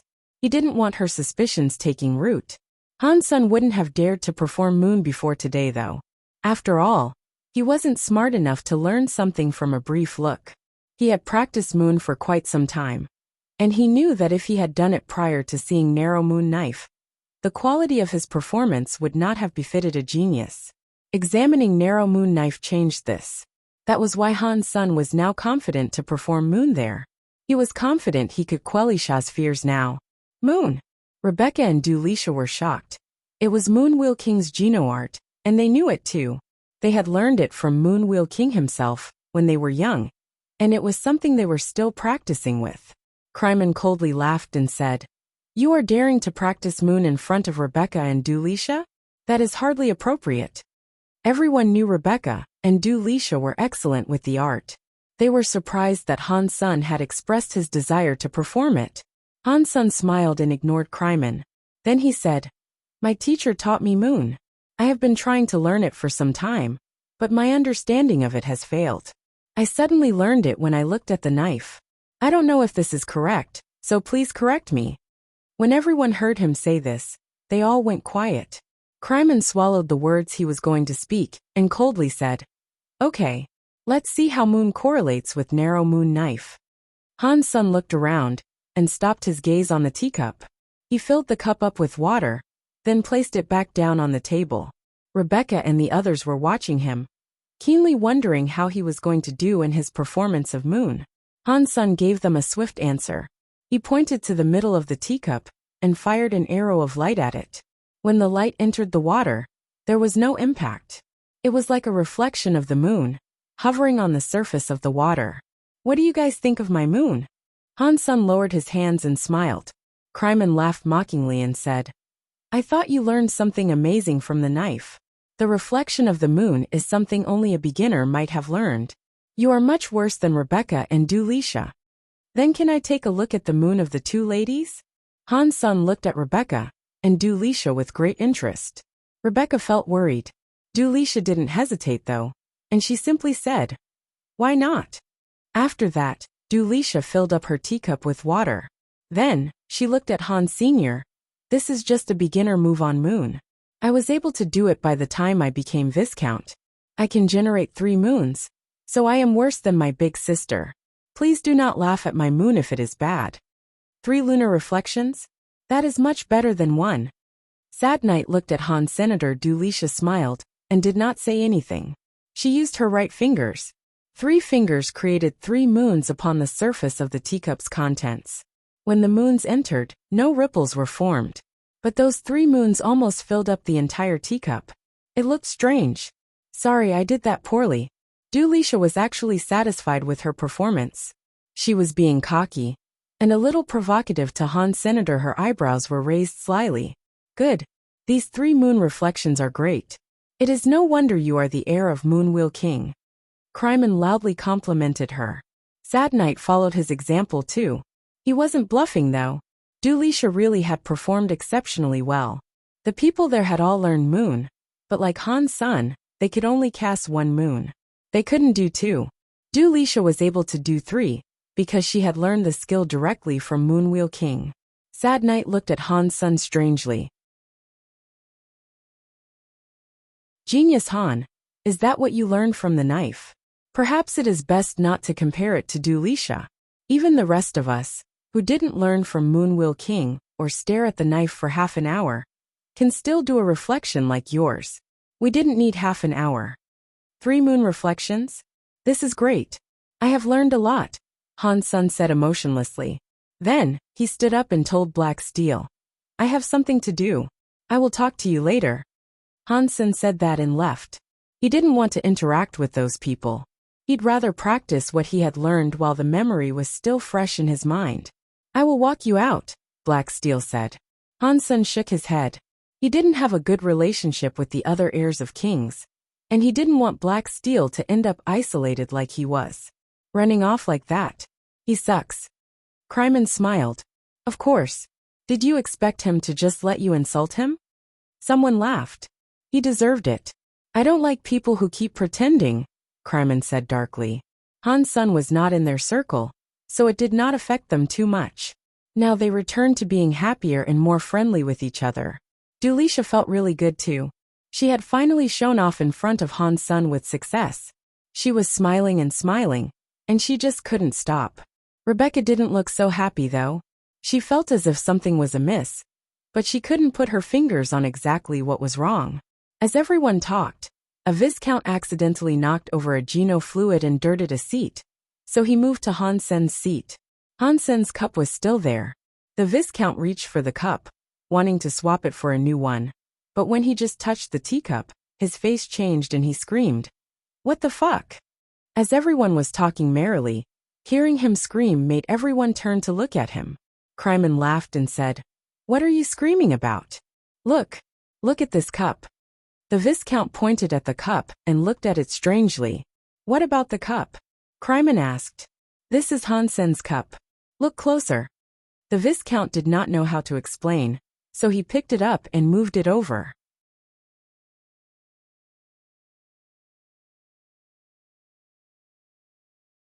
Chapter 1932. Gentle and pure. Everyone looked towards the cup that the Viscount was holding. They heard a cracking sound, then the cup shattered. The pieces and the water splashed down to the table. Rebecca and the others saw it shatter, and then their eyes widened. Amidst the broken shards of ceramic, there was a moon-like thing. It was still floating where the cup had been. Dulisha was simply frozen and could not speak. Rebecca's face changed, and she asked the Viscount, "Did Han's son really use that teacup?" The Viscount said, "Yes, I was sitting next to him. I saw everything he did, and that cup has not been touched since. But he has been gone for half an hour. How can the moon still be there? And how could it have broken the cup? That surely isn't moon." Kryman looked at the sisters with confusion. The reflection in the water was the beginning of moon.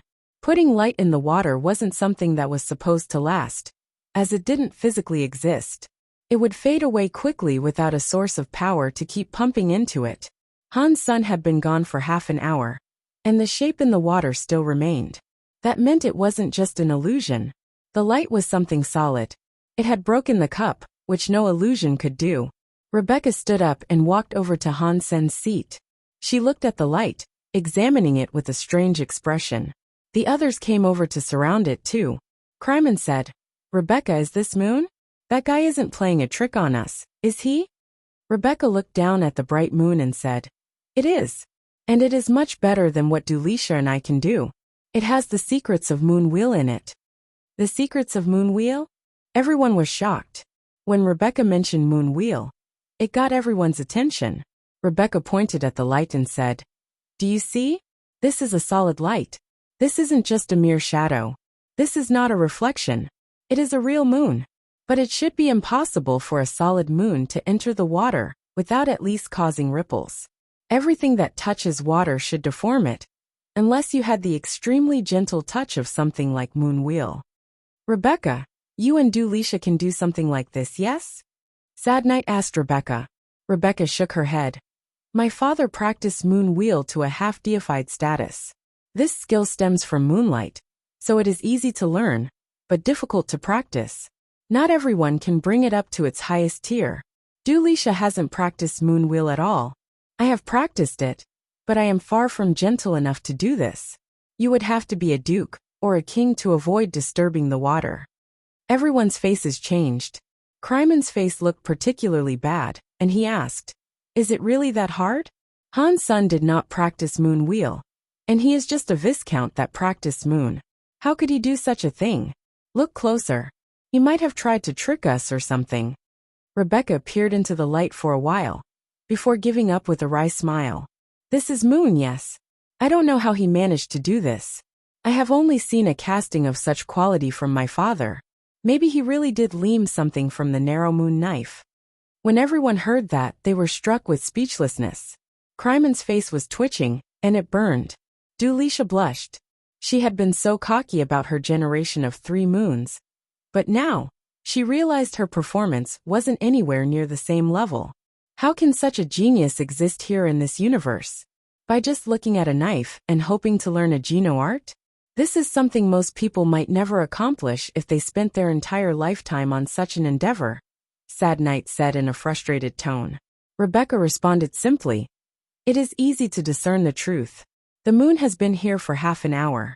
The power is still here. That tells us he has a very strong, but gentle power. If this moon can remain here for a few days, he must have learned the secrets of Moon Wheel.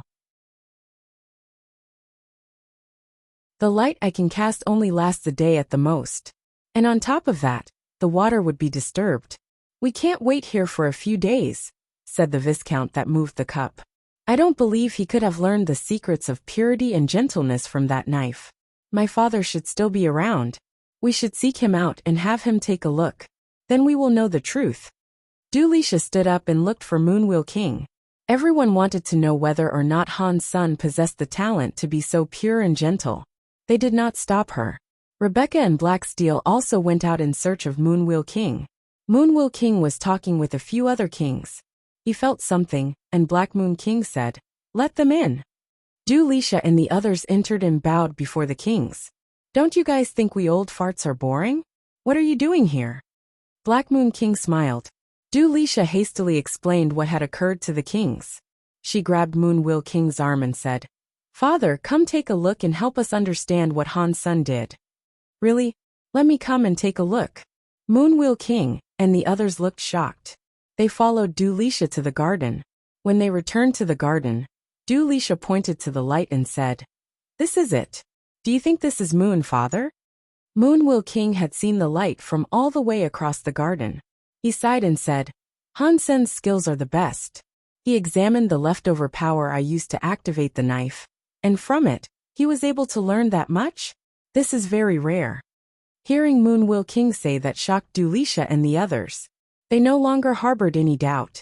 "Father, how gentle is Han's son?" Rebecca asked. "I will say 30%. I would be glad if you possessed that level of skill when you reach a duke. It is acceptable to only achieve it upon reaching king class," Moon Will King said. Everyone was so shocked they could not speak. It is a shame he has such good talents. But even so, he wasn't able to become a viscount without consuming 200 to 300 water drops. He had to swallow a red mist soul to get this Geno art in strength. If Isha gave him everything, he'd be lucky to reach duke. There is no way he can reach king at this rate. Night River King growled. After hearing that, the young ones felt better. Han Sen's talent was so scary, it was hard not to be disturbed by it.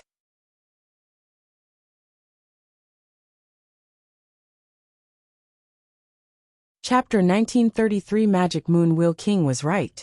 Han Sen's moon only had 30% of his own gentle power, and that was because Han Sen's Dongxian Sutra had only been able to simulate 30%. Han Sen's Dongxian Sutra was still at a low level, though, so he was still pleased that he had managed to simulate 30%. If his Dongxian Sutra ascended, it would not be difficult to increase that percentage. "Han Sun, you are good for causing people trouble." Isha sighed. She had already learned about the incident in which he performed Moon. Just as Han Sun had believed, Isha had given him Moon as another test. He had only practiced it for a short time, and he had only seen the narrow moon knife once. The fact that he had still managed such a breakthrough was astounding, and it allayed her fears. She no longer had trouble believing Han Sun, and she was sure he really was just that talented. It did give Isha conflicted feelings though. Anyone would love to have a student that talented, but every time she thought about how hard it was to level up Han Sun, it gave her a headache. Isha sighed and spoke to herself. "I need to make a plan to see where he can go in order to level up. I can't wholly rely on my finite supply of resources. It won't take him very far." Han Sun was back on planet Eclipse, and while the feeling and memory were still with him, he continued his practice of Moon. That gentle skill was quite useful, and it suited Han Sun well. When Han Sun had a chance at night, he'd return to the sanctuary to be with his family. Today Han Sun went home. Luolan and Han Yufei looked happy. They spoke to Han Sun and said, "A baby's coming. A baby's coming." Han Sun's body shivered. His eyes opened wide, staring at his parents. He complimented them, saying, "Dad, you are still very manly. Are you saying I have another little brother or little sister on the way?" "What are you talking about?" Luolan hit Han Sun across the head. She blushed and happily said, "It's Yin Ran. She's having a girl." "Ah." Han Sun was so happy he almost jumped. "Go and see her." Han Yufei patted Han Sun on the shoulder. The family was happy that Ji Yanran was pregnant. It helped to reduce the trauma of Little Flower having been taken. And Ji Yanran particularly felt better because of it. She had only been pregnant for 3 months, though, so it would be a while before the birth. Han Sun had told people he was off to kill Xenogeneics as an excuse. That way, he could spend a lot more time with Ji Yanran at home. People worked at the base, and he didn't really need Xenogeneic genes. His Viscount gene tally was already maxed out anyway. Until he became an Earl, there was no point in eating Xenogeneic genes. Han Sun wanted to stay with Ji Yanran until she delivered, but the base soon had news. Isha was going to the Buddha, and she wanted Han Sun to go with her. Han Sun couldn't decline, so he packed his stuff and went to Planet Blade. There he got on a ship alongside Isha. "My queen, why are you going to see the Buddha?" Since Han Sun was here, he wanted this to be over as soon as possible. Isha was flying the ship. She didn't look at Han Sun, And she wasn't using her ordinary battleship. She was driving a smaller ship, where only she and Han Sun could occupy it. Burning Lamp Alpha gives a speech every century. We are going to listen to him speak, with the Buddha, Isha said. Is he the leader of the Buddha? Han Sun asked. Isha nodded and said, Burning Lamp Alpha is the one that lit the Geno lantern. There aren't many of these alphas still alive amongst the higher races. Deified elites? We really should listen to his words carefully. Han Sun said. Surprisingly, Isha said, You don't need to listen to the speech. But you do have to go to the Buddha's heaven. Heaven? Han Sun looked at Isha with confusion. Isha smiled and said, After the Alpha has made his speech, he will open up heaven. People are only allowed to go there once in their entire lifetime. I have already been. I am taking you there so you can walk through their heaven. It might help you level up. What are the benefits of walking there? Han Sun asked, blinking. It is difficult to say. If you walk well, it might help you greatly. If you walk poorly, you might not gain anything at all. You will find out when you're there. So there's no point in me explaining it to you right now, Isha said shortly. Han Sun was curious about the Buddha, particularly because of Ancient Devil. He really wanted to know more about them. If what Ancient Devil said was true, Azura was somehow connected to the Buddha. And even the Shura of the Alliance, and the demons of the Geno universe, had some link to the Buddha. The Buddha were friends of the rebate, and they weren't too far away from each other. Isha drove the ship fairly lackadaisically. She wasn't in much of a rush. This planet is called Planet Magic. It is one of the planets of the Buddha. The planet is controlled by the magic. They are an interesting race. It's good that you will get a look at them. Isha parked her ship in the spaceport and took him to disembark with her. Han Sun wanted to get all this done as soon as he could, so he could get back to spending time with Ji Yanran. But he couldn't change Isha's mind, so he followed her around. When he stepped off the ship, he saw a creature that was reminiscent of a basketball. It wasn't exactly like one, but they were circular. They were around the same size as one, and they came in a variety of colors. Their textures were jelly-like, and they hopped to move around. They had big eyes and they looked really cute. These jellies are the magic? Han Sun asked curiously. Isha nodded. They are a special race. They are not hostile, but their attack power is more surprising than you would think. When Han Sun wished to ask why, a pink glob of jelly hopped in front of them. It looked right at Isha. And then suddenly it made a pop noise. The pink jelly took on Isha's shape. Han Sun's eyes opened wide in shock. Aside from the weaker energy, the pink jelly became Isha, and looked exactly like her. Isha did not seem to mind the mimic, and she even stroked the magic's head. It enjoyed the touch, and it rubbed her hands.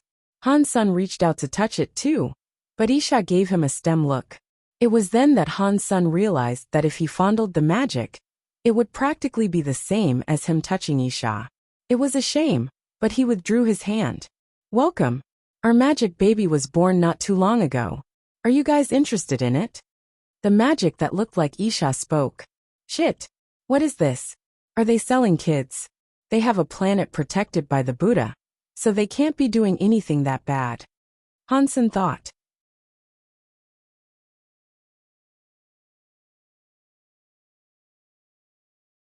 Chapter 1934 Adoption. The magic that turned into Isha knew what Han Sun was thinking, and so it said, Our lives are weak, and our lifespan is only 100 magic days. That accounts for one cosmic year. In the Geno universe, if we get adopted, our lifespan increases to that of our hosts. We live as long as they do, so upon birth most of us opt for adoption. Han Sun now understood. While it was technically adoption, it was similar to a parasitic relationship. He didn't know if they'd actually benefit the host, and if they did, what benefit they would give. The magic anticipated this worry. Seeing Han Sun's facial expression, it proceeded to explain. An adopted magic won't affect the life of its host. They only take a small part of the host's energy. And even so, it is down to the host to decide how much we absorb. If you just wanted to keep us alive how we are, a bottle of C4 Geno fluid will keep us going for a whole cosmic year. If you want us to evolve, you have to provide more energy than that. And providing and accepting energy is the cornerstone of our relationships. We'd never take anything without permission. AC4 Geno fluid is just a meal. It isn't much at all, Han-sun said, as he looked at Isha. Isha smiled and said, the magic are a peaceful race. If you didn't want to give them energy, and they were deprived of nutrition, they would die.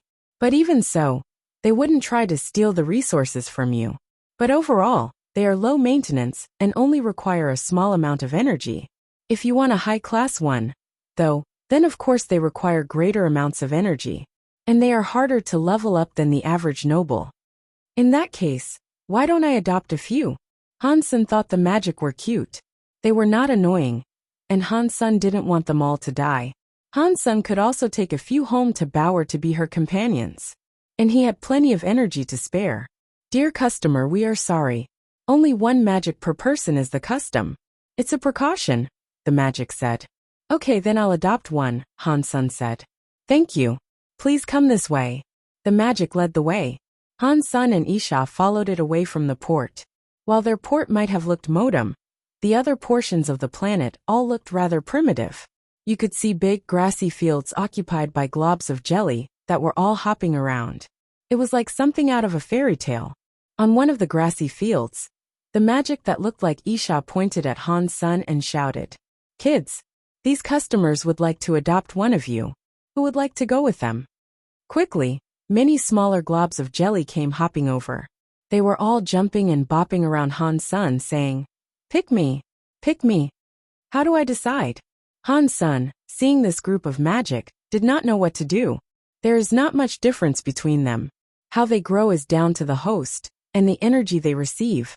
You should just pick whichever you like, Isha said. Pick me, pick me. The magic had their eyes wide open. As they hopped around Han's senator, they earnestly wished to be the one selected. Han-sun chose a small one. It was a yellow blob of jelly, around the size of a fist. He laid it out in the palm of his hand and said, I'll choose this one. The other magic looked disappointed and left. They returned to playing around on the fields, waiting for the next chance of adoption. Please drip a droplet of blood onto its head. Then you can live with it, the magic said. Han-sun touched a drop of blood onto the yellow jelly ball. He watched as the blood was absorbed, then disappeared entirely. When it was absorbed, Han-sun felt a sudden connection form between him and the magic. It was like he could read the glob's mind. The magic was very happy, jumping around Han-sun's hand. What is its name? Han-sun asked. They don't have names. You can provide it a name, if you so choose, said the magic that looked like Isha. I will call it Bubble, Han-sun said. He wasn't very good at naming things, and he went for whatever rolled off the tongue comfortably. After he adopted Bubble, Isha took Han-sun away from planet magic. They continued on their way, headed for the biggest xenogenic space of the Buddha.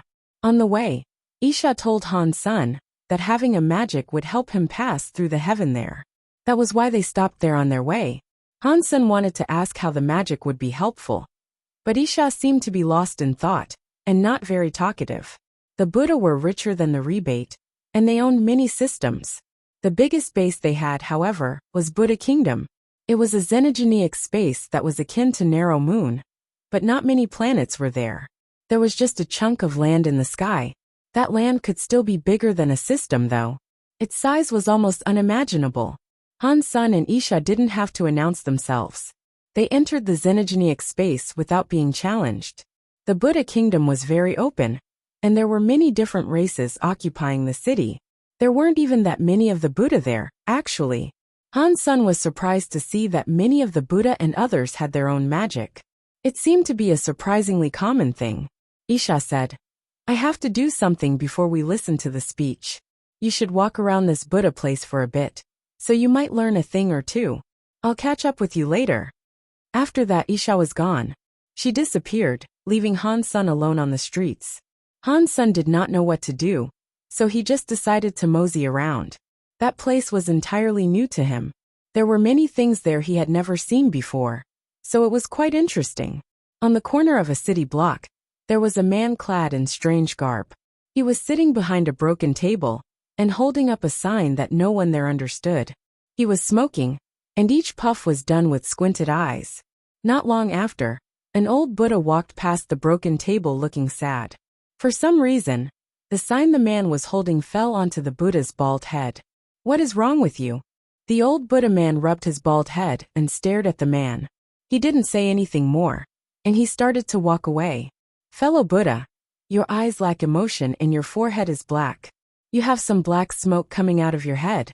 Something bad must have happened to you recently." The man moved to grab the old man and spoke seriously.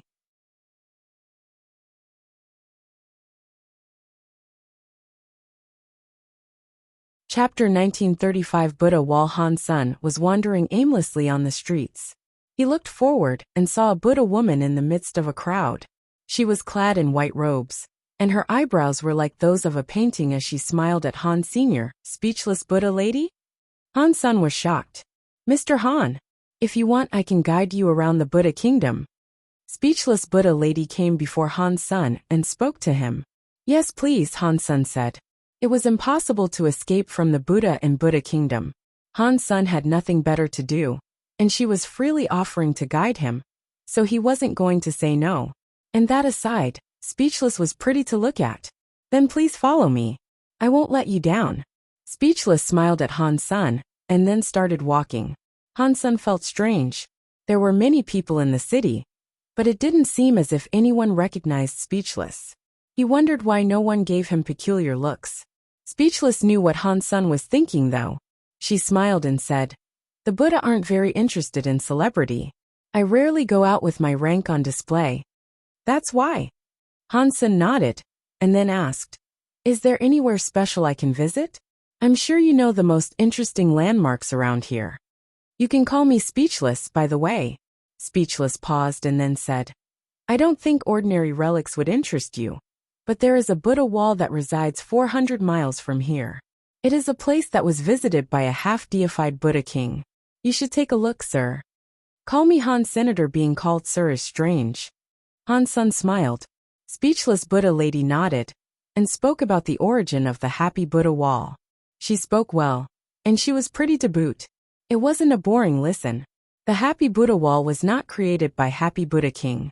It was a student that drew an image of Happy Buddha King across that wall. That was how it came to be known as Happy Buddha Wall.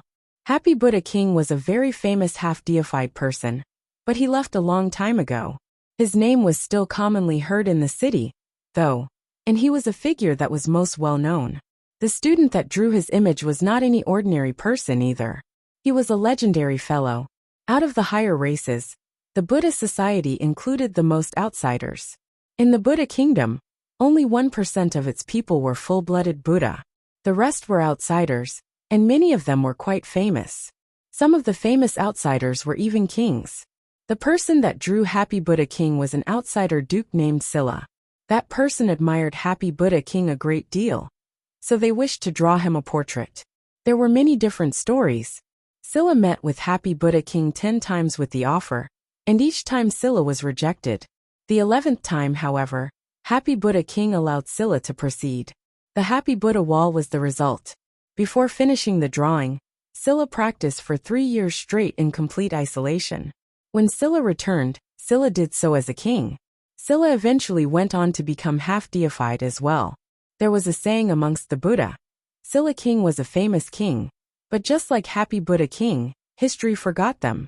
All people now knew was the remnant of the Happy Buddha wall. Han Sun liked the story, and when it came to a close they were on Sky Cliff. That was where the wall was. Han Sun thought that the place, due to its sacred importance, would be well protected. But there was not even a railing, and they were able to come right before the wall. The Happy Buddha wall was drawn on the cliffside. It was at least 10 meters high. It looked rather strange. Han Sun looked at the Happy Buddha wall from far away.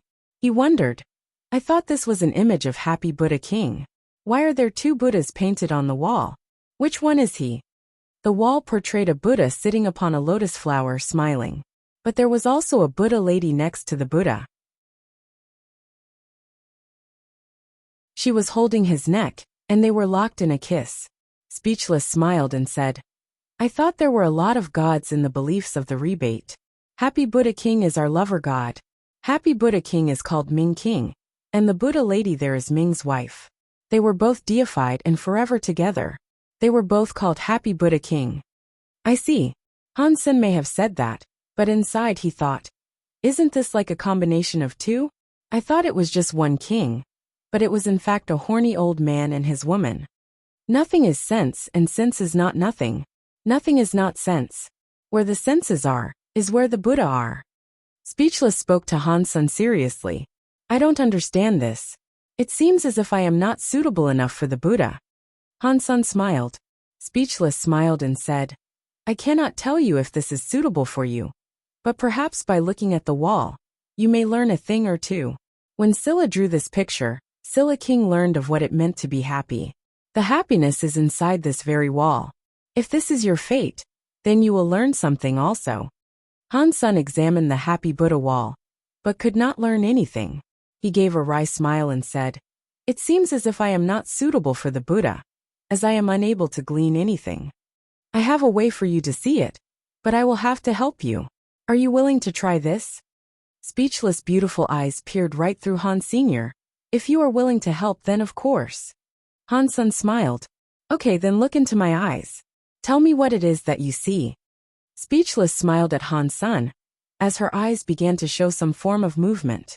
Han Sen looked at her eyes, but her eyes were too pretty. It was difficult to describe how beautiful they were.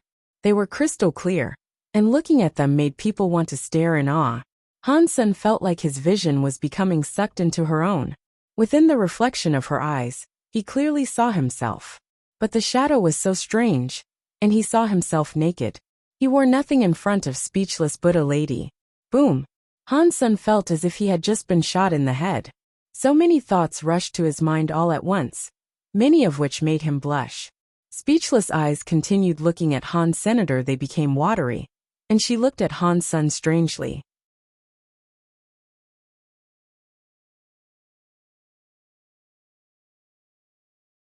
Chapter 1936 Antiphasic.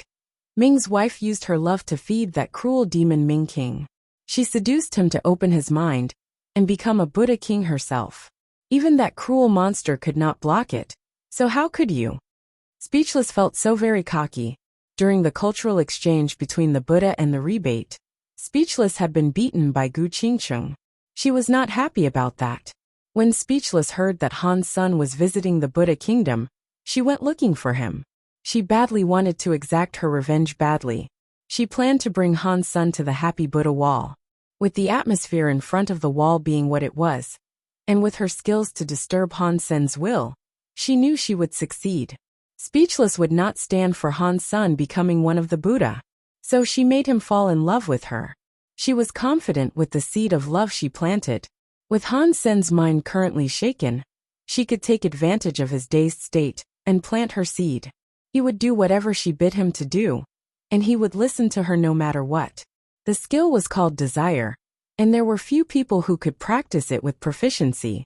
Speechless was very talented with it, though, because of her connection to Speechless Buddha King.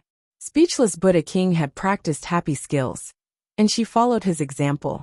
Speechless eyes looked very attractive, and she thought to herself, come on. While your will is still a mess, I will nudge you into a situation that will embarrass you horribly when you come to your senses. Thinking about this made her feel so much better. She casually began to check out Han Senator. He actually looked a lot like a Buddha.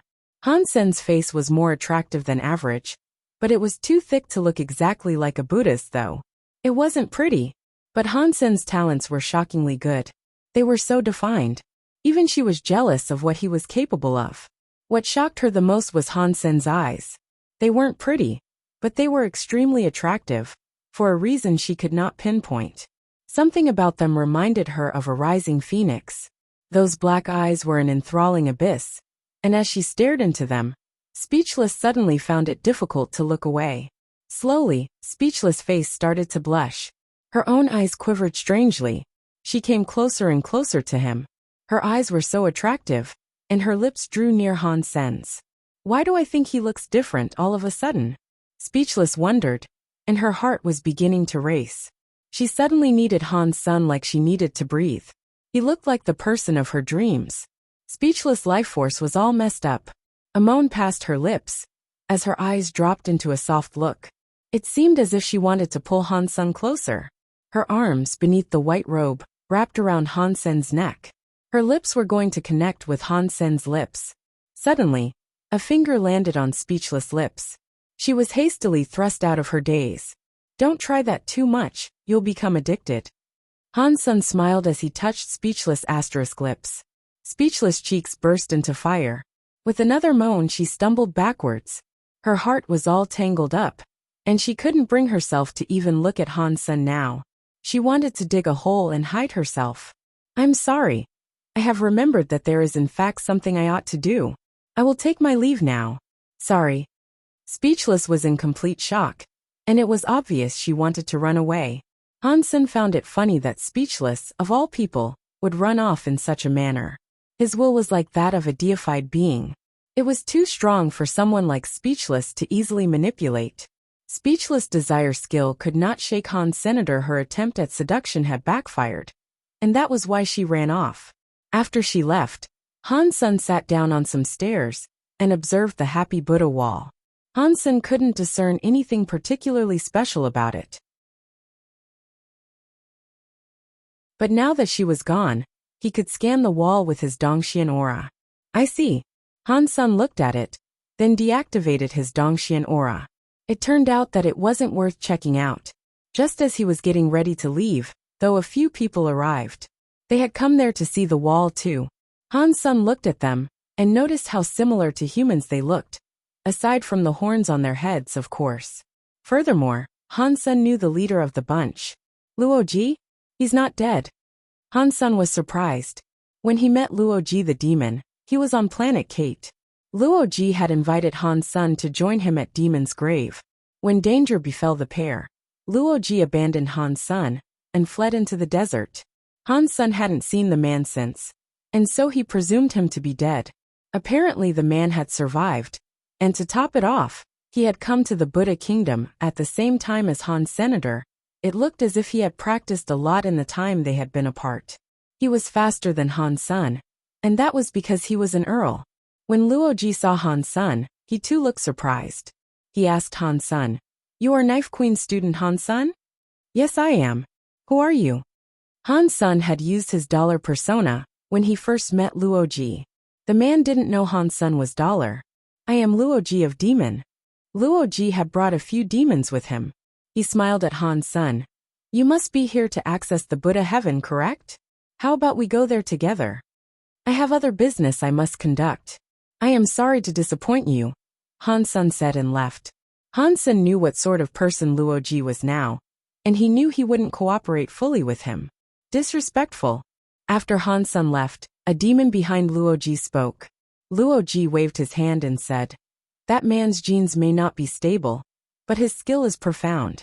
Knife Queen took him as a student, so it is best we do not offend him. This trip to heaven is important to me. We cannot risk failure. Please behave, and do not cause me unnecessary trouble." "Yes, sir." The demons with him agreed. Han Sen was walking west, but he didn't have time to stop and admire the views. He just wanted to return to the city, where Burning Lamp Alpha was to deliver a speech. And after that, he wanted to get this heaven ordeal over with, so he could return to his wife. Han Sen spent 2 days returning to the Buddha city. As soon as he entered, he saw a familiar shadow appear in the crowd. "Why is he here?" Han Sen stared in shock. But then the shadow disappeared. Han Sen walked to the alley where he had seen it, but he found no trace of the man. "Are my eyes going funny? God's retribution cannot be here. There is no way he could come out here without my assistance." Han Sen retreated into thought, as the entire situation seemed wrong. But the shape of the shadow's body really did look like him.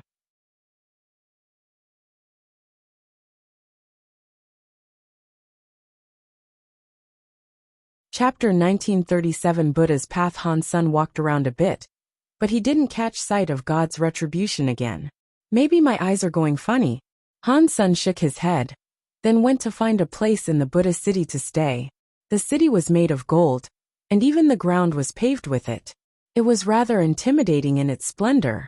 There were statues of the Buddha everywhere, and their presence made Han Sen feel uncomfortable. I wonder when Isha will show up again? Han's son waited for another 2 days, and still didn't see her. He was getting impatient now. People in the city were starting to talk about Burning Lamp Alpha's upcoming speech quite a bit now. No race was prohibited from hearing the speech, and anyone of any status could go. It is no wonder she said it does not matter if I hear it or not. Since the speech will address everyone, surely nothing unique or valuable will be said. Everyone will know whatever he says. Han's son was thinking as he approached a Buddha statue.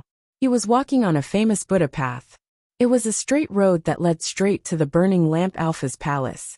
The way was 10 meters wide, adorned with 3,000 gold Buddhas fencing it. The rumors said that every Buddha represented a world.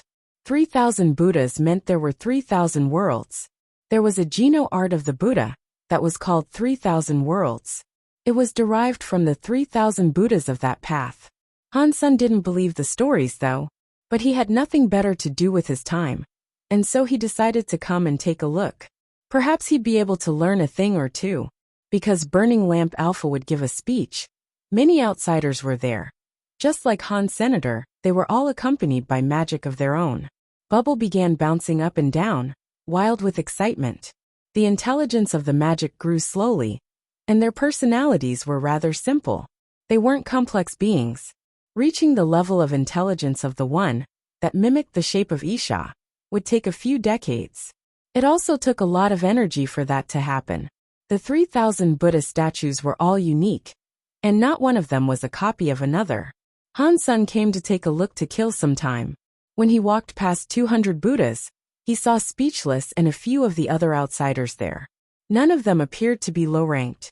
Speechless had probably guided them there, so they could take a look at the Buddhas. Han's son took a closer look and was surprised. All those outsiders were of a different race. One of them was a feather. The feathers had been removed from the Hall of Higher Races, and they were hardly ever seen outside of Holy Heaven nowadays. It was nothing small to see a feather here. Han's son did not recognize that feather though, but amongst them was one person that Han's son knew, and that was Higher of Pirate. She too was in the Buddha city. It looks like everyone is taking this heaven business seriously. I wonder what's so good about it, and what resides in their heaven. I don't know what Isha was thinking when she decided not to explain anything. Am I not her student? Or did she just get kicked in the head by a donkey? Han's son felt depressed. Luckily, Higher would only recognize Han's son if he was wearing his Dongxian armor. That would be the face of Dollar. If she knew who he was, she might very well have tried to attack him then and there. Aside from Han's son, there was also a man with a cow's head. He looked like a minotaur. He was not of the cow, but Han's son thought he was the same race as the fellow he had encountered during various rebate events. There were 3 others there too. One of them had a head that grew like a dragonfly. There was one with 3 faces and 6 arms, and the other was a Ghana man. He had the snake lower body and all.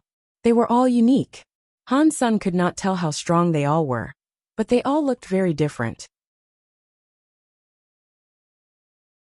Han's son stopped looking at them and returned his gaze to the statues around him.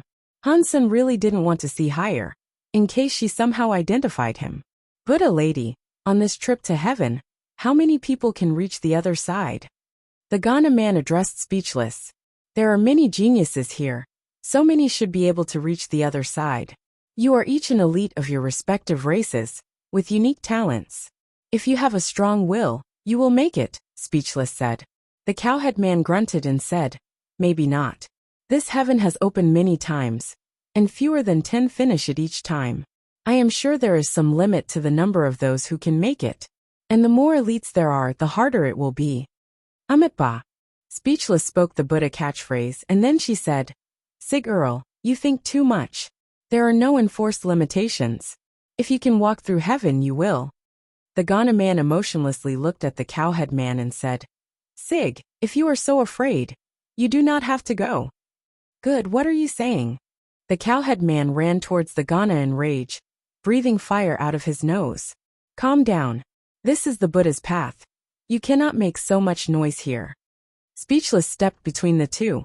Higher and the guy with 3 faces and 6 arms did not speak. They were merely watching. Sig and Good did not look as if they would continue the feud, and they simply ignored each other after that. Speechless kept guiding them forward, showing off the 3,000 Buddhas. When they came near Han Sun turned away from them. He didn't want to get involved. She only saw his back, but Speechless recognized Han Senator. Her expression became strange, and she pretended she hadn't noticed him.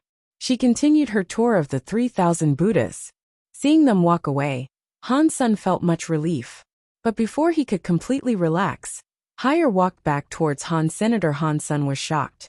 Did she see something? Han Sun was not afraid of her, but he couldn't risk his identity of dollar being exposed.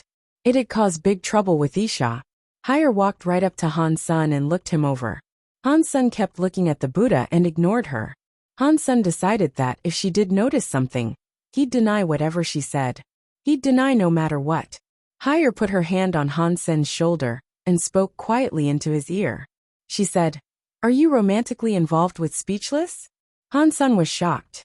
He certainly hadn't expected Higher to say that. So, he just looked at her and pretended he didn't know what she meant.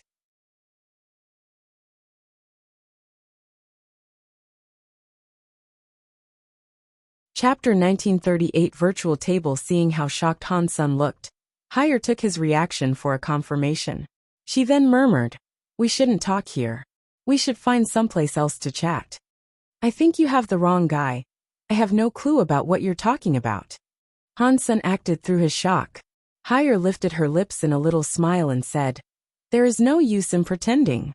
I am a thief, and nothing escapes my senses. I will tell this to a Buddha king. You know what will happen to you and Speechless if I do, right?" Before Han Sun could put another word in, Higher continued, "Oh, but just so you know, I am not being hostile. Actually, I would like to strike a trade with you." After saying that, Higher pulled Han Sun away from Buddha's path. They walked out of the city and went to the banks of a nearby river. Han Sun wished to hear what she wanted to say, so he didn't resist following her out. "Okay, let's talk here." Higher let Han Sun go, then sat down atop a rock.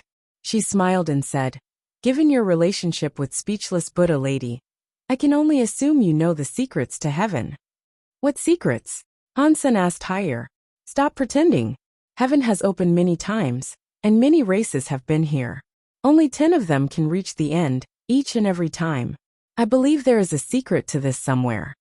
Higher was peering right at Han Sun when she continued, "With Speechless reputation, she must assuredly know how to reach the other side. I don't want anything from you. All I want is for you to take me with you and help me reach the end. If you do, I'll keep the relationship between you two a secret. I promise." "I think you have misunderstood us. I know Speechless, but we are not in a relationship with each other.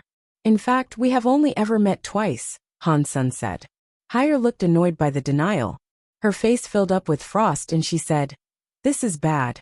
I am going to tell Buddha King about it right now." "So what if he knows?" Han Sun laughed at Higher. Higher looked back at Han Sun with disdain. "Still pretending? You can't hide anything from a pirate. Carrot every trick in the book to get others to join their creed. Marriage is one such method. Many creatures in this universe have been tethered to the Buddha in this way. Like Happy Buddha King. He was the best in the entire universe. Yet even he was suckered into one of those arrangements. Speechless is famous, and she will have a marriage with someone powerful. It's a must for her.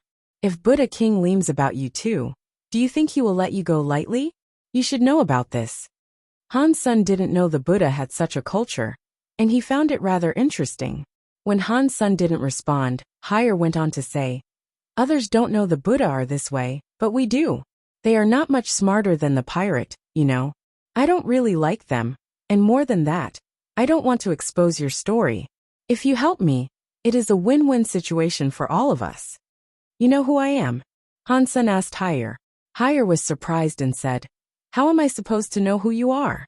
You're just a lowly viscount. Even if you are famous, the Buddha won't let you be with her."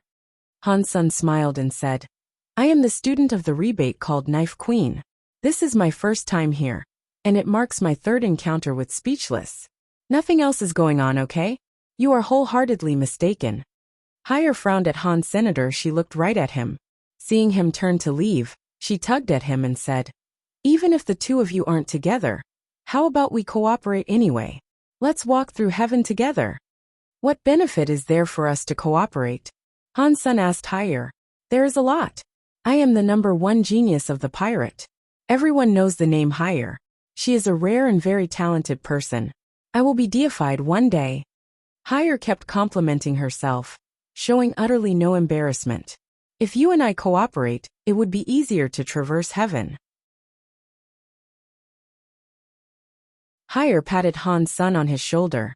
If you're as good as you say, why do you need Speechless to guide you? Han Sun laughed at her. Higher's face did not change, and she said, I am certain I can get through it. But this is a once-in-lifetime affair. It's good to take extra precautionary measures, don't you think? Han Sun turned around and left, ignoring her.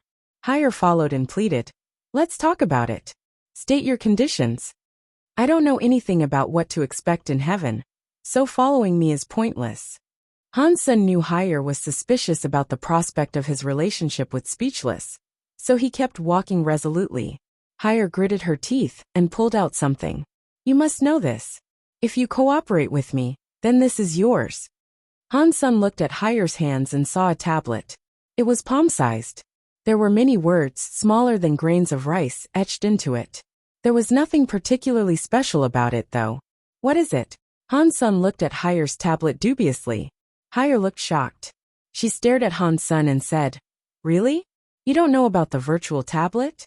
What is a virtual tablet? Han Sun looked at it and asked.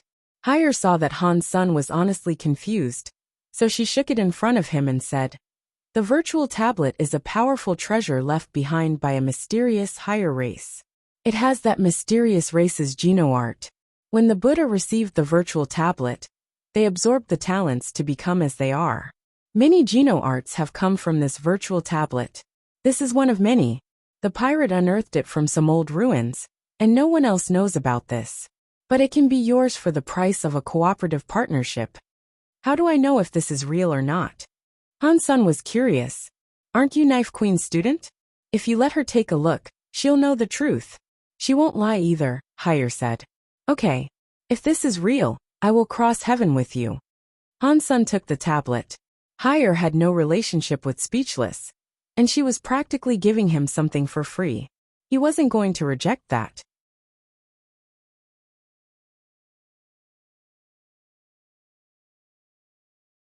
Chapter 1939 Heaven. Why are you following me? Han Sun asked, looking at Higher. Higher sauntered casually behind him. I gave you my end of the bargain, so of course I'm going to follow you. Heaven is going to open in a few days, and until then, I am attaching myself to you. I am going to listen to Burning Lamp Alpha's speech. We can meet there, Han Sun said. There's nowhere else for me to go anyway. I might as well follow you. It might be nice to meet up with Knife Queen too. Higher really wanted to follow him. Han Sun, seeing that Higher wasn't leaving, allowed her to tag along. There were a few days to go until the speech was to commence, and it felt like forever for Han's senator on the day of the speech. Isha still hadn't revealed herself. Weird. Where is Isha? Did she go to the speech area straight away? Han Sun frowned. Are you really Knife Queen's student? Where is she? When the speech was about to begin, Higher cast a suspicious glance at Han's senator. She was starting to think she didn't know who he really was. If you don't believe me, then take your tablet back. Then we can go our separate ways. Han Sun held it out to her. Over the past few days, he had researched the text on the tablet. It looked like something very profound, but there was no beginning or end to the text it included. It was just a section of a greater geno-art. You couldn't learn anything from that. Han Sun found out the tablet was rather well known though. The section that Higher had was likely very real. The virtual tablet had quite a lot of storage, and the geno-art filled all of it. If he only had one piece, then he only had one part of the geno-art. It was no wonder why Higher was willing to give it to him. No, you've already read the contents. What's the point of giving it back to me now? Higher shook her head. Han Sun ignored her, and he continued to frown. The speech started, and Isha had yet to return. Without Isha, Han Sun wouldn't have the Buddha's invitation to enter their heaven. He could not listen to the speech in the palace, so he'd have to stay in the plaza and listen alongside the commoners. Burning Lamp Alpha couldn't be seen from the plaza. The audience could only listen to his voice ringing out of yellow speakers. Many creatures listened to the speech through the Buddha sound system. When Han Sun heard what was being spoken, he thought it was very meaningful. He felt as if his heart had leveled up. But after thinking about it a little more, he thought it was indeed a little too vague. If you could do what the speech told you to do, you would have to be a saint. You wouldn't have to learn anything. It's your fault. I am from the pirate. I am supposed to listen from the palace. Now I'm stuck in the plaza with these lowlifes and you. Higher sounded upset. Han Sun laughed and said, "You probably weren't going to listen all that well anyway. It doesn't matter where you were standing when you heard him speak. It's different. Hearing it from the palace is a recognition of your identity. It's different when you're there," Higher said. Han Sun didn't think too much on the speech though. He was concerned for Isha, who was still a no-show. Far away, in a stone pavilion in the southwest corner of Buddha Kingdom, an old man was sitting in front of a table. It looked as if he was dozing off.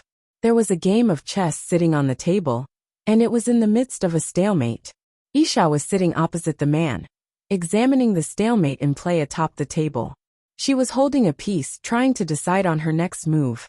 The pavilion was fairly ordinary, but it gave others a feeling of separation from the world outside. It was like a realm that did not exist in full.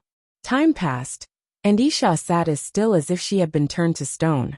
Han Sun couldn't see Burning Lamp Alpha, and the speech lasted the entire day. After that, the creatures all showed their thanks to the Alpha, kowtowing before the palace. The speech ended, and the heavens opened. Countless creatures poured in towards the opening. Han Sun and Higher were stuck in the crowd, looking at the way to heaven. There were 8 doors in the Buddha city, and 3 of them were open. 5 of them were always shut. One of the doors led to heaven, and that was the only way to heaven. It was situated in the west.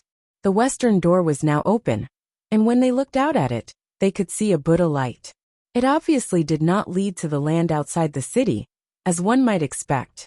Han Sun still hadn't seen Isha, so he decided to move with the crowd towards the western door. When he went through the western door, he was not taken outside the city. He found himself in a desert. Nothing was visible on those desert wastes, not even cacti. It was just yellow sand, sizzling beneath a bright hot sky. After entering the desert, Han Sun heard something, like someone whispering near him. It almost sounded like someone speaking the Buddha catchphrase, but from an indiscernible source. The noise flowed all around him in a constant susurrus. The sound wasn't loud, but he could hear it clearly. It was like it was coming straight from his brain. As he listened to that sound, Han Sun's body wanted to move along with it. It made him frown. "Do you hear a noise?" Han Sun asked Higher. "Of course. Did you not know that heaven has the heavenly sounds?" Higher rolled her eyes. If she hadn't asked around, she wouldn't have believed Han Sun was the student of Knife Queen. He didn't know anything. What's up with these heavenly sounds? Han Sun was trying to pinpoint its source, but he couldn't figure it out. Higher kept walking and explained, "The music is everywhere, all across this heaven. At first, it will feel like it's nothing, but the longer you hear it for, the deeper it will touch you. If you can't stay composed and walk through this heaven in time, your body will begin to dance along with it. It won't stop until you're dead." Han Sun frowned and said, "If it's that dangerous, and only 10 people can make it through, why are so many people coming here? Aren't they afraid of dying? Well, you can turn back before you lose control. You'll be safe if you do that." Higher looked around, but she could not catch sight of Speechless. Then she asked, "When will you and Speechless meet up?" "I told you, we are not in a relationship." Han Sun looked around and asked, "How do I know when to keep going, or when I should return?" "It depends on who you are. Everyone has fear in their hearts. You turn back when you've lost all hope. The more confident and stubborn people are, the more danger they are in." Higher rolled her eyes and continued on to say, "But you will be fine. Speechless will protect you, and you will make it to the end."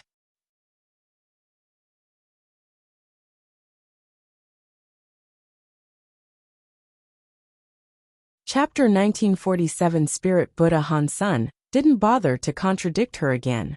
He followed the big group across the desert.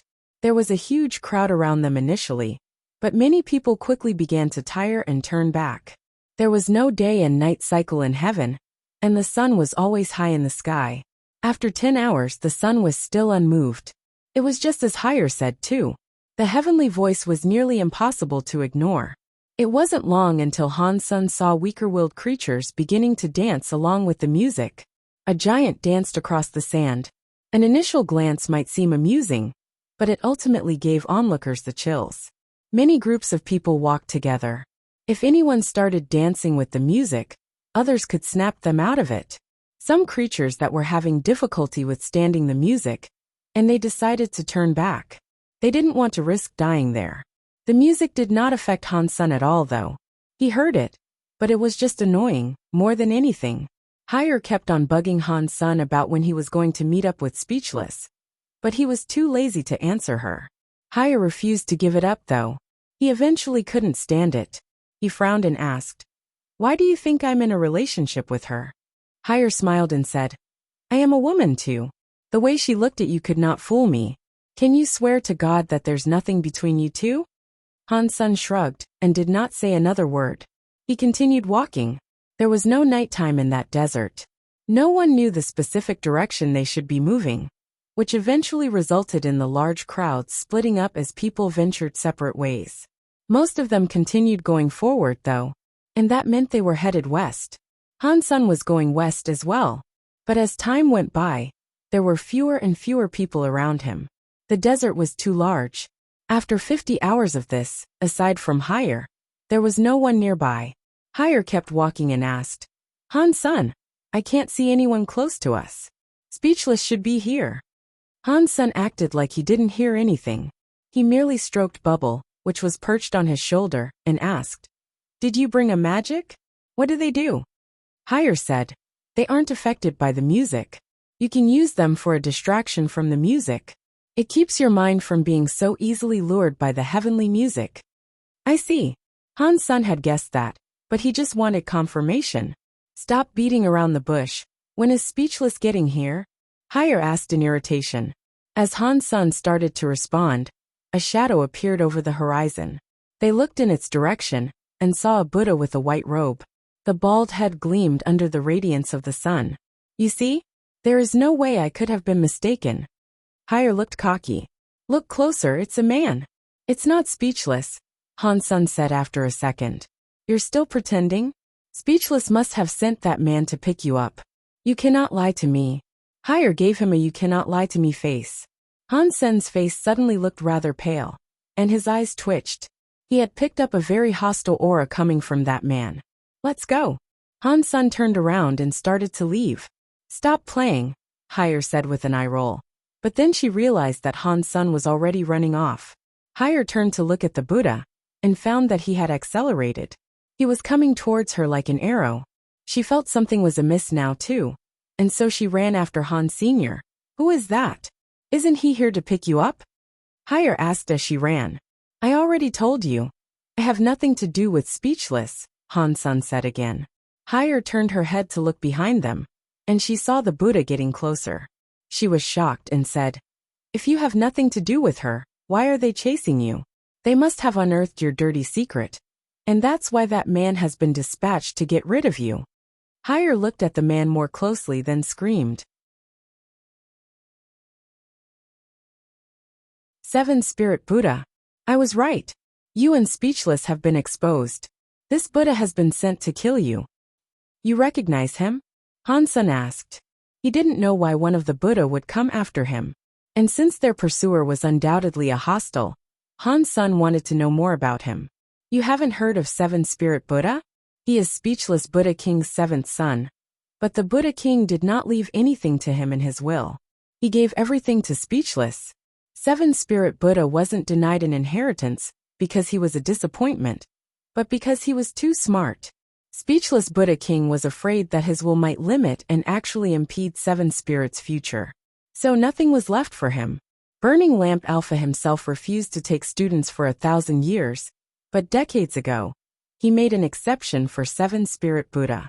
He must be a marquise by now. Higher went on to say, "The relationship between you and Speechless must have been exposed. That is why he is here to kill you. So since this has nothing to do with me, I'll take my leave.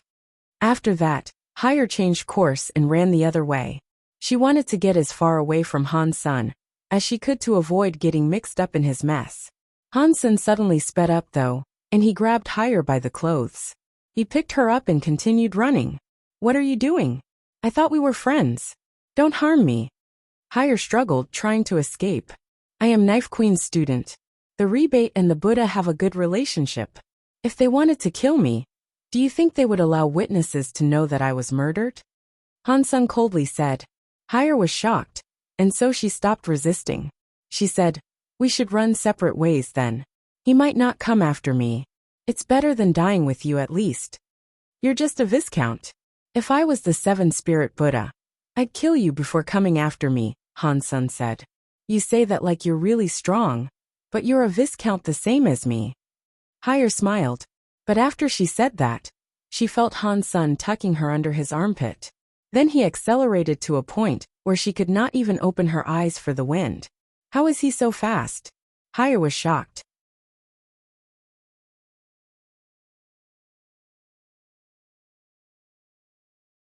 Chapter 1941 Battle Buddha Han Sun carried Higher as he ran. But it wasn't because he had any sympathy for her. He wanted a witness.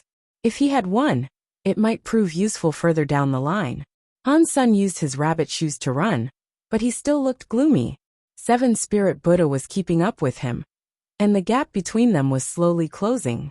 Although there was still some distance between them, Han Sun was fleeing over the flat, unobstructed sands. There was no place to hide, and it would only be a matter of time before Seven-Spirit Buddha caught up with him. He's just a marquise. Han Sun looked back. Seven-Spirit Buddha was 1 kilometer behind them. Higher was shocked, and she said, Seven-Spirit Buddha is a marquise, but he is a genius amongst the Buddha. And Burning Lamp Alpha taught him personally. I fear not even a duke could rival him. You need to run, because he is coming. Han Sun wanted to run faster, but he was still just a Viscount. He was already moving as fast as the shoes would allow. Seven-Spirit Buddha, why are you chasing me? Han Sun shouted as he ran. Seven-Spirit Buddha said grimly, Ba. He didn't say anything more. He merely focused on his pursuit of Han Sun, and he slowly reeled in the distance between them. Higher looked grim, and she said, It looks like he really wants to kill you. This is bad, man. If we don't reach our destination, we're going to die. Han Sun suddenly slapped Higher's body, sending a surge of energy into her. She found herself unable to move. She couldn't squirm, and neither could she speak. Stop talking. I can lose him, Han Sun said to Higher as he hopped up a sand dune. But Han Sun didn't jump up there to remain on high ground. He slid down its other side, and he used the height of the dune to obscure Seven-Spirit Buddha's vision. The moment Han Sun was out of sight, he patted Little Invisible. Then, a strange colorful power wrapped him up. Han Sun was able to blend into the desert itself. No eyesight could detect them. After crossing another 1,000 meters, Seven-Spirit Buddha reached the dune. Then he started looking around. Mr. Han, I know you are here. Come and fight me, student of Knife Queen. At least die with dignity, Seven-Spirit Buddha rumbled. Nothing responded to him though. Seven-Spirit Buddha did not move from his position as he looked over the desert. He moved his lips, and a sound came out of his mouth. A whirlwind kicked up, quickly swirling into a choking sandstorm. It had a diameter of 1,000 meters, and its thickness painted it like a yellow fog. Seven-Spirit Buddha was convinced Han Sun was there, and he wished to use the sandstorm to reveal him. But when the sandstorm quelled, he was unable to see anything. It was still and quiet, and he could not see Han Sr. Is he good with the element of earth? Seven-Spirit Buddha spoke to himself. He looked around, and ventured in a specific direction. Then he disappeared. In the sky, Higher saw Seven-Spirit Buddha vanish. She wanted Han Sun to free her, but she had no voice to speak with. She was yelling in her mind, Asshole! Let me go! You are deliberately touching me. She could only think these things, since she still couldn't control her mouth. Han Sun was in the air, and he didn't go back down. Neither did he free Higher. He slowly flew higher and higher. He drifted up so gradually, it felt as if he wasn't moving at all. Wimp. Seven Spirit Buddha is gone. Why are you still being so careful? Let me go. Higher was yelling in her heart. Hansen's forehead dripped with sweat. He was just a viscount, and flying slowly costs more energy than flying fast. And on top of that, he was holding Higher. That cost him even more energy. After 10 minutes, he traveled 1 kilometer. Higher was going to go crazy, being unable to move or speak. If she could, she'd have been yelling at Han Senator suddenly. Higher saw the same dune that Seven Spirit Buddha had been standing atop.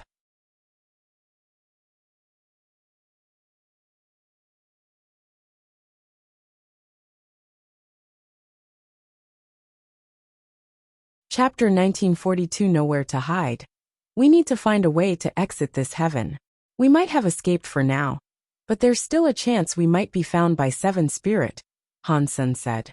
If you do not know how to get out of here, then you should know that I don't either, Higher said. She thought for a moment. Can't you turn invisible? If we stay invisible, then Seven Spirits clones won't be able to find us. Will they? Hansen shook his head.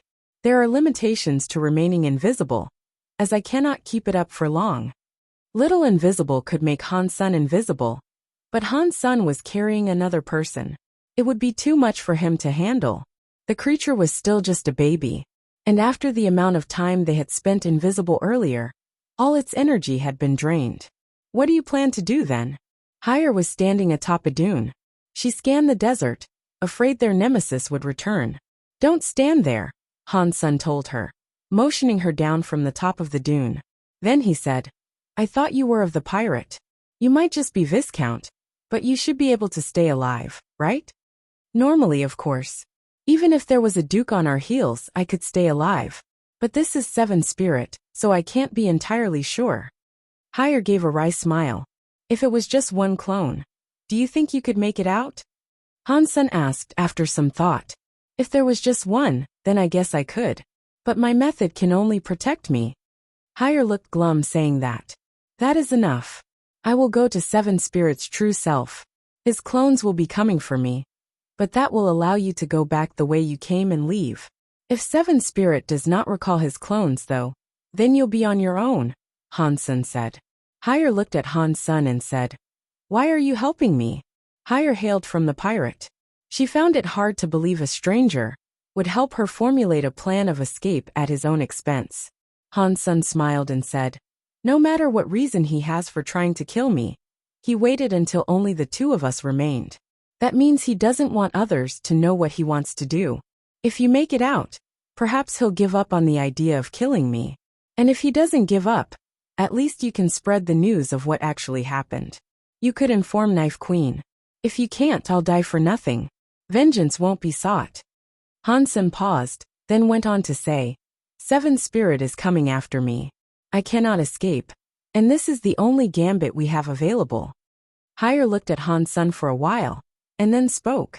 If I can make it out, I will inform Knife Queen. It's a deal then. You walk east, and I'll go west. Hansen looked at the time, and then continued. He should be on his way back by now.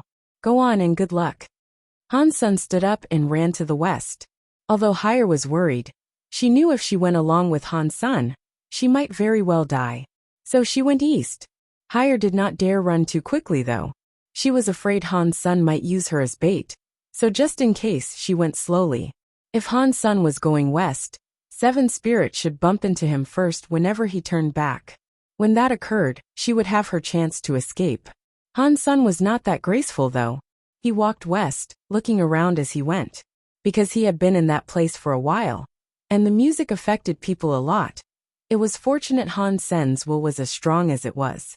It didn't affect him, as it did the others. After a while Hansen stopped walking. He looked around, and buried himself inside one of the dunes. Once inside the sand, he cast Petrify to turn himself into stone. Not even a deified elite could find him there. Now all Hansen had to do was wait. He was going to wait until Seven Spirit came past. And when the hound did, he'd emerge. If Seven Spirit was walking slow, then Higher should encounter a clone. If she did, she'd surely attract Seven Spirit in that direction. But Han Sun wasn't certain she'd entice the attention of Seven Spirit himself. If Seven Spirit found out that Higher was alone, he'd still want to search for Han Sun, more than anything. Han Sun reviewed every possible way this situation could unfold, and he formulated a method for dealing with each circumstance. Suddenly, though, he felt as if a being had just walked past. He was buried under the sand, though, and he couldn't use Dongxian aura to be certain. He couldn't be sure that it was Seven Spirit. The creature was slowly heading east. He had walked past where Han Sun was hiding, headed on an eastbound trajectory. Han Sun assumed it had to be Seven Spirit, since who else would walk backwards when they were this late in the game? Han Sun waited until the presence went by, hoping to head the opposite direction after Seven Spirit passed. But Seven Spirit only walked east for a bit before turning back. He was searching for something. Han Sun, do you want to die down where you are? Or do you want to go out fighting? Seven Spirit Buddha asked. Han Sun frowned and thought, weird. How does he know I'm here? Han Sun was a little worried, but he didn't move from his position within the sand dune. If the felon knew where Han Sun was, it was likely that he'd already have attacked. He wouldn't bother talking. Seven Spirit waited a bit for a response to come, but none came. He didn't actually know where Han Sun was, but it seemed as if he knew Han Sun was somewhere nearby, as he didn't leave the approximate region. He must have a way to sense my general presence, but he can't find me. This is a tough spot to be in, Han Sun was thinking. Seven Spirit stopped. He mumbled something, and then the sand was kicked into turmoil again. The wind whipped into a raging tornado. Wherever it went, the sand flew everywhere. It dug up 1,000 meters of desert. Marquises are stubborn. It must be costing a lot of power for him to keep searching that way, Han Sun thought. It also made him feel disappointment. Even if he had turned into stone, Seven Spirit would find him if he dug too deeply into the sand. Han Sun was not in a rush to move, however. He waited for the tornado to come. He wasn't going to move until he was found, in the hope that Seven Spirit would exhaust most of his energy.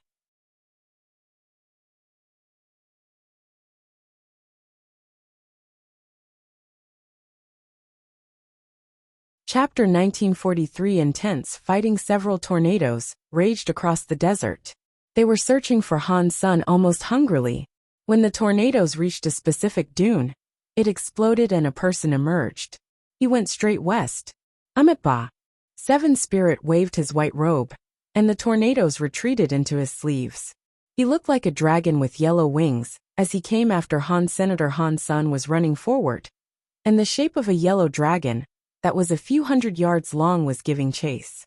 It looked like a yellow vortex that wanted to suck him in. Han Sun's blood was burning. His spell armor glowed with light. Han Sun looked like a bird, soaring through the sky to avoid the power of that tornado. Seven Spirit emerged from the trailing tornado, and threw his palm forward at Han's Senator. It turned into a golden, roaring lion. Han Sun's body responded like a phoenix. He borrowed strength from the air itself to accelerate. His body performed a stunning arc to neatly avoid the lion's attack. Seven Spirit clicked his fingers, and then the gold light turned into the spirits of the Buddha kings. They all rushed forward to attack Han's Senator. There was a dragon, a lion, a sheep, an elephant, a horse, a bug, and even a fish. They were all different types of animals. The dragon was powerful. The lion was intimidating. The sheep was implacable. The elephant was strong. The horse was fast. The bug was creepy. The fish was spiritual. They all possessed a different power, and they all had an effective synergy with one another. Han Sun borrowed the speed of the rabbit's shoes to keep up with Seven Spirit, but he didn't dare fight him head-on. A marquise would be too strong. If Han Sun got hit, he could die in a moment. Seven Spirit, I have no grudge with you. Why do you want to kill me? Han Sun shouted as he tried to hide from the scary attacks being aimed at him by the Seven Spirits. Seven Spirits' desire to kill him was a grave issue. Even if Han Sun escaped, it could pose trouble in the future if Han Sun didn't understand why Seven Spirit wanted him dead. In order to sort this out, he needed to figure out what had inspired Seven Spirit's rage. But Seven Spirit refused to answer. His finger kept making spiritual markings. He kept creating Buddha light marks and infusing them with the desire to kill Han. Senator Han Sun saw Seven Spirit wasn't going to answer. And so after dodging the next spirit mark attack, he said, I know. You must really love Speechless. But Speechless loves me, and she wants to have sex with me. That is why you're mad, right? Despite what he said, Han Sen did not think that was the reason. He just wanted to goad his nemesis into talking. Higher kept saying Seven Spirit wanted to kill him because of Speechless. But that made no sense to Han. Senator Speechless' plan to seduce him had backfired. But no matter how prideful someone was, they could not kill a student of a half-deified elite over something like that. There must have been an important reason why Seven Spirit wanted to kill him. Seven Spirit heard Han Sen though. With a look of fury he said, Shut up. Speechless is not someone you can be allowed to pollute. After that, Seven Spirit's Buddha light shone. A giant Buddha hand rose from his back, then began approaching Han. Senator the palm had 7 spirit marks too. Han Sen could see that the sky was now full of creatures raining down towards him. Seeing it made him feel terrible. The 7 spirits were scary, and he knew he'd be unable to dodge them. Han Sen's eyes froze. Then he ran in front of the Buddha horse. When he did, he felt an impact shudder through his body and into his own hand. Then he was sent flying. Han Sen used Yin-Yang Blast, and the impact of the horse's hoof sent Han Sen shooting off like a kite. He was flying far away. Han Sen began running as soon as his feet touched the ground, coughing blood as he went. His opponent was too strong. He had used most of his power to deal with that force, but somehow, it had still managed to damage his body. If he hadn't been wearing his Marquis armor, he would have been killed. 7 Spirit did not have the power to keep using Buddha hand. The Buddha light dimmed, and he returned to pursuing Han Senior 7 Spirit. It isn't strange for a girl to fall in love. You cannot change someone's heart by force. Speechless thinks I'm hot. She wants to be with me. Killing me is pointless, as I will always be in Speechless' heart. She'll never forget about me, Han Sen said, as he made his escape. Han Sen could not defeat 7 Spirit, but if he could make his enemy mad enough to lose his cool, perhaps there was a chance of pulling through. 7 Spirit's face turned green, and he said, Shut up. Don't talk about her like that. Seeing that 7 Spirit really did care about Speechless, Han Sen was delighted. He had to do what he could to live, so he said, Speechless and I are so in love. She mentioned you to me. She said you were nice, but you are extremely boring. You don't know how to treat a woman. You don't even dare to touch her fingers. You aren't a real man. 7 Spirit did not say anything. He kept casting his 7 Spirits marks like mad. Han Sen had managed to gain some distance from 7 Spirit, so they weren't terribly close together. Han Sen managed to dodge every attack too, so there wasn't as much of a threat. 7 Spirit knew this was pointless, so he stopped attacking. He used his power to close the gap instead. By doing that, he was able to catch up quickly. This guy is annoying. Han Sen's chest was rumbling, and he was still coughing up blood. He was thankful he had his mutated blood. He wasn't losing as much blood as he would have otherwise, but he could not heal. 7 Spirit, a man should be more straightforward. I only used a little effort to make her come after me. I touched her body all over. And you didn't even touch her fingers. You are such a sad man. As he provoked 7 Spirit, Han Sen kept thinking about how he could survive this. Shut up. 7 Spirit was enraged. His Buddha light brightened considerably, and then he used 1,000 Buddha hands. This time, he did not use his 7 spirit marks. He merely pulled out a wooden instrument. He struck it, and the sky flashed above them. Han Sen felt a rumble of thunder in his heart. Arg! Han Sen felt electricity course through him. More blood spilled from his lips, and he almost fell over.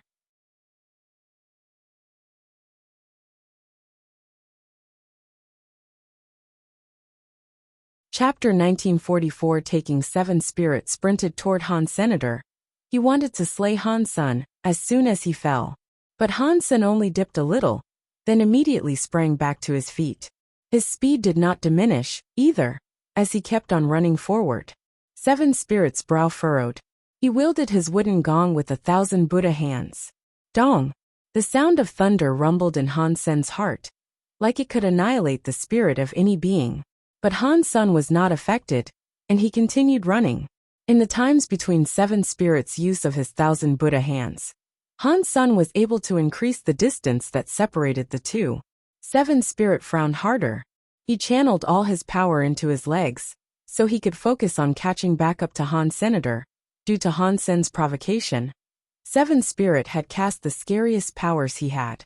It had cost him a lot of energy, and the distance between the two was quite large now. He didn't want to risk exhausting more of his strength. Han Sen's speed was a boon of the rabbit shoes. Beast souls had their own power, and they didn't tax Han Sen's own energy reserves. As a result, he'd never have to slow down. They both kept running across the desert. Seven Spirit kept trying to attack Han Sun, but Han Sun was able to evade each and every strike. Han Sen's opponent was unable to damage him in the slightest. When Han Sun was hit by the Buddha's sonic attack, he had been injured. Fortunately, he had practiced sonic hyper-geno arts in the past. He was no stranger to what they could do. When Seven Spirit attacked the second time, he used Yin-Yang Blast to reverse some of the Buddha's sonic power that was bearing down on his Marquis armor. It made it look as if he was not affected by the Buddha's second sonic attack. His Marquis armor, however, was full of cracks. He had indeed been injured. Still, Han Sun was able to hold on, and with his speed not slowing down, Seven Spirit believed Han Sun had not been damaged by the Buddha's sonic attack. If Seven Spirit struck the wooden gong more, Han Sun wouldn't be able to withstand it. This guy is annoying. It is lucky that I am able to understand a bit of the reach of his strength. Han Sun used his rabbit shoes to keep on running.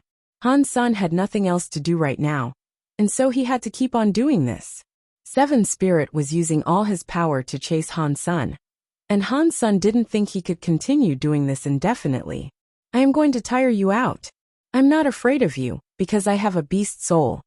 Han Sun gritted his teeth and ran. He was going to compete with Seven Spirits with stamina, and nothing else. Seven Spirit was pledged to do the same.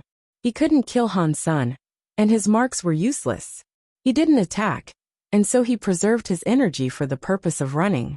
Seven Spirit did not think Han Sun, who was a Viscount, could keep up that speed for long. He had a plan. If Han Sun kept running like that, the noise of heaven would bear down louder and louder. Seven Spirit had a Buddha Geno art that granted him a strong resistance to the noise. He did not think Han Sun could last as long as he would under the power of those sounds. Once Han Sun was controlled by the music, Seven Spirit would have Han Sun's life under his thumb. When Seven Spirit stopped talking, Han Sun decided to provoke him some more. He hoped his nemesis would be angered into attacking again, exhausting more of his energy. Seven Spirit did not say anything. He did not attack, and he just kept chasing. Looking at Seven Spirit's eyes, he seemed like the devil. His entire body carried a bad aura. While Han Sun ran, he saw a few shadows ahead. When he drew nearer, he noticed it was Luo Ji and a few others. Han Sun ran to Luo Ji and shouted, "Mr. Ji, help! Seven Spirit wants to kill me." When Luo Ji heard Han Sun, his own face changed. He then shouted, "Run!" They all ran without hesitation. In Luo Ji's heart he yelled, "Han Sun is an asshole who's going to get me killed." Luo Ji's brain responded quickly to this. He knew what was going on here. Seven Spirit wanted to kill Knife Queen's student. If Knife Queen knew about this, the Buddha and the rebate would suffer a big divide. If anyone saw Seven Spirit chasing Han Sun, they might be killed. Luo Ji ran fast, but when he turned around, he saw Han Sun was next to him. Luo Ji couldn't outrun him. Luo Ji shouted, "You asshole! We have no grudge with you. Why bring us harm?" Han Sun thought to himself, "You did the same to me in Demon's Grave. This is you getting your just desserts." Han Sun had his rabbit shoes, so he was able to run faster than Luo Ji. When Han Sun was about to pass them by, he leaped over their heads. Luo Ji knew he could not let him pass. If he did, Seven Spirit would reach him first, and Luo Ji and his people would be killed. Luo Ji shouted, "Block him."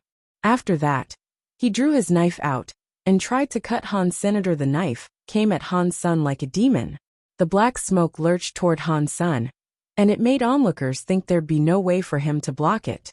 The demons around Luo Ji tried to attack Han Sun too.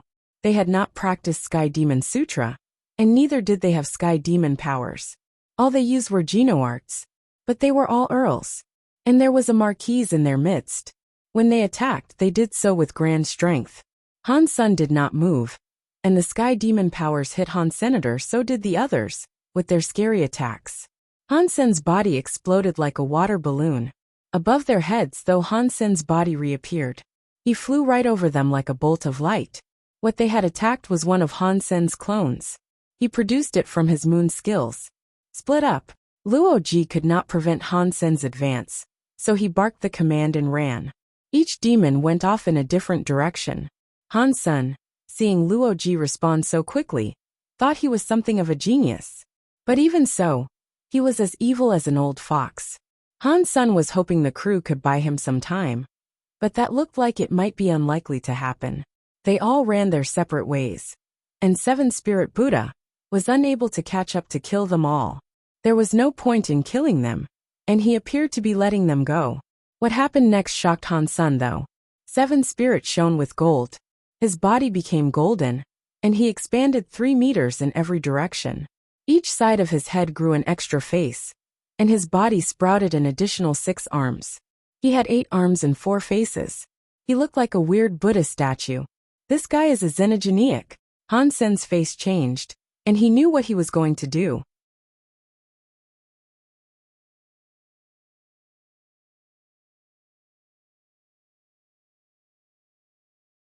Chapter 1945. Luo Ji's guess. Seven Spirit had 4 faces. The left one was smiling. The right one was crying. The back one was evil and very scary looking. The 8 arms were raised at a variety of different angles. A spirit spell powered his strange body as he flew forward. Han Sen heard some screaming and explosions coming from behind him.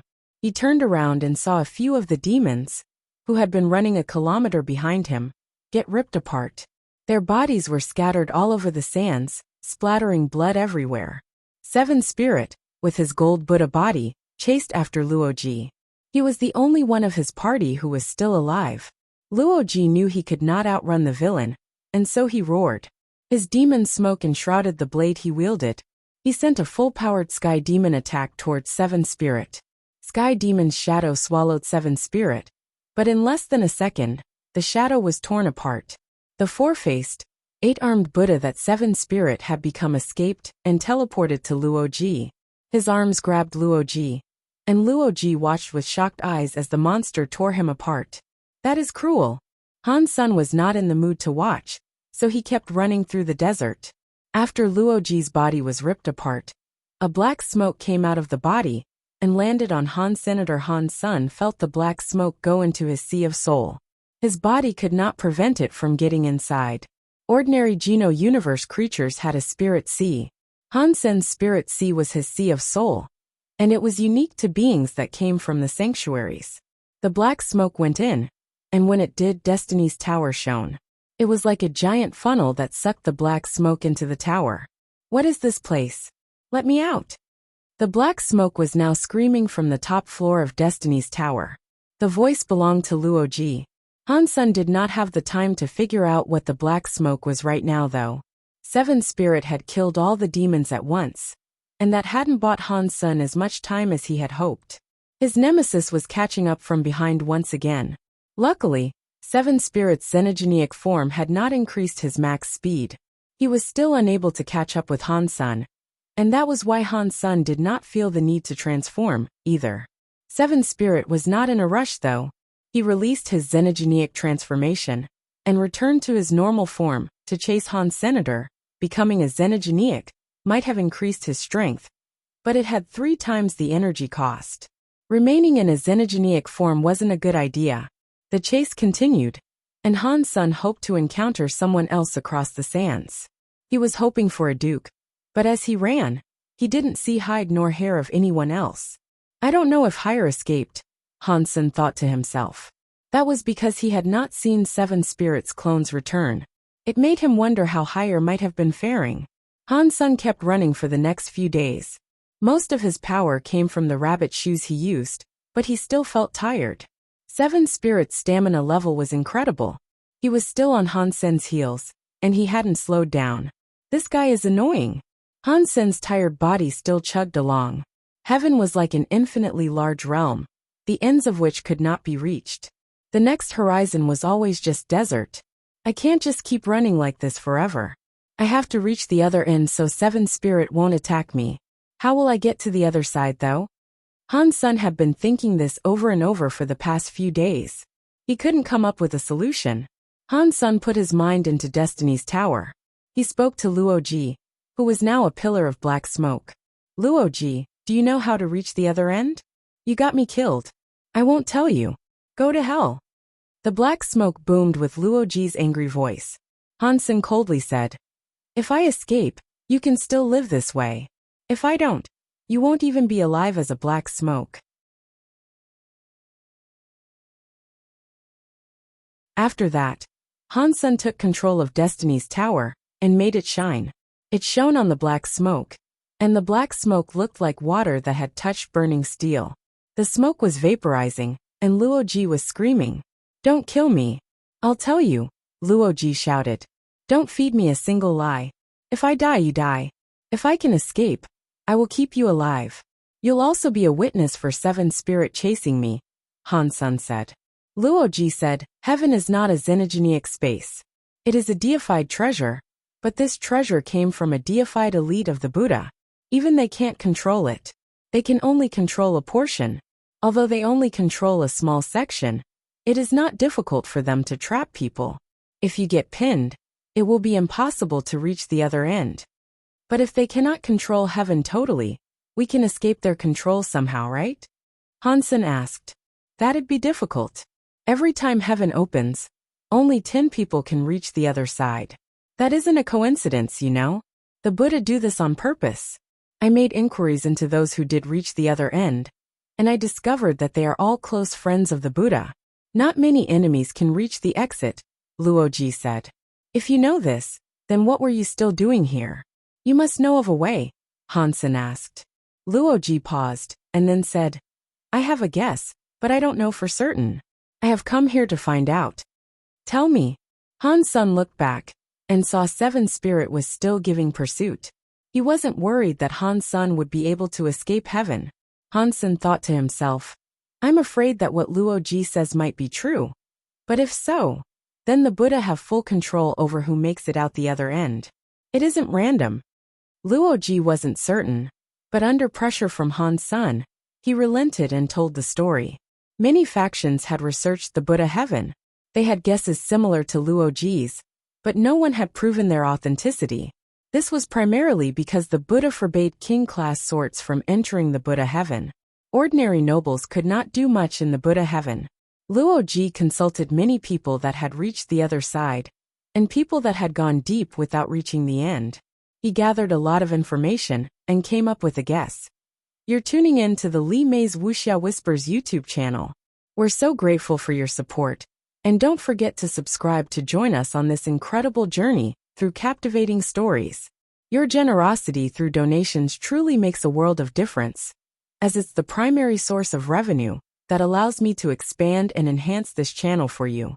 Thank you from the bottom of my heart for being a part of this adventure.